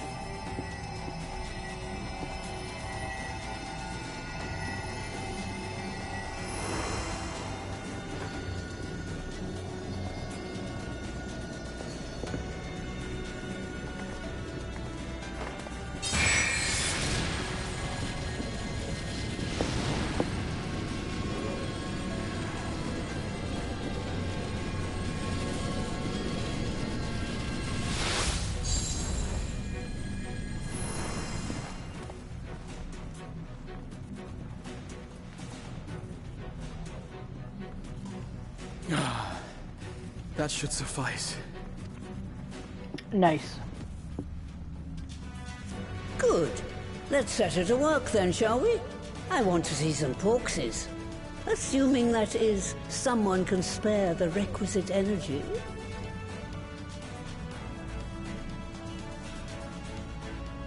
A mere drop in the ocean for the great sorceress Matoya, I dare say.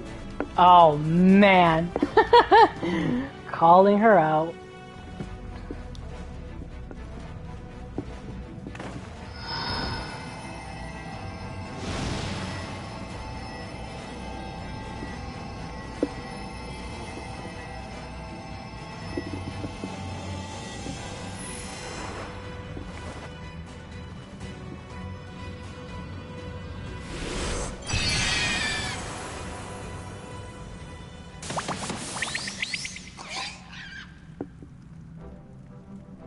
Excellent. Our very own litter of Angelos. And we can make as many more as we want, simply by providing the Mother Porksy with additional ether. I will require a moment before I try again. It's still hard work, but a damn sight more efficient than making them one by one. Thank you, Master Matoya. Everyone, we're a step closer to our goal. Distributed amongst the allied nations, they should do much to facilitate closer dialogue with the beast tribes. And given their present travails, I believe our friends in Limsa Laminsa should be the first beneficiaries. Agreed. Though I must leave this errand to you. I doubt my legs will carry me out of the cave, much less to Vilbrand. Thank you for taking the lead in gathering the ingredients. I expect you would benefit from a rest, too. In addition to the porksies, I trust you've gained an inkling of how much effort goes into the creation of familiars. Or mayhap you attribute your struggles to old age. If I said yes, would it persuade you to treat me like an adult? Not with that pertness, it wouldn't. Anyway, assuming you have no other favors to ask, I shall be leaving.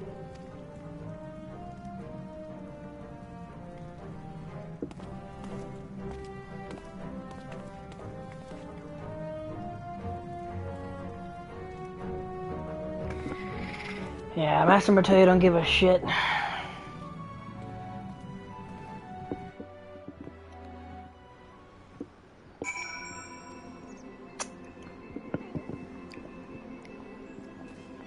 That looked like a fun dungeon. And a funny dungeon. But I could not enjoy it because the people I grouped up with, they were just dead set on just rushing through it. Not even giving me a chance to like enjoy the dungeon.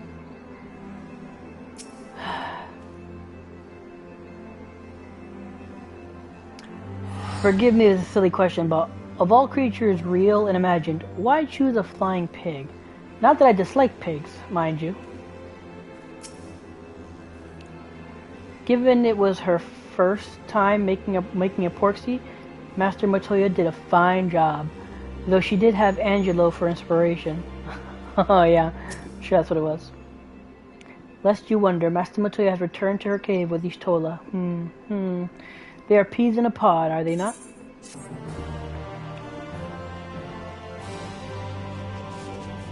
You may now enter Master Montoya, blah blah blah, yeah. Thing new? As I follow your deeds through history, I came across the names of a great many distinguished individuals, such as Commander Hex and Master Montoya, and it has been a delight to meet them in the flesh. I heartily look forward to making acquaintance to the rest, not least the Azure Dragoon. Yeah, everyone likes Justinian. Let's see. Brilliant minds, rapier wit, humor drier than Thanalan. Appearances aside, I'd say that two Montoyas are mirror images of each other.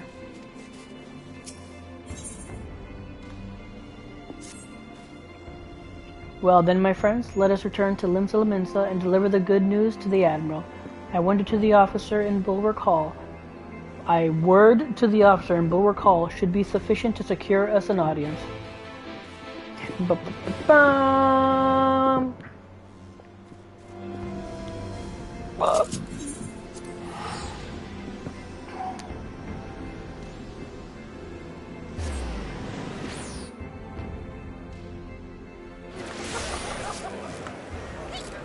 Hold on.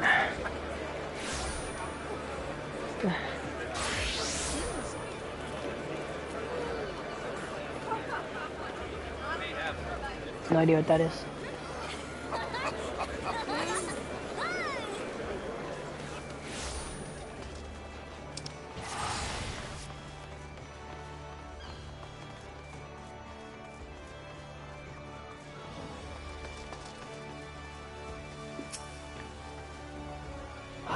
Even as we speak, we are weaving a new future, and when it all becomes history, I hope that those who follow may look back with gladness.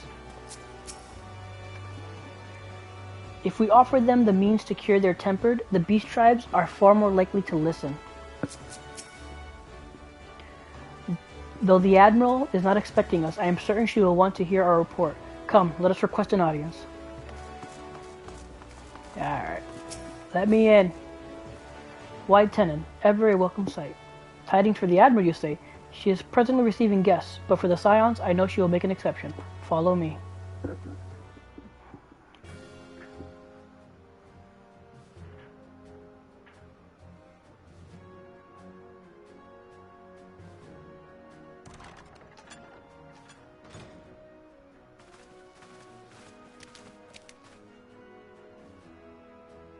My friends, what brings you here this day?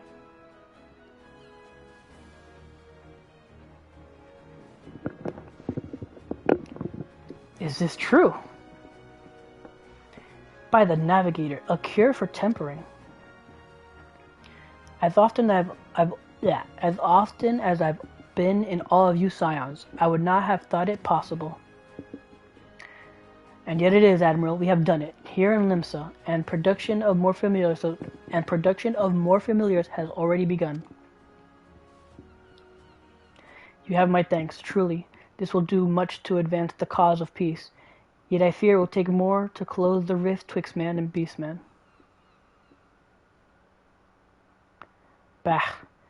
Even to speak thus divides us. Sigh.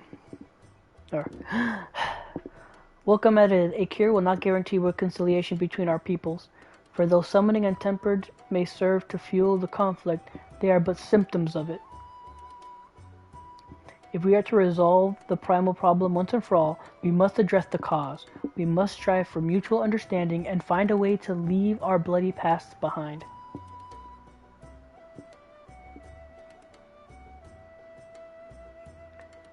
"'Twas I who moved the Alliance to renew its push for peace.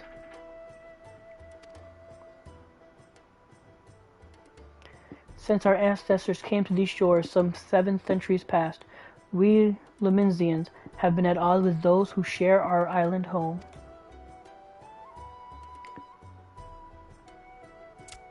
Save for a brief moment of cooperation with the Kobolds, our history has been one of nigh constant territorial squabbling. Meanwhile, our struggle with the Sahagin for control over the seas has only grown fiercer, a matter made worse by the thrice-damned calamity driving them to seek new spawning grounds.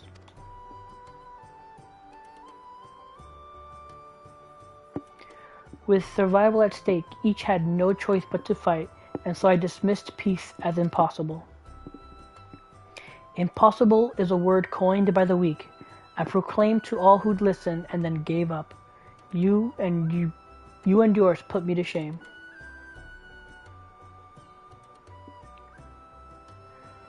Since you led us to victory against the Black Wolf, you have achieved the impossible again and again and again. And I thought it high time that I followed suit, hence my proposal to the Alliance Council. Excuse me, sorry. But sooner did I reach out to our neighbors in Vilbrand than my own people sought to thwart me. You speak of the pirates who failed to attend the meeting. I, acting through a friendly faction among the kobolds, we had intended to seek an audience with the prominent patriarch. But the bloody executioners would not hear it, and their absence sent a message to the rest.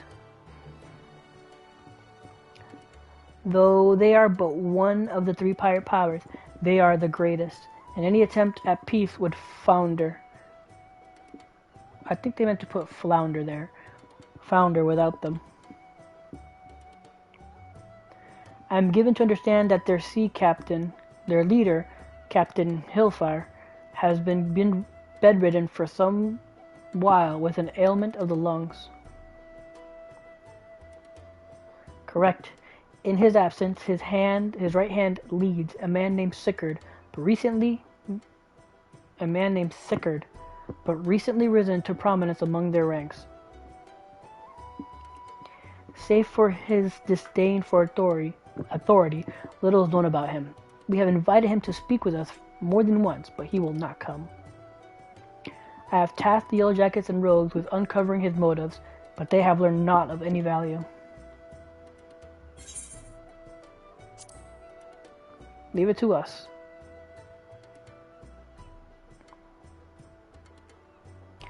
We have a nose for the truth. Whatever this Sickard wants, we'll find it. Truly, I would be much obliged. I shall look forward to hearing what you learn. Good luck.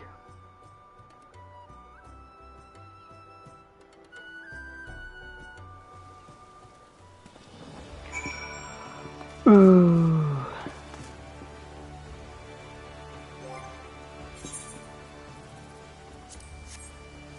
Headgear. I know not of this city save what I've read or heard in passing, so in this matter I will follow your lead. The Admiral is right. The cause of the conflict needs to be addressed. We'll do what we can to ease the way, but it will ultimately fall to the Lumensians to make peace with their neighbors. By way of first step, I suggest we split up and make inquiries around town. Someone must know this Sickard. If you could approach the pirates' tenant, the rest of us will seek out merchants and adventurers. Hold on, let me throw this away.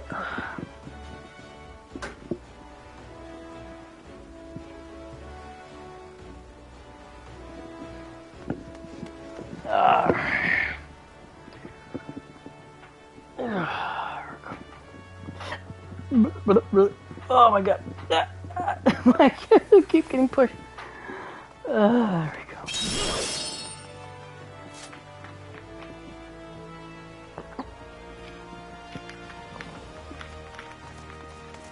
Okay.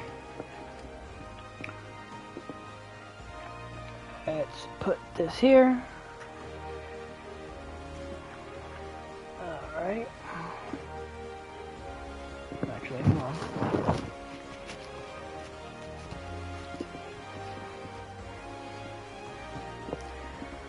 Alright.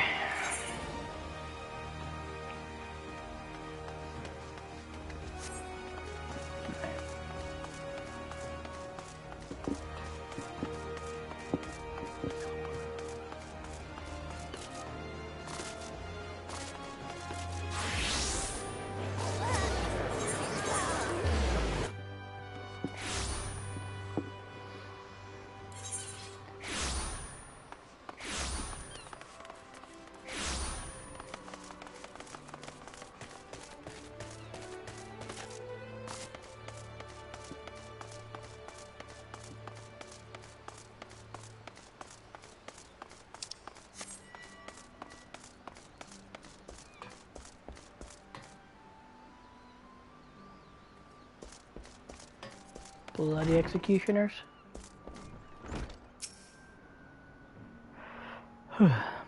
Yeah, you wanna know about Sickard? He's a wily bugger is what he is. Found some clever way to make coin.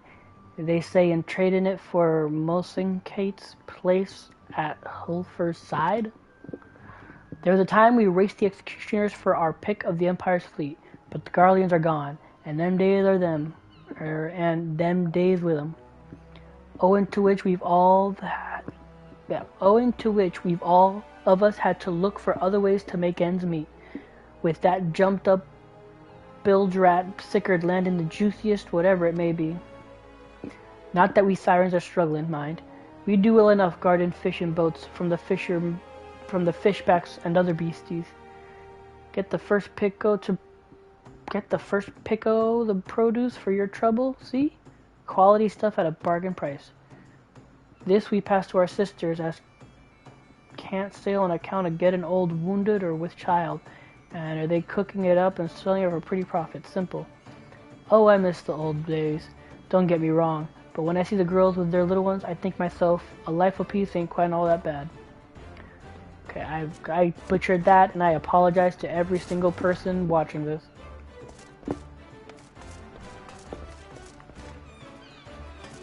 On Twitch or on YouTube.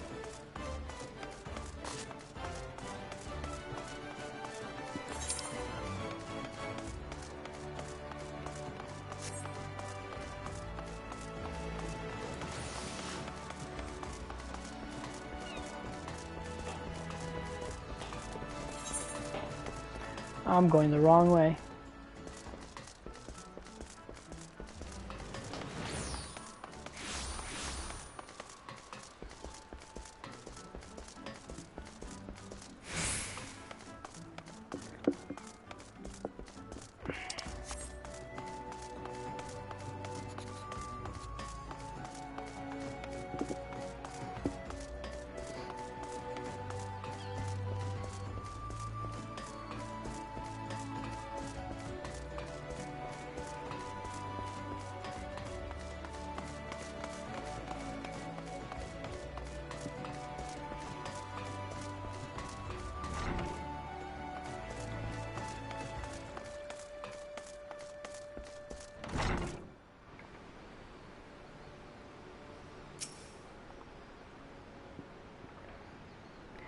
Curious of Sigurd, are you? As am I, my friend, as am I. Sadly, I know nothing of the man, save that the bloody executioners experienced a marked improvement in their fortunes after his promotion. Quite how he achieved this is a matter of some debate. As you know, the thalassocracy permits us to attack any Garlean vessels, yet these have all but vanished from the seas since the Empire turned in upon itself. In order to adapt, we Krakens have taken to trade in with the East, but the executioners are less forward-looking. I cannot imagine they would willingly abandon the old ways. So how then are they lining their coffers? Whatever their secret, they are not like it to share with it. They are not like to share it with their rivals. But mayhap you will have more luck.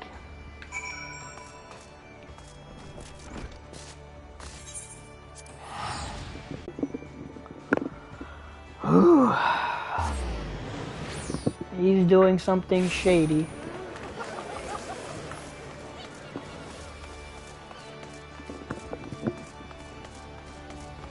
But not just shady, evil.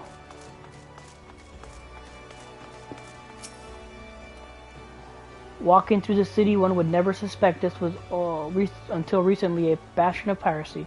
The Admiral is to be commended for overseeing so swift a transformation. As I went about making inquiries, I chanced upon a shop that boasted a rather enticing selection of sweetmeats. Perhaps we could take Gabu and Graha there one day.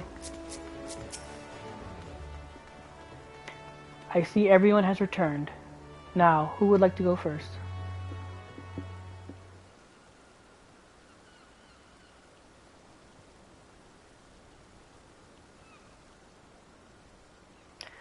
So just as the Imperial prey began to disappear, Sigurd turned the executioner's fortunes around with a mysterious new source of income. Whatever it is, it's nothing to scoff at. According to a tavern keeper I spoke to, the crew have been indulging themselves as never before, but no amount of drink seems to loosen their tongues as to how they are coming by their coin. For my part, I spoke with a reporter from the Harbor Herald. The publication has been investigating the secret of the executioner's good fortune and making little headway. Plainly, the executioners do not wish the nature of their business to be made public. And I think I may know why. In the course of making inquiries on Hawker's Alley, an interesting fact came to light. Just as the executioners began to enjoy better fortunes, the price of crystal went into sharp decline, a sudden fall in demand, I was told. Curious, I contacted Hori Boulder, who had been watching the movements of the beast tribes, and my suspicions were proven correct. Despite ever-worsening relations between beast tribes and the Thalassocracy, neither Titan nor Leviathan have made an appearance of late, suggesting that the kobolds and the Sahagin lack the means with which to summon them.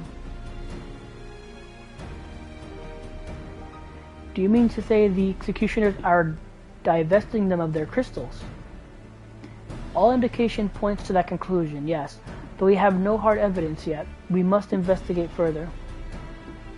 Agreed. So how do we proceed? Okay, I have an idea about that. In fact, I have already taken the liberty of making certain provisions.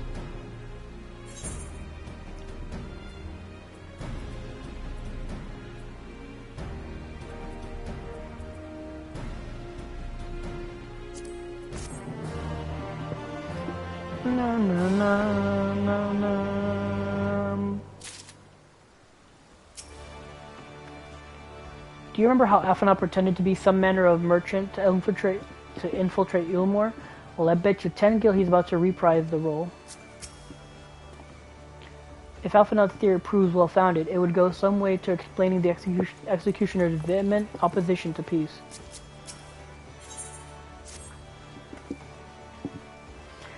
During my inquiries, a disgruntled merchant informed me that a wholesaler of crystal had recently arrived in Limsa Luminsa, offering rares at prices far undercutting the competition. After asking around, I was able to gain an introduction and will shortly pose as a potential buyer in a bid to establish the crystal's provenance. The man is due to be at Ascon's Embrace in Lower Lanosia shortly. I suggest we make our way there at once.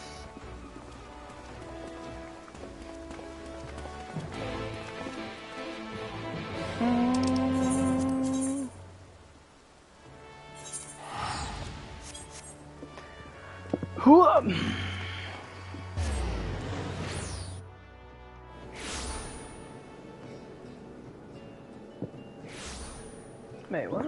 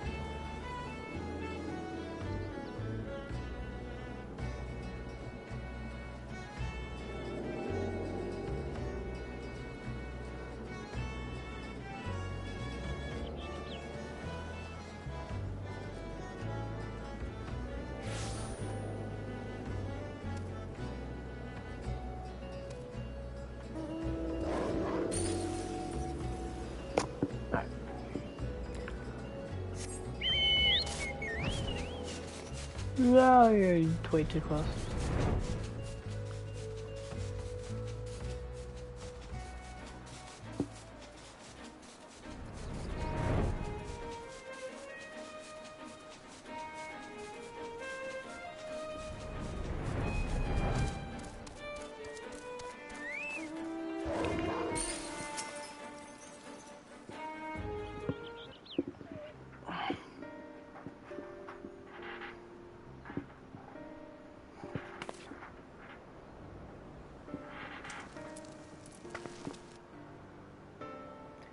It appears to be our merchant.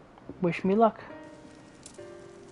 Wait, if he truly is in league with the bloody executioners, he will surely be wary of those allied with the Admiral, the Scions. The Scions, not least of all.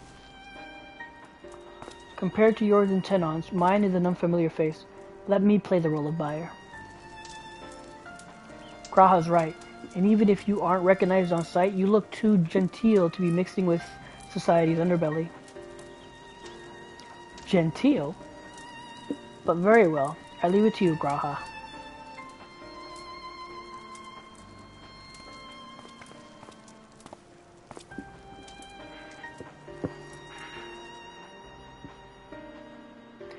Got business with me, Catboy? You're the crystal wholesaler?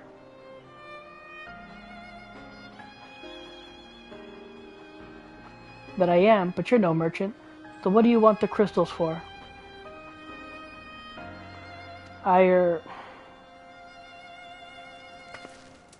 Dude, don't look at us, you idiot. You'll give yourself away. Well, why don't you guys duck?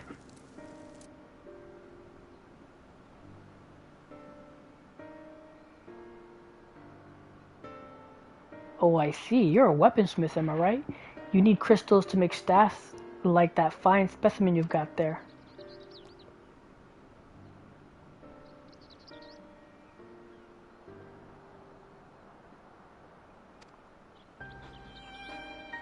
But we don't invite just anybody into our storehouses. It takes time to establish. Look, I have a large and urgent commission. If the quality is satisfactory, I will not quibble over the price. Alright, it's plain that no ordinary crystals adorning your staff, so I'll make an exception. Come with me. Oh, he's gonna try to rob you, dude.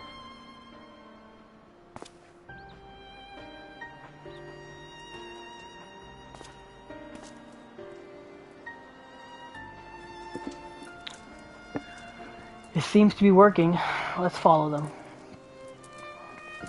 This is gonna go terribly wrong.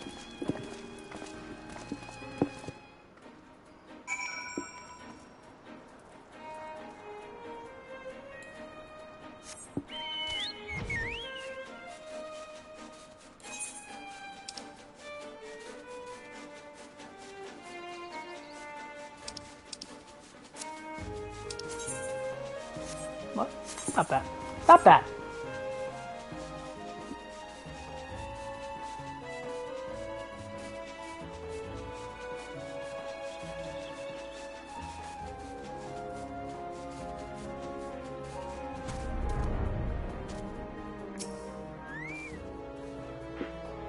Given how long he spent playing Crystal Exarch, you'd think Raha'd be a better actor.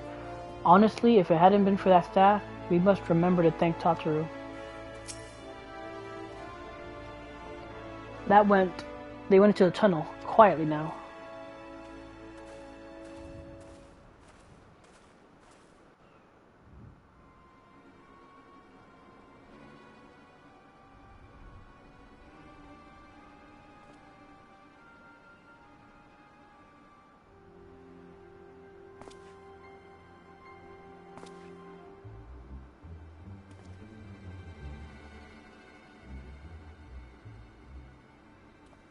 You won't find any finer, especially not for the price.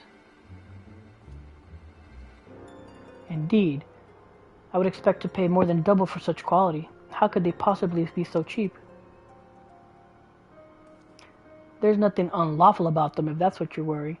They're from Ogomoro, if you take my meaning. Stuff's as pure as it gets. You won't be disappointed, so how much you'd want?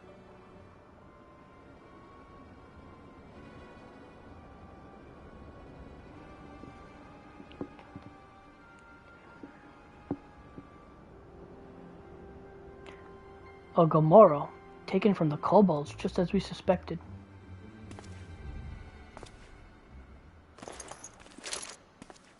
That's enough. Shut your gobs and turn around slowly.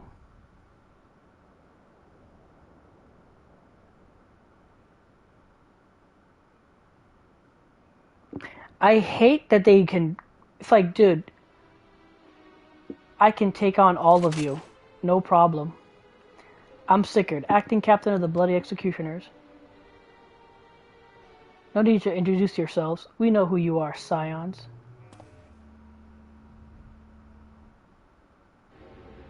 And we also know you've been chatting up to the Admiral. Got eyes and ears everywhere, see? Come with being the only true pirate crew left in Limsa.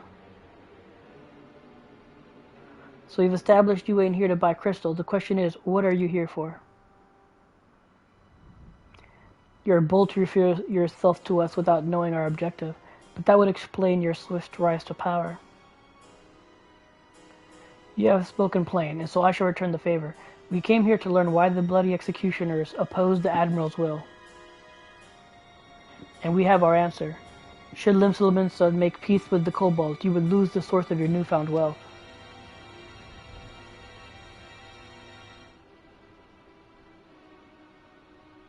That's right. Just to remind you though, we ain't breaking any rules here. The law forbids us from attacking any vessel not flying the Imperial flag, but it doesn't say nothing about beastmen. Only reason we keep our operation nice and quiet because we don't want no one taking our business. Wait. Just listen to the end, will you? For what it's worth, I have the highest respect for you and yours. Him especially. While the Ministrum were worrying about dirtying their fancy red cobblers, you lot stormed Agamoro and battered Bleeding Titan himself, raised a mug to you when I heard the news. And now we're following in your footsteps, making sure the beastmen never summon their stinking gods again. Practically your successors, we are. When there were still Imperial ships about, we did our bit for Limsa and went after them. But with the Garleans gone, there's no one left to ply our trade on except the beastmen, so let us have that, eh? It's only fair. Contentious though some may find your views, it is true that you have broken no laws. That being so, I have no reason why you should not state your case directly to the Admiral's face, unless the acting captain of the only true pirate crew left in Limsa has some other cause to hide in the cave. Well said indeed.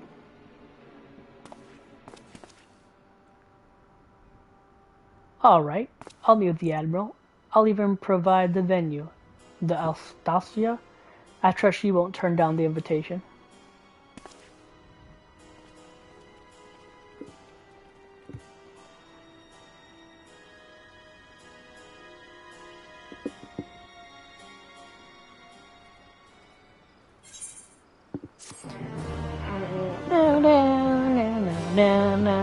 No.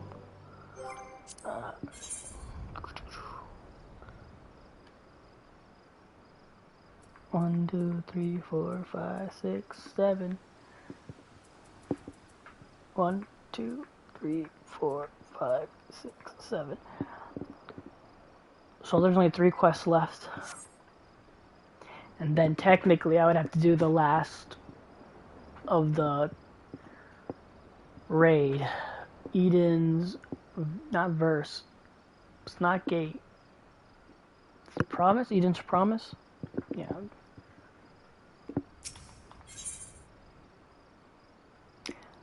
On rough seas. Alphanaut is keen to report back to the Admiral. Damn it, I forgot to talk to Alice and Graha.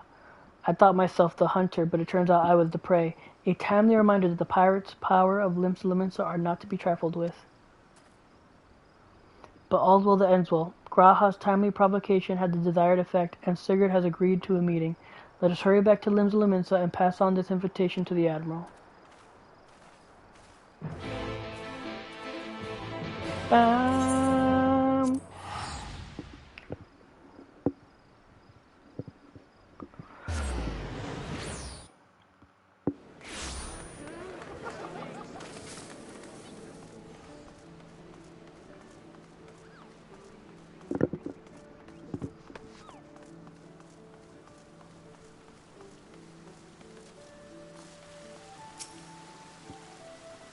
Tenon, your companions have already reported to the command room.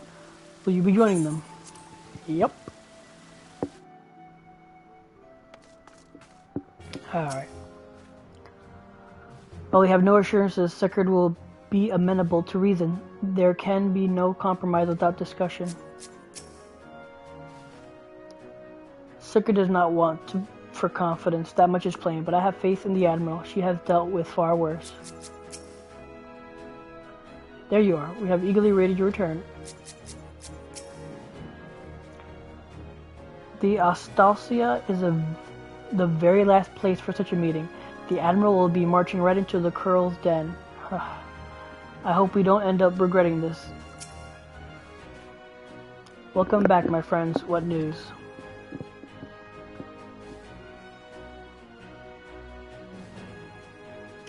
So I've been stealing crystals from the kobolds. My thanks for solving the mystery and securing a meeting besides. Suffice to say, I accept Sigurd's invitation, and I would have you join me as my guest. The future of Limso hangs on the outcome of this meeting, and I would have the Scions present to bear witness.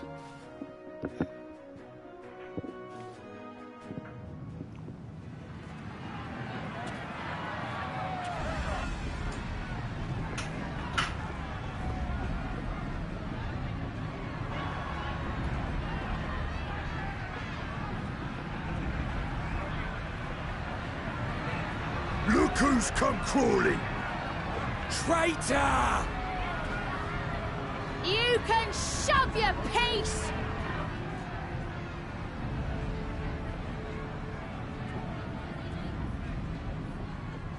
Welcome aboard, Admiral. I'll wager you don't remember me. Sigurd, acting captain of the bloody executioners, at your service. 'Twas kind of you to invite us. Now, if Captain Hilfear has a message for me, I bid you speak it. We have just the one demand. That you forget this bilge about making peace with the beastmen. Ours is a nation of pirates. Always has been, always will be. Deny us our right to plunder, and you deny who we are. Too bloody right! Pirates till we die! What we want, we take!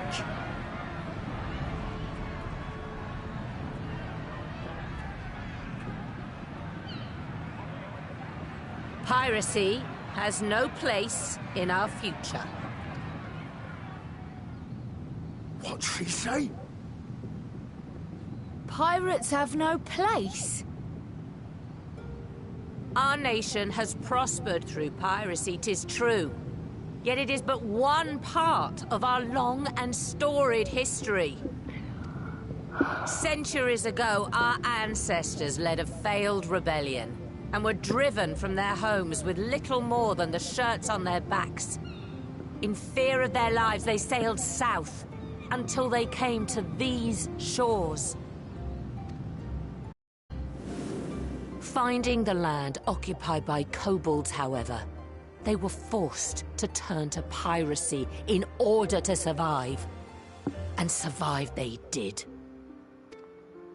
But not so long ago, when the Empire threatened to crush everything we'd built, we set aside piracy and joined hands with our neighbors. This too was in order to survive. And survive we did. Time after time we fought the Empire, and time after time we won. And through trade with our newfound allies, we prospered more than we ever did through pillaging and plundering. The Empire teeters on the brink of collapse.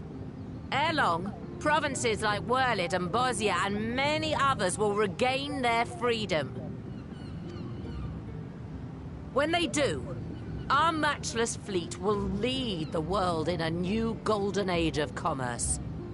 The tides favor us, and the ocean beckons with her vast bounty. But if we cling to the old ways, this great ship we call Limsa She's good. will trade the boundless seas for a lagoon. Shall we scorn the world's wealth for a plundered pittance, then? Or shall we embrace change and thrive, like our ancestors before us? The choice is yours. But if we are to prosper in the coming age, the whole of Vilbrand must become our ship, and a kobold and Sahagin our crewmates. She's good. She's really good.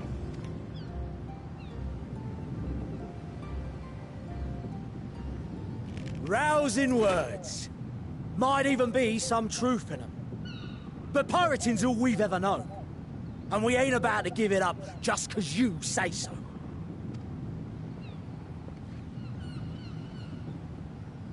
Still, we're all Laminsons here and no one wants a war. So where does that leave us? Long before you became Admiral, I heard you was captain of the League of Lost Bastards. That true? If so, you'd know how we pirates settle our differences.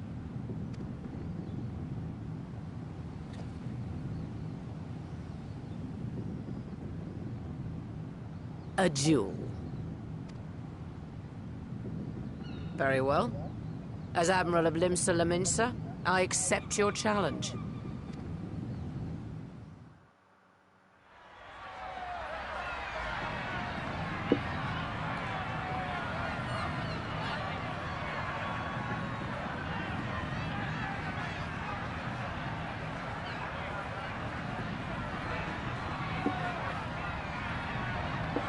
Oh man, he's gonna cheat or do something.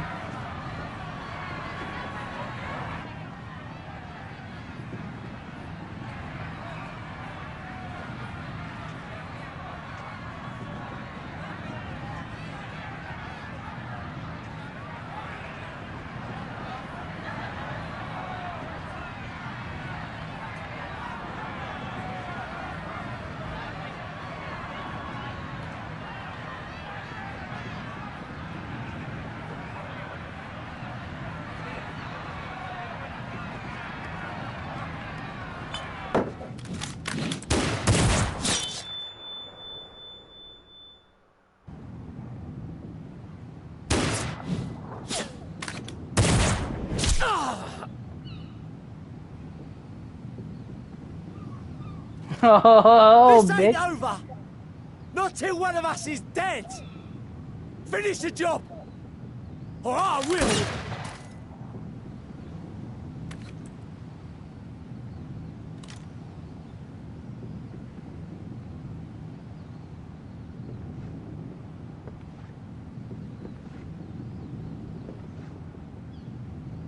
It's the captain! Captain Ilfir! Ye fool! 'Twas over afore it began. Captain! Seems the whelps have been yapping while their master was abed.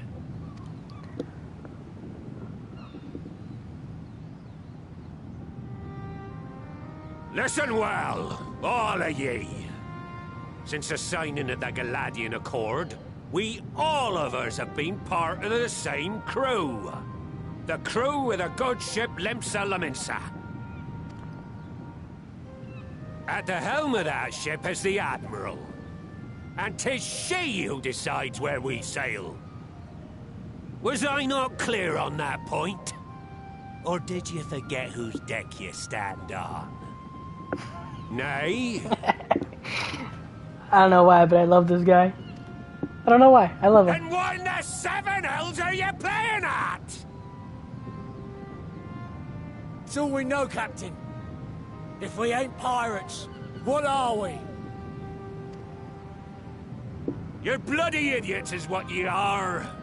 Idiots with your own lives ahead of ye. Ye can do anything ye want. Be anything ye want. We're pirates, aye. And we pirates love our loot. But that ain't our first love. Our first love is the sea. The sea! And what she brings us. Freedom! So hold fast to that. Let the brine-crusted husk that stands before you now be the last of them as knew naught save out of steel. And make of yourselves a new breed of pirate!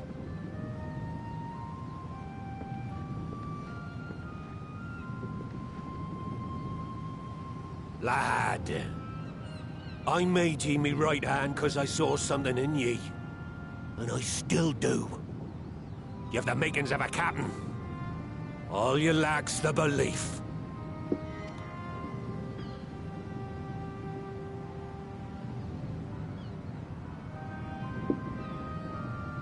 Well now, it seems we're of one mind after all. Apologies for the misunderstanding, Admiral. We're with ye, wherever ye be headed. You have my thanks, Hilfir.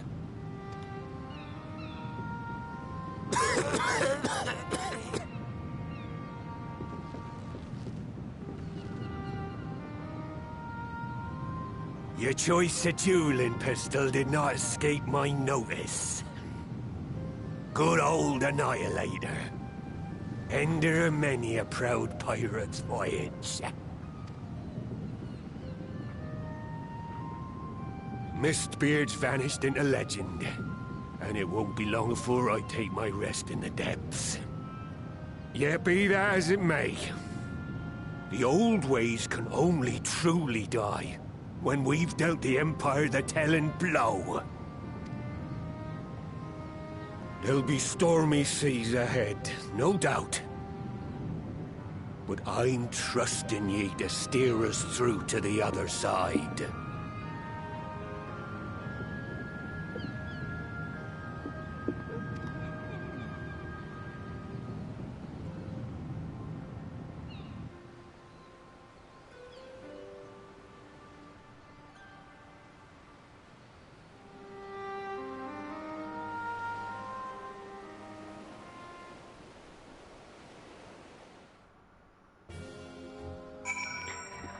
Oh man, I love that guy.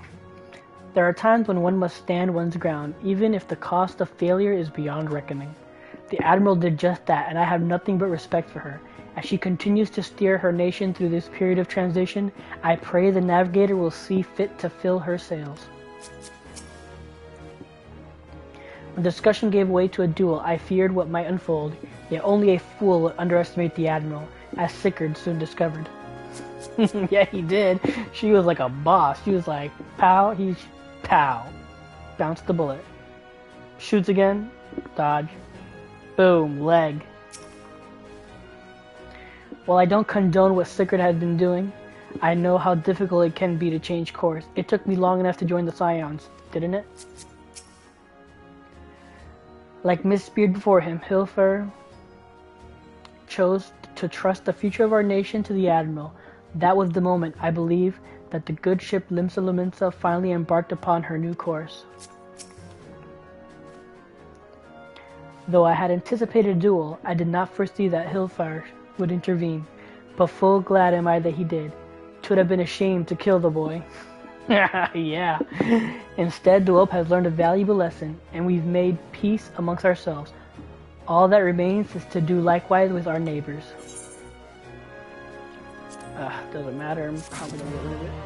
Na na na na na na. Alright. There are times when one must stand one's ground. Okay, yeah, she already said that. Do you have anything to say? No, it's all the same. Okay. The Great Shilp Vilbrand. Uh-oh. For the first time in a long time, Maelub's course is clear. Oh no. That gun on the floor, and that floor is Titan's place. Oh man. Now I need hardly tell you, but any attempt to negotiate with tribes is doomed to fail unless their minds can first be wrested from the grip of their gods. And so in the meeting we seek to arrange with the kobolds, I would have you free their leader of Titan's influence. Leave it to us. We will open his ears to reason. You have my thanks. Ere we proceed, there is something you should know. Some 50 years passed when the Sahagin swarmed at our hulls in ever greater numbers.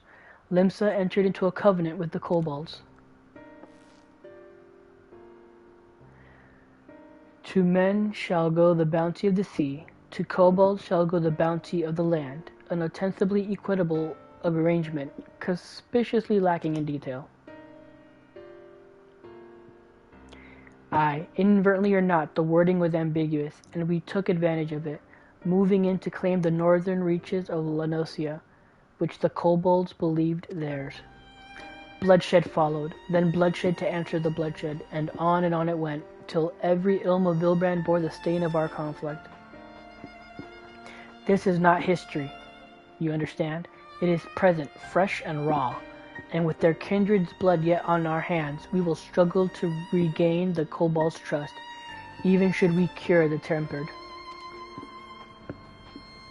Admiral, you speak of obstacles we are like to encounter at the meeting, but as things stand, I see no reason why the kobolds would agree to a meeting in the first place.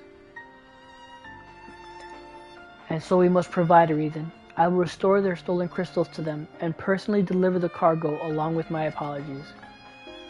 Bait. They would come welcome us into their midst, not to speak of peace, but to have you at their mercy. Aye, and given the wealth of crystals we will bring, I'll wager they will attempt to summon Titan there, and then. Meaning a high priest would need to be present, to whom we could administer the cure. Precisely.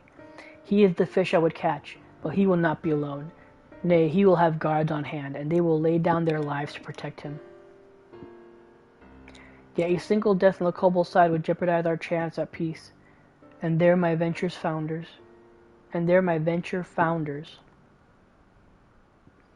Yet it need not. What if we were to employ the Conqueror's chain? Though we would still have to weaken the kobolds, it would allow us to subdue them without inflicting lasting harm. The artifact Mistbeard used to take goods and not life. Aye, that would serve well.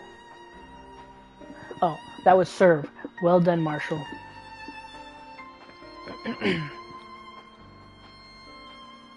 So friends, what think you of our strategy? The effects of tempering are cumulative, and we may safely assume that the High Priest's exposure to Animal's influence is extensive. It will therefore take a great deal of aether to reverse its effects, not to mention time. Time during which Alice would be defenseless. Even should we all look to her protection, I am not convinced we could keep an entire army of kobolds at bay.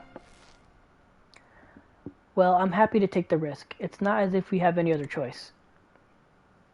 Besides, it's what Tisleen would do, and had I not followed her example, we wouldn't have even a cure for tempering, much less a chance to bring peace to Vilbrand. So I'm going to cure that priest, or die trying.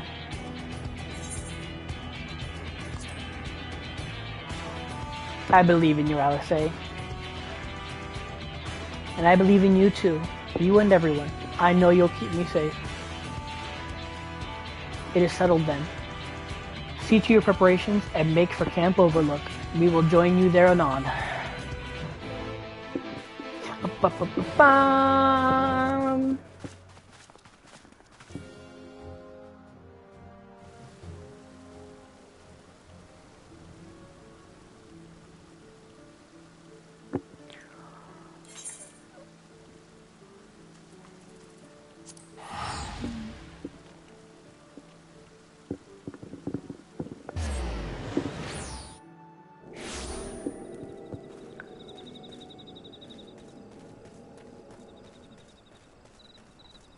Alright. Be under no misapprehension. The extent of the High Priest tempering is like to far exceed that of Gabu. But then his was a relatively mild case. Milder, indeed, than the majority of those we wish to save. The coming mission will be a truer test of our treatment. I have no doubt that Alice will succeed with the cure, if we can but afford her the time.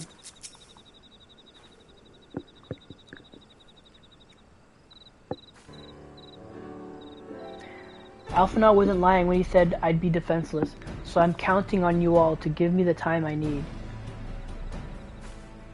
Our sole purpose will be to keep you out of harm's way, so leave that to us and focus on your own task. Indeed, and should you want for Aether, you need only say the word. Gabu, did you follow us here? There's something important that I want to say to the High Priest. Express, state, say. Please let me come with you, please.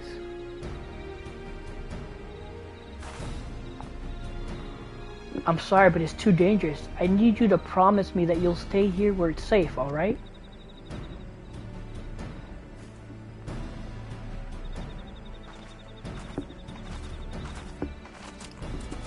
My apologies for the wait. It took time, but we have secured our audience. All unfolded as expected. At the mention of my returning their crystals in person, the kobolds suddenly remembered how keen they were to be reconciled.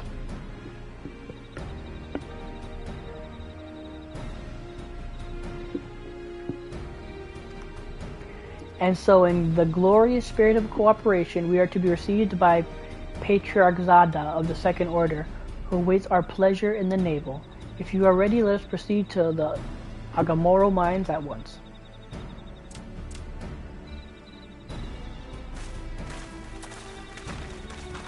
He's gonna show up.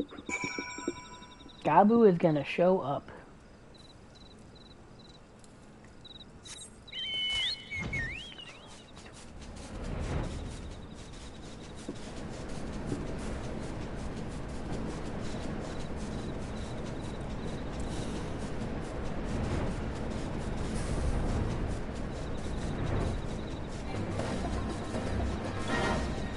There you go. This frickin' place, man, I swear.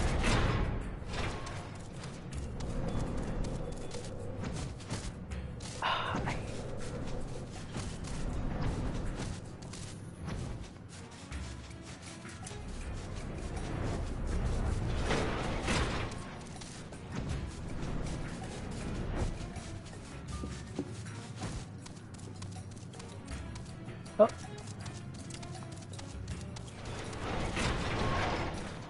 Alright. Let's see. Patriarch Zada.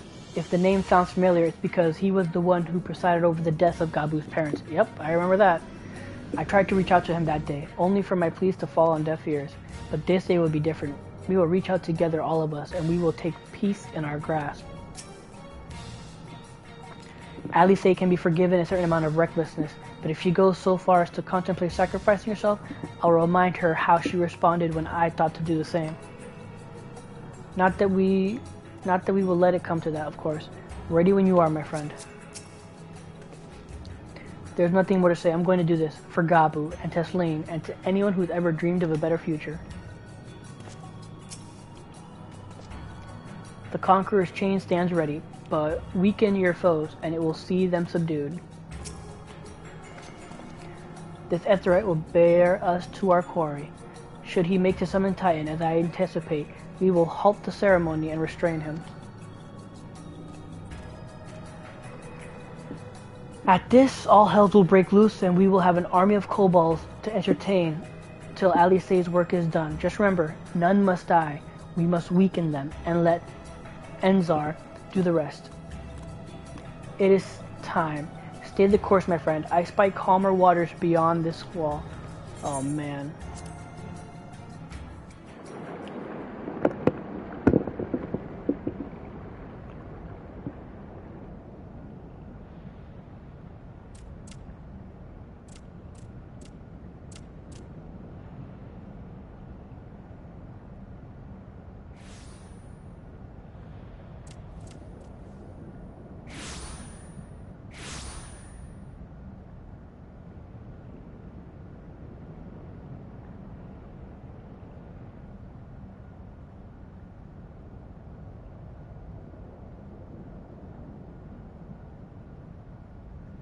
Greetings, Patriarch. I am Merlwib Blufistvin, Admiral of Limsa Laminsa. Oh shit, I don't think I've ever heard her name like that. I think the other voice actor just said Merlube.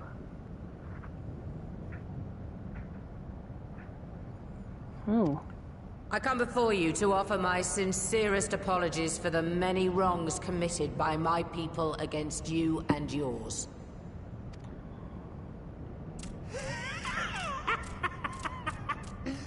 You were foolish to come here. Stupid, unwise, foolish. The Great Father shall have your souls for your folly. Aye, just as we thought.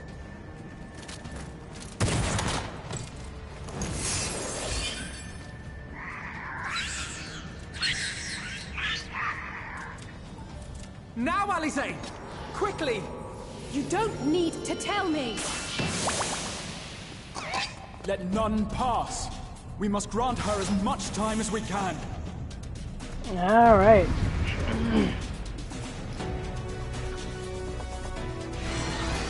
But do I have to do anything specific, or can I just go all out?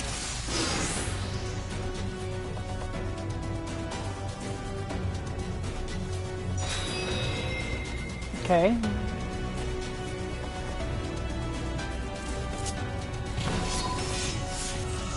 We must protect Alizé.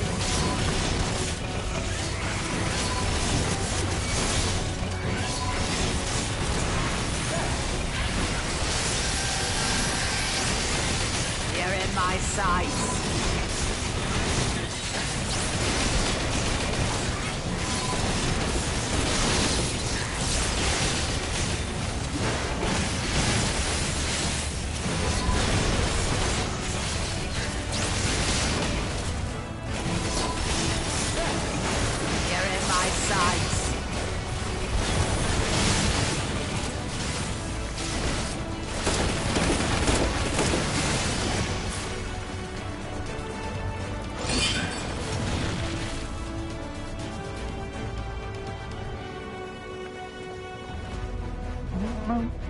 Ba-da-bum bum ba-da-bum. Bum bum ba-da-bum. Bum bum bum ba-bum bum bum bum ba-dum. Bum bum bum ba-dum. Ba-dum bum bum ba-dum. Ba-dum bum bum ba-dum bum bum bum. Bum bum. Bum bum. Bum bum. Just what we need. Bum bum. You're not alone.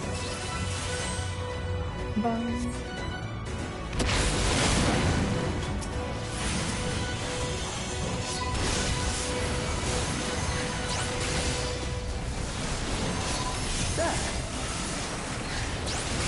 Alright, lead them away now.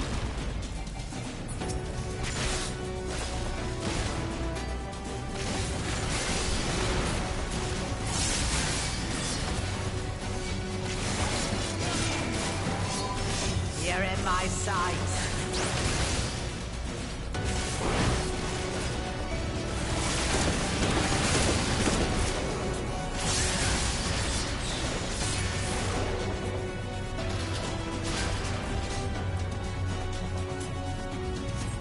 Here you are, Alizé.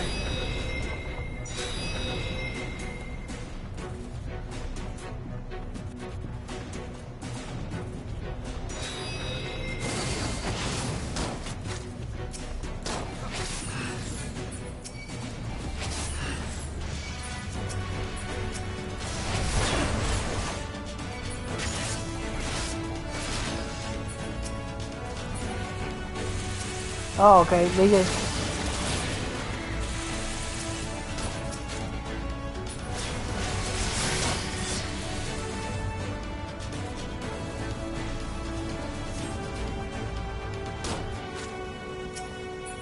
I wanna... More! Can I not interrupt? I need more ether! There it is.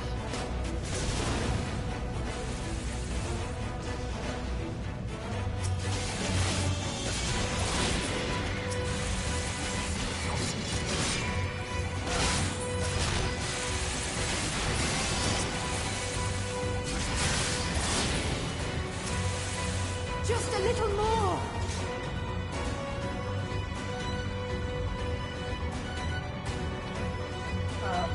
How do I...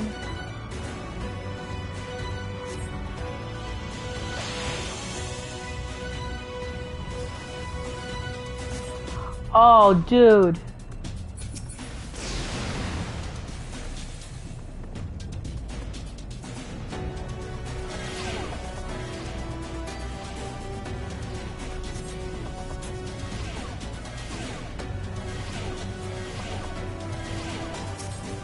What is that?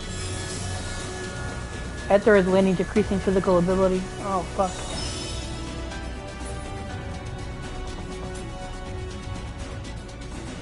Of course. Give me.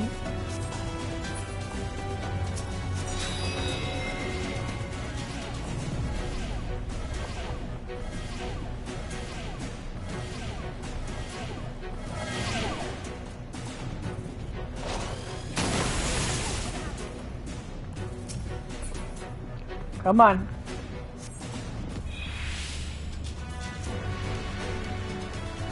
No, Admiral! Let me take it. I have a bunch of fucking abilities to debuff.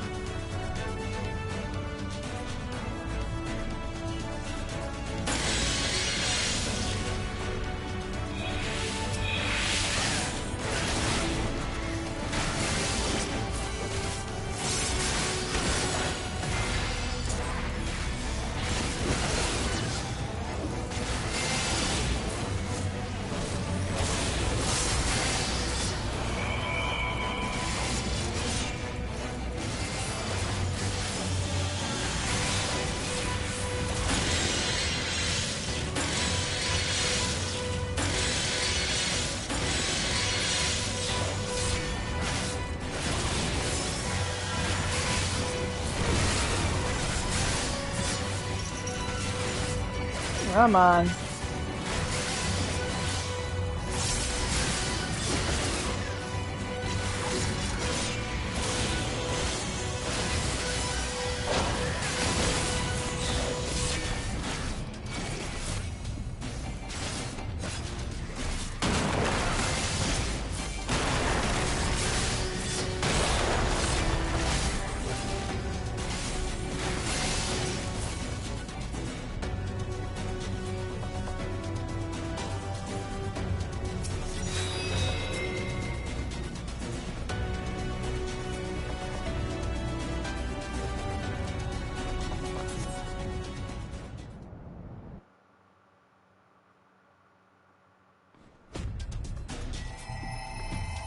Yes, this will do.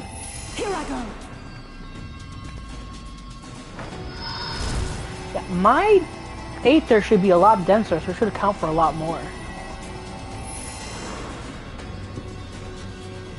Go, Angela!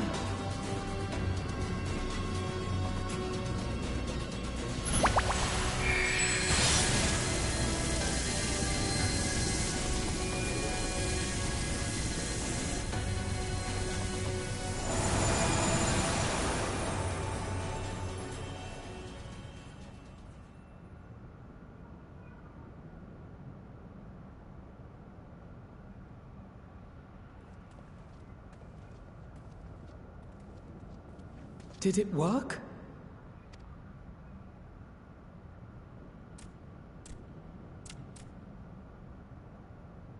What?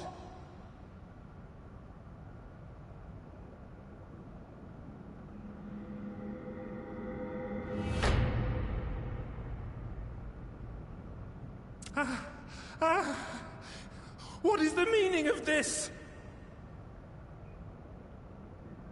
I'm sorry, but they died by your hand.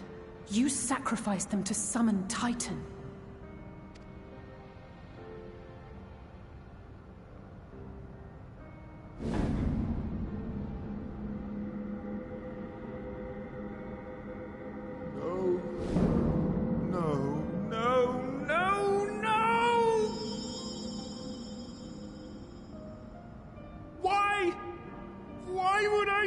Such a thing. Oh, buddy.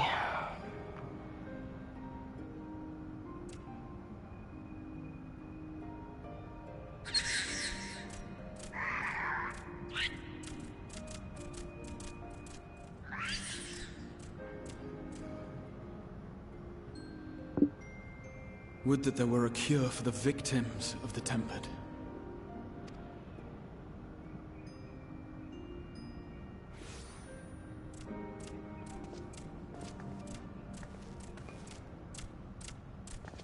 Gabu!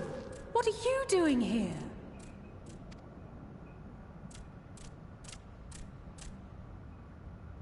Patriarch, please listen to me. Hear, heed, listen.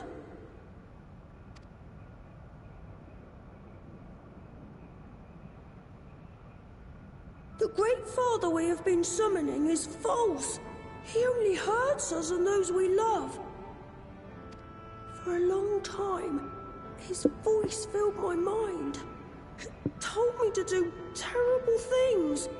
Awful, unspeakable, terrible things. But I didn't give in to it, and you mustn't either.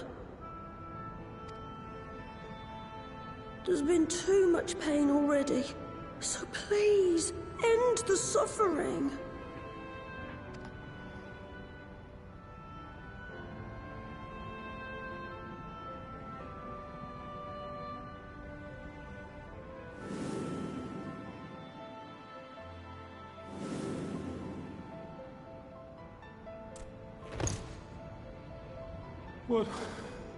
What have I done? We share this child's desire, Patriarch. An end to summoning, for it spells naught but misery for both our peoples.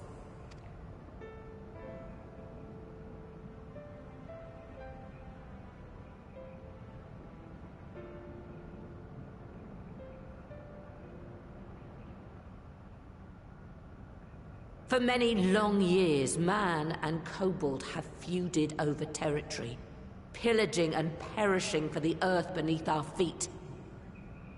It may be said that we fought to survive, but what we have sown in blood, we have reaped in suffering, and it cannot go on.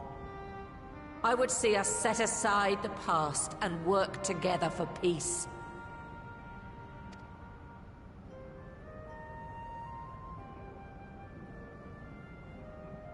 It was wrong of me to hurt my own in the name of the Great Father. Sinful, evil, wrong. But that doesn't mean there can be peace between us.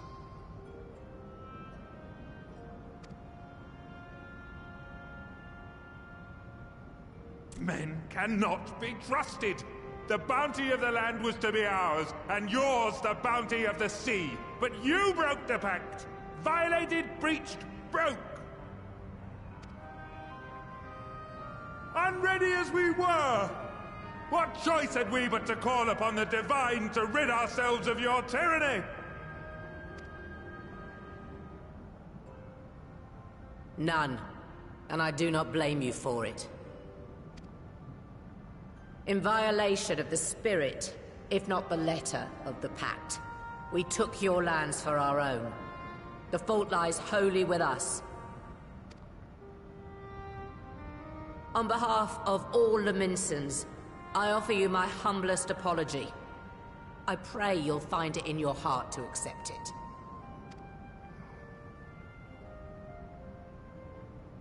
Yet I know an apology alone will not serve to make things right. So, we will revise the pact to leave no room for doubt. And any who violate it shall face justice, swift and certain. No, we won't be fooled. Not again. Please, hear me to the end. Fleeting though it was, there was a time when man and kobold abided together in harmony, in cooperation.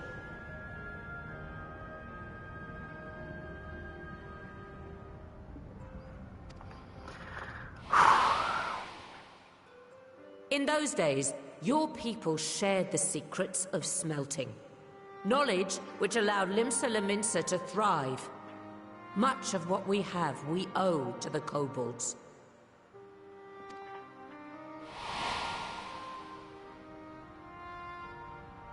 And so, for the good of all who dwell on this isle, I wish to make you an offer.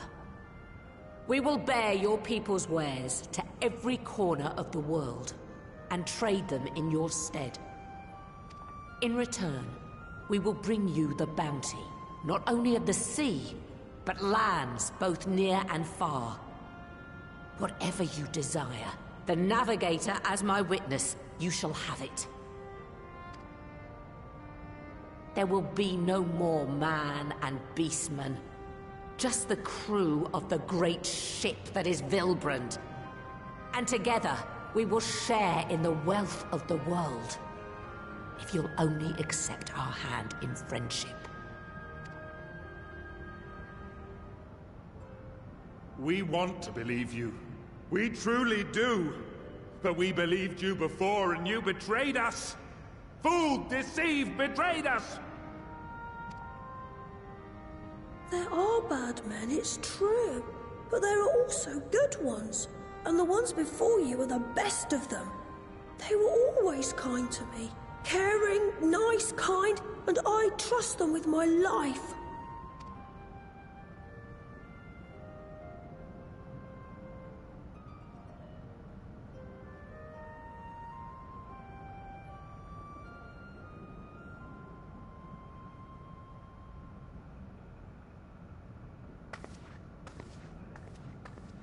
Before I became Admiral, I was a pirate. I stole. I fought. I stained the sea red with blood. Such is my past, and I dare not forget it, however much I might want to.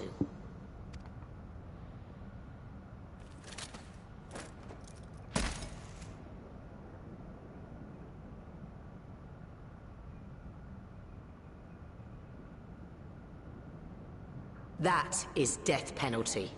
The pistol I used to pass judgment on my own sire when he fell thrall to Leviathan and betrayed his comrades. It's loaded. If you were to point it at my head and pull the trigger, I would most assuredly die.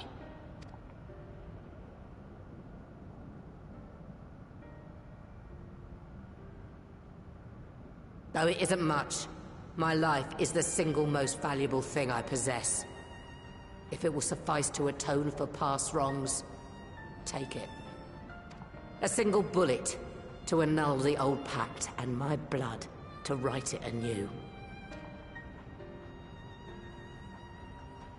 What comes after, I entrust to this man, my second in command. I know that he will do his utmost for the happiness of all who call Vilbrand home.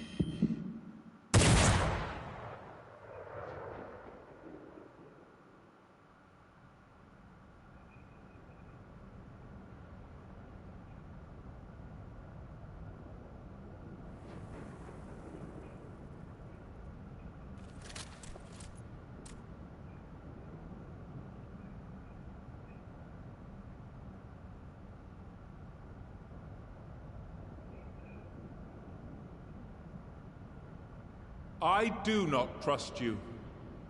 Not yet. But Gabu does. And I will trust him.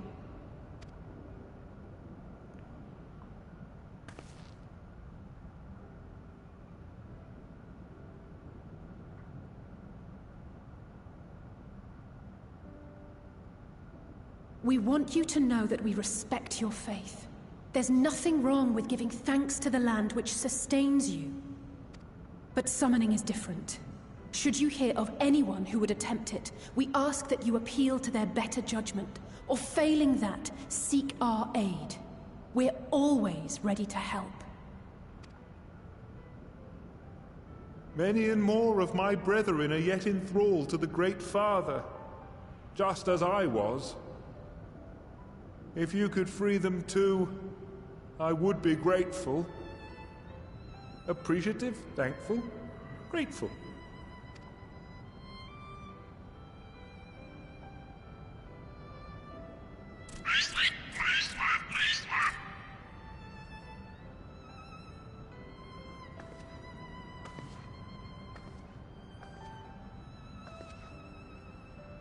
Tis we who should be grateful, Patriarch.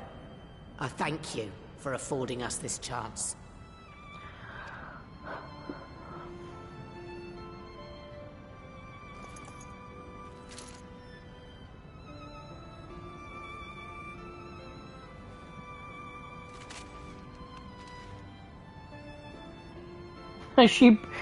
Your hand went like this, but it's on the opposite side.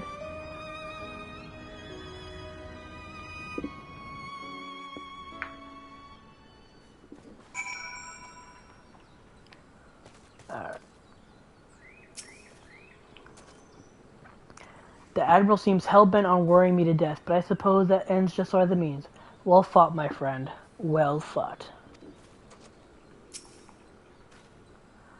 In two separate worlds, the seeds were sown, and through the determination of two indomitable women, they have quickened into this historic moment. I feel honored to have been present to see it. No, shit. No, come on now. It has taken a long time, but the dream of lasting peace with the kobolds may soon become a reality, and it's all thanks to Alice. No. The treatment may have restored the Patriarch to his senses, but it was the Admiral and Gabu's words that touched his heart. This moment belongs to all of us, Tenon. We couldn't have done it without each other. I'm so glad we could sway the Patriarch. Convince, persuade, sway. Thank you for making it possible. Thank you.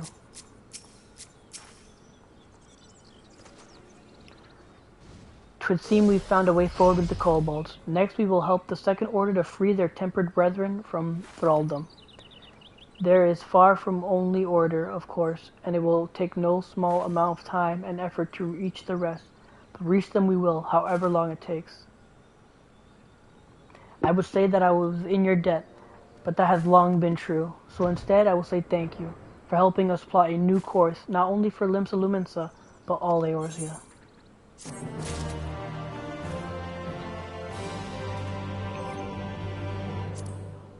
Question. There we go. 1, 2, 3, 4, 5, 6, 7, 8, 9. Yep, so this one is the last one.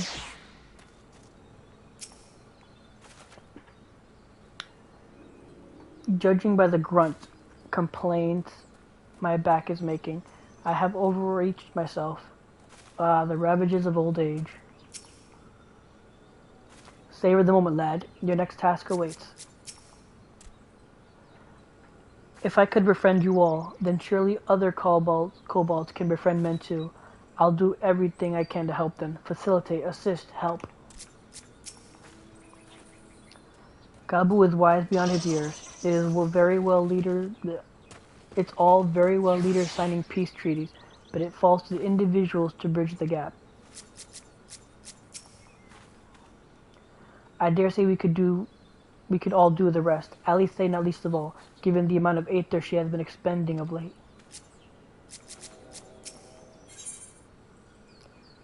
Future is rewritten. Oh shit.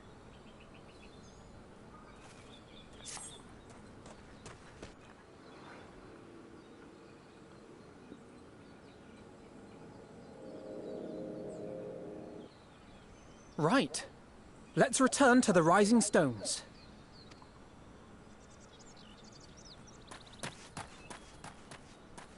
Admiral, something strange is afoot at the floating city. Breathe, man. What is it? I think it's best you see for yourself. Please, come with me.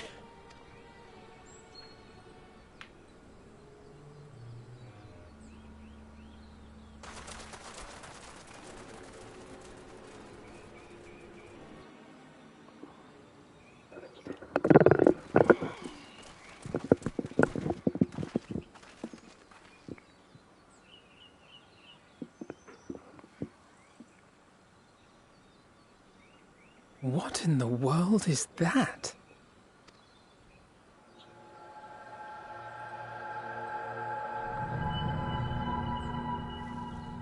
Oh, shit. A tower. You can see it too, then? I feared I was losing my wits. One moment I was patrolling as usual, and the next it was just there.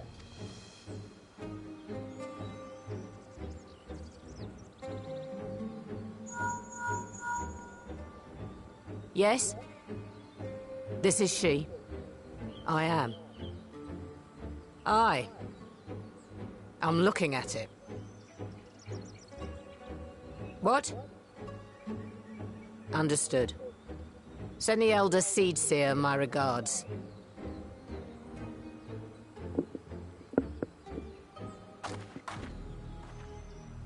The communications officer. It seems this isn't the only tower. They've sprung up all across Eorzea.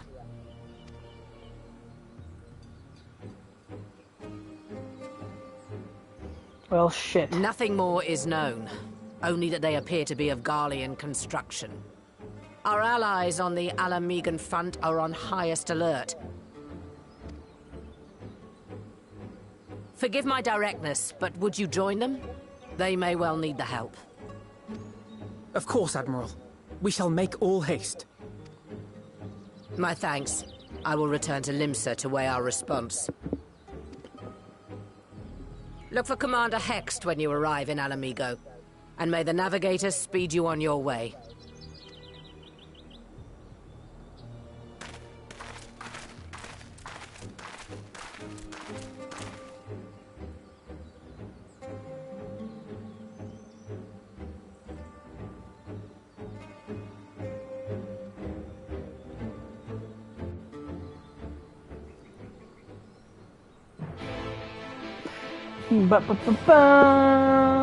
Oh shit.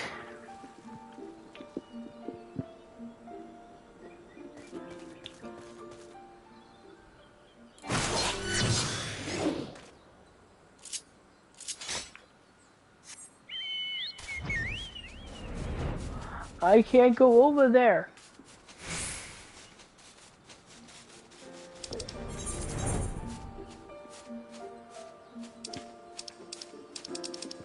Come on, you piece of shit. What? I didn't tell you to stop. Whatever.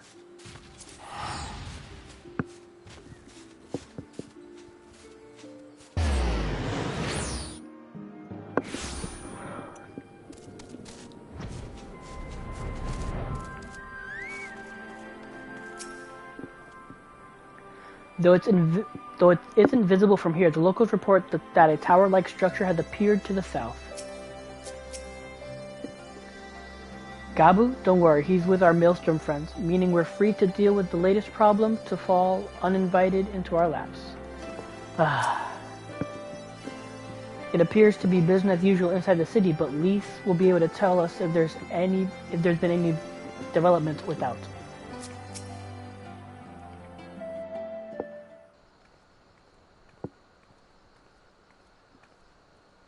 Thank you for coming so soon. I'll send for Commander Aldin at once, and we can decide what to do about these infernal towers. Roca preserved!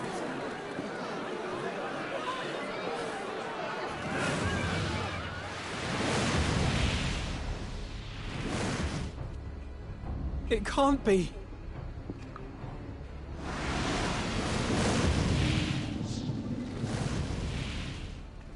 The palace! After them!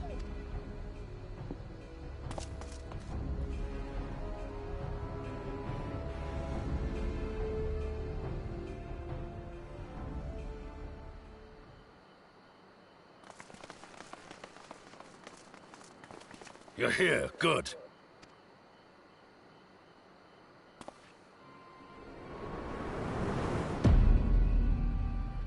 the fuck is that?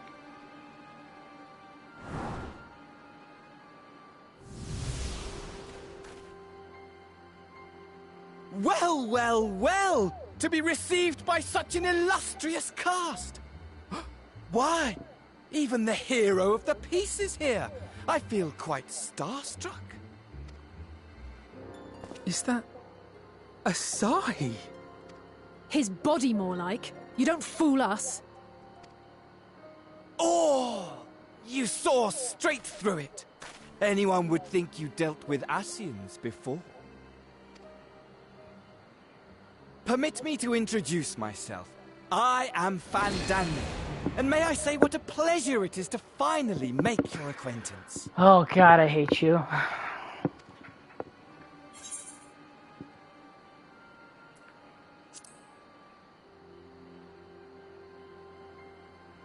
My, straight to business is it?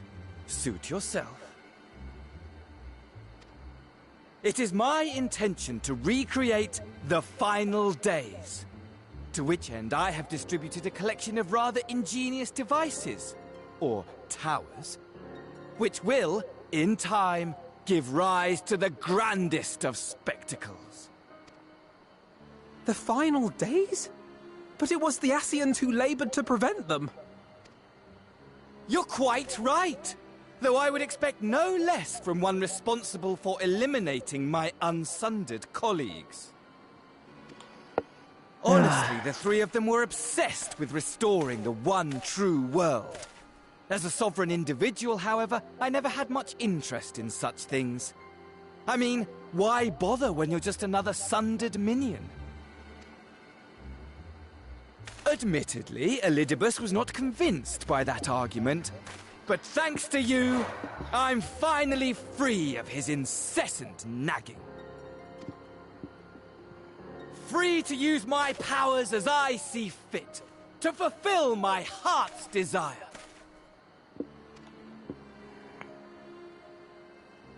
And my heart's desire is to lay this half-broken world to waste, leaving nary a fleck of dust behind! What? Why would you want such a thing? Because I want wretched creatures who ask such meaningless questions to die! You! And you! And you! I want you all to die! And I want to die too! Oh, yes! I want to die and take everyone with me in a paroxysm of pain and suffering! I'm different, you see, from the ancients who clung to dear life, and from you. So don't bother trying to reason with me.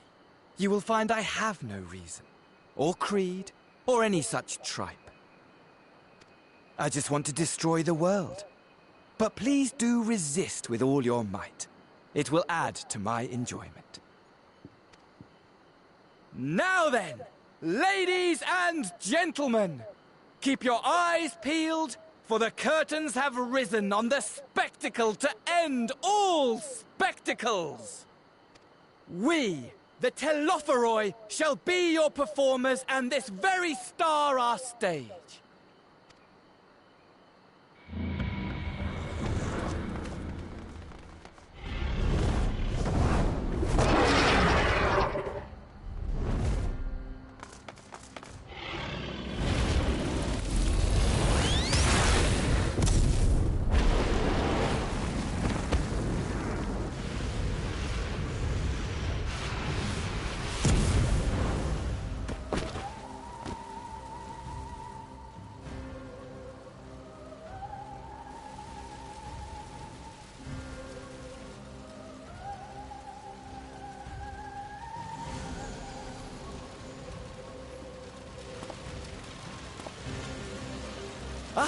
But I nearly forgot. I have a message for you. My esteemed patron, Lord Xenos, eagerly awaits you at the heart of the chaos. While I wish only to destroy the world, he exists solely to relive a certain, transcendent moment with you. And it is for that reason he would reduce all to ash. Pray see to it his dreams do not go unfulfilled. For if you should disappoint him, my trusty companion here, whom I've dubbed Lunar Bahamut, will burn your cities and everyone in them.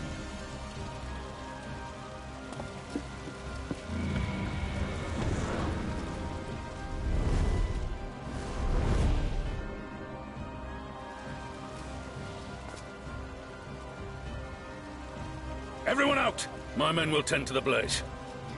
I just hate the fact that you're always getting blasted on your ass, movie-wise. But come duties or fights or whatever, you can just be like, tank, or even a melee, white mage. But no, when it comes to a cinematic, you gotta get blown on your ass.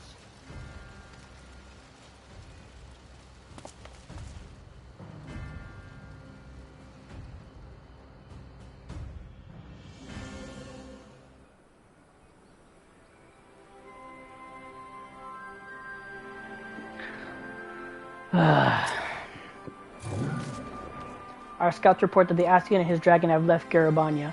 It seems this was purely a social visit. What part could these towers feasibly play in the Telefori's, I don't know how to, he just said it and I have no idea how to say, Telefori's plans, do you think? I for one am at a loss. For now we should bear word of these developments to the others. I only hope Thancred and Oriange are safe. Though our objectives were different, I could understand why Elidibus and his fellows acted the way they did. But Fandaniel, it would take me some time to make sense of it all, if indeed there is any sense to be found. Are you alright, Tenant? The rest of us are as fine as if a little singed. That dragon let us off lightly. Honestly though, only a madman would choose the name Lunar Bahamut, which just about sums up Fandaniel, I suppose. Thank goodness everyone is safe. We've managed to put out the fire, though not quickly enough to save the garden. Roban, can I leave you to send word to the Alliance? I'm going to take the unit and investigate the tower. We need to find out what it's for. We'll go with you. No, you won't. You'll rest. From what Maryloop tells me, you're due some time off duty. Should we learn anything about the tower, we'll be sure to share it with you. Until then, I want you to rest. Very well, but you need our help? Don't hesitate. And take care, both of you.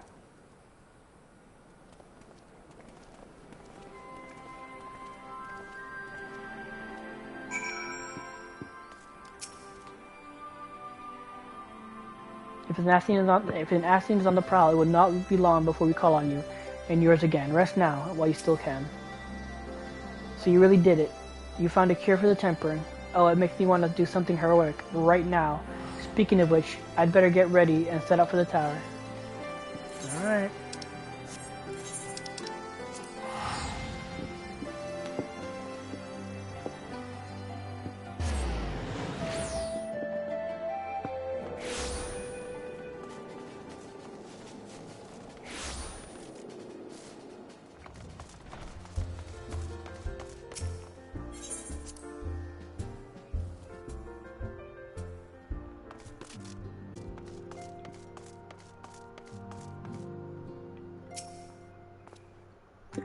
Though my new, or rather old, by which I mean young, though this body has a good deal more stamina than the one I wore out in the first, I confess I'm looking forward to a moment's respite. We've had a busy few days, have we not?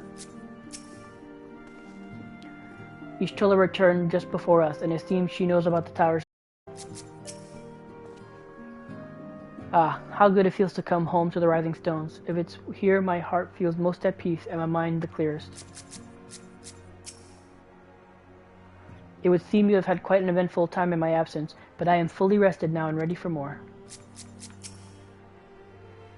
Welcome back, Tenon. Make yourself comfortable and let me know if I can get you anything. Ah, you're back too. Good. We've received reports from the Alliance. Since we are all here, perhaps those who bore witness to the events in Alamigo could treat us, the rest of us, to a first-hand account.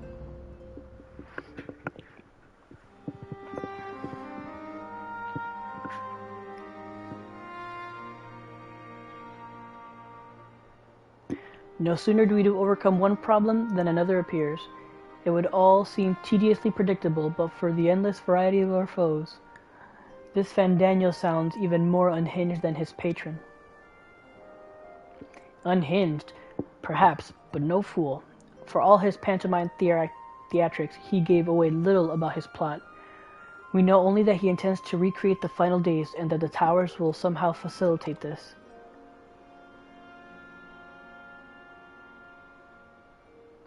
He also called his dragon Lunar Bahamut. Let's not forget that little detail. And that creature certainly did resemble the Elder Primal. It may be, but the fact that it answered to Fandaniel would suggest they are not one and the same entity. I think it more probable that it is some manner of simulacrum born of Ascian magics. Whatever it is, for now we can but work closely with the Alliance and remain vigilant. I believe that concludes our news. What of yours, Ishtola? I have been to see the Sultana. Knowing how quick the immortal flames are to dispose of their tempered, I judged it best to provide them with the cure first. As soon as I had sufficiently recovered, I traveled to Ul'dah and delivered the porksies to her grace, along with detailed instructions on their use.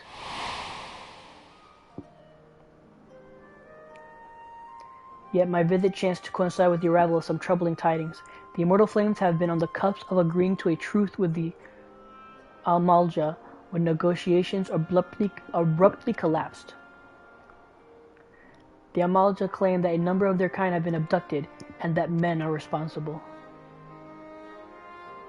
Naught is known of the perpetrators as yet, but the immortal flames went about investigating the abduction. They came upon one of Fandaniel's towers. On the subject of the towers, you may be interested to learn that they are not an exclusively Eorzean phenomenon. According to the Alliance, they have been sighted as far as Yaxia. Then it would seem reasonable to assume that they are everywhere. We simply have not found them. Well, as you said yourself, we can do little more than save. We can do little more now than save remain vigilant. I hate when they mix up these words. We can do little for now save remain vigilant. And since we're dealing with a dragon, ostensibly, at least, I believe it would behoove us to enlist the aid of an authority on such foes. Astinian. Yeah. Astinian. Now just a moment. If he could be persuaded to lend us his lance, it would be first to welcome it, but the truth is we will struggle even to find him. You let me and Crow worry about that. We'll sniff him out no matter where he's hiding. If indeed he is hiding, we have ways of locating him regardless. So if there are no objections, we shall depart at once.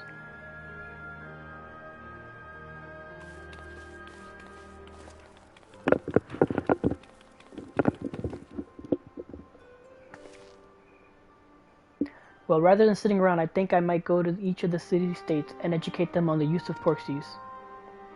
They would doubtless appreciate it, but might you consider taking a moment to rest before leaving? You would be fresher for the task ahead.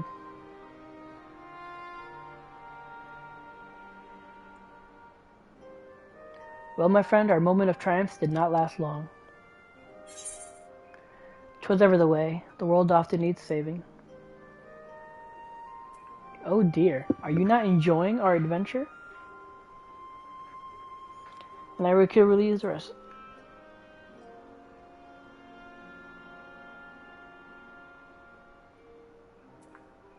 Let's be snarky.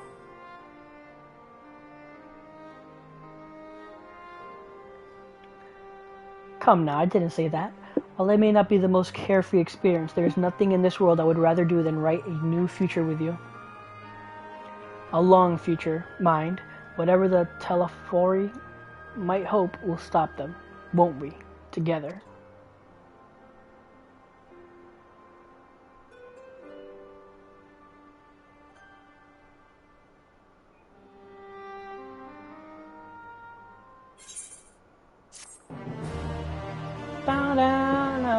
No. Meanwhile, somewhere in the locks.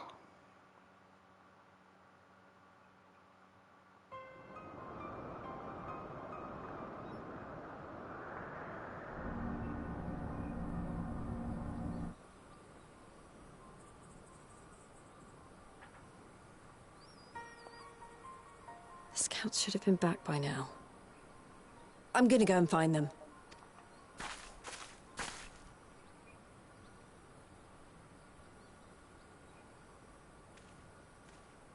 Oh, thank goodness for that. No, don't.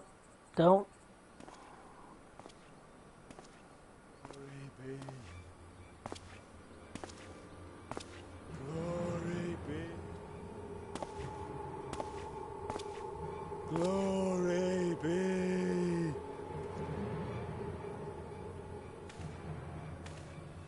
Glory be to Garlemald!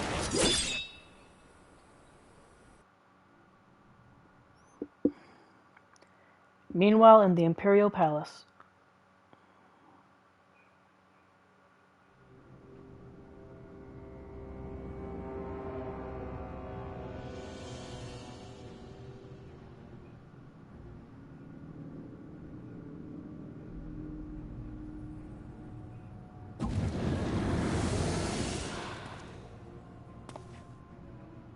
The piles have been driven as planned, and the first of the beasts has roared to life. Moreover, I am pleased to report that preparations are well underway for the rest. Ere long, chaos shall reign over all the land, as befits the final days. Call it what you will, so long as my friend returns to me, fangs bared and claws sharpened. I care not. Of course, my lord.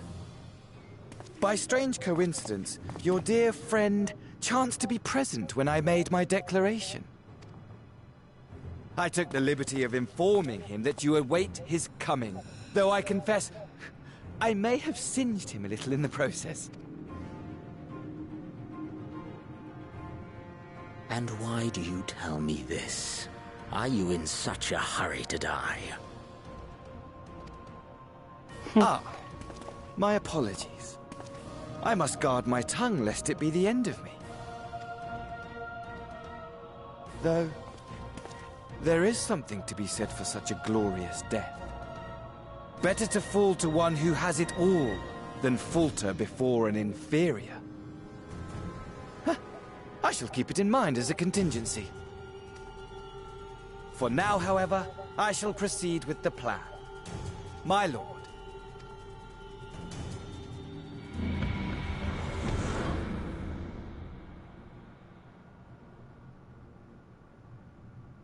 I must find myself a new weapon. One worthy of our long-awaited reunion. Oh my god.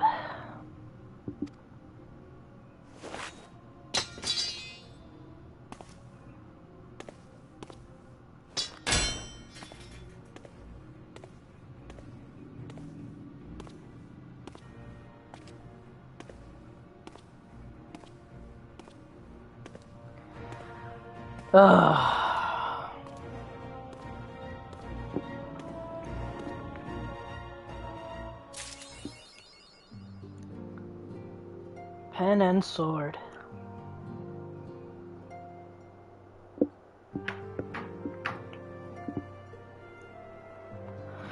All right then. Well, that was the first part of 5.4. The last part now has to be done is the raid, the last part of the raid, and That should be it, actually. It just should be the last part of the raid.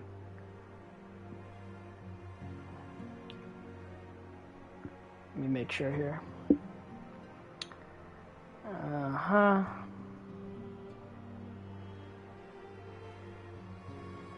Yeah, because I already did Blood of the Emerald.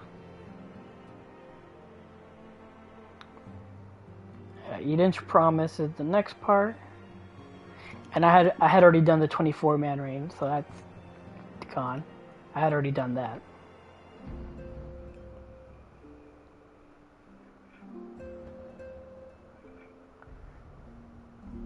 And I think that's it. Just to make sure, though.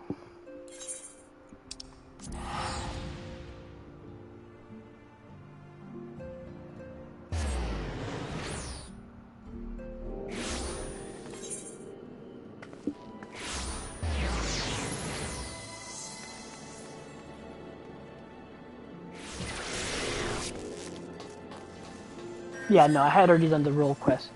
So all this left for this one is Eden's Promise. Yep. Alright. But obviously I'm not doing that now. It's already late. And that Eden's Promise is going to take a while longer too. So...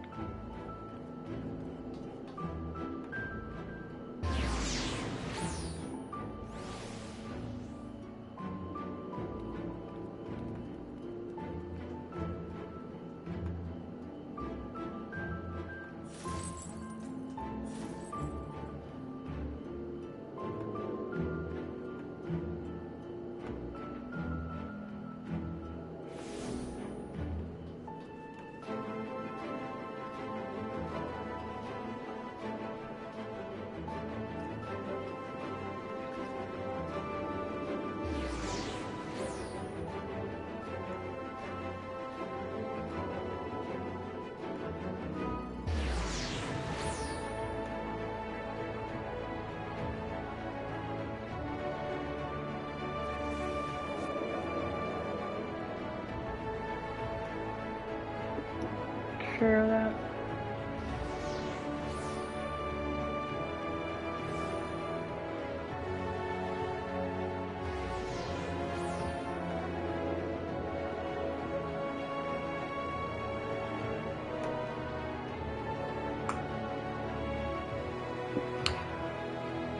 But yeah, so that was Shadowbringers 5.4 Futures Rewritten Part 1. The next part will probably be a lot shorter. It'll just be the raid, and I'll probably stream that. So yeah, look forward to it. If you're watching on Twitch, please give me a follow. I'd love to have you join me more. And if you're watching this afterward on YouTube, please consider subscribing. Give the video a thumbs up if you liked it. Check out my other content as well. And yeah, so until the next time, have a good night and a good game.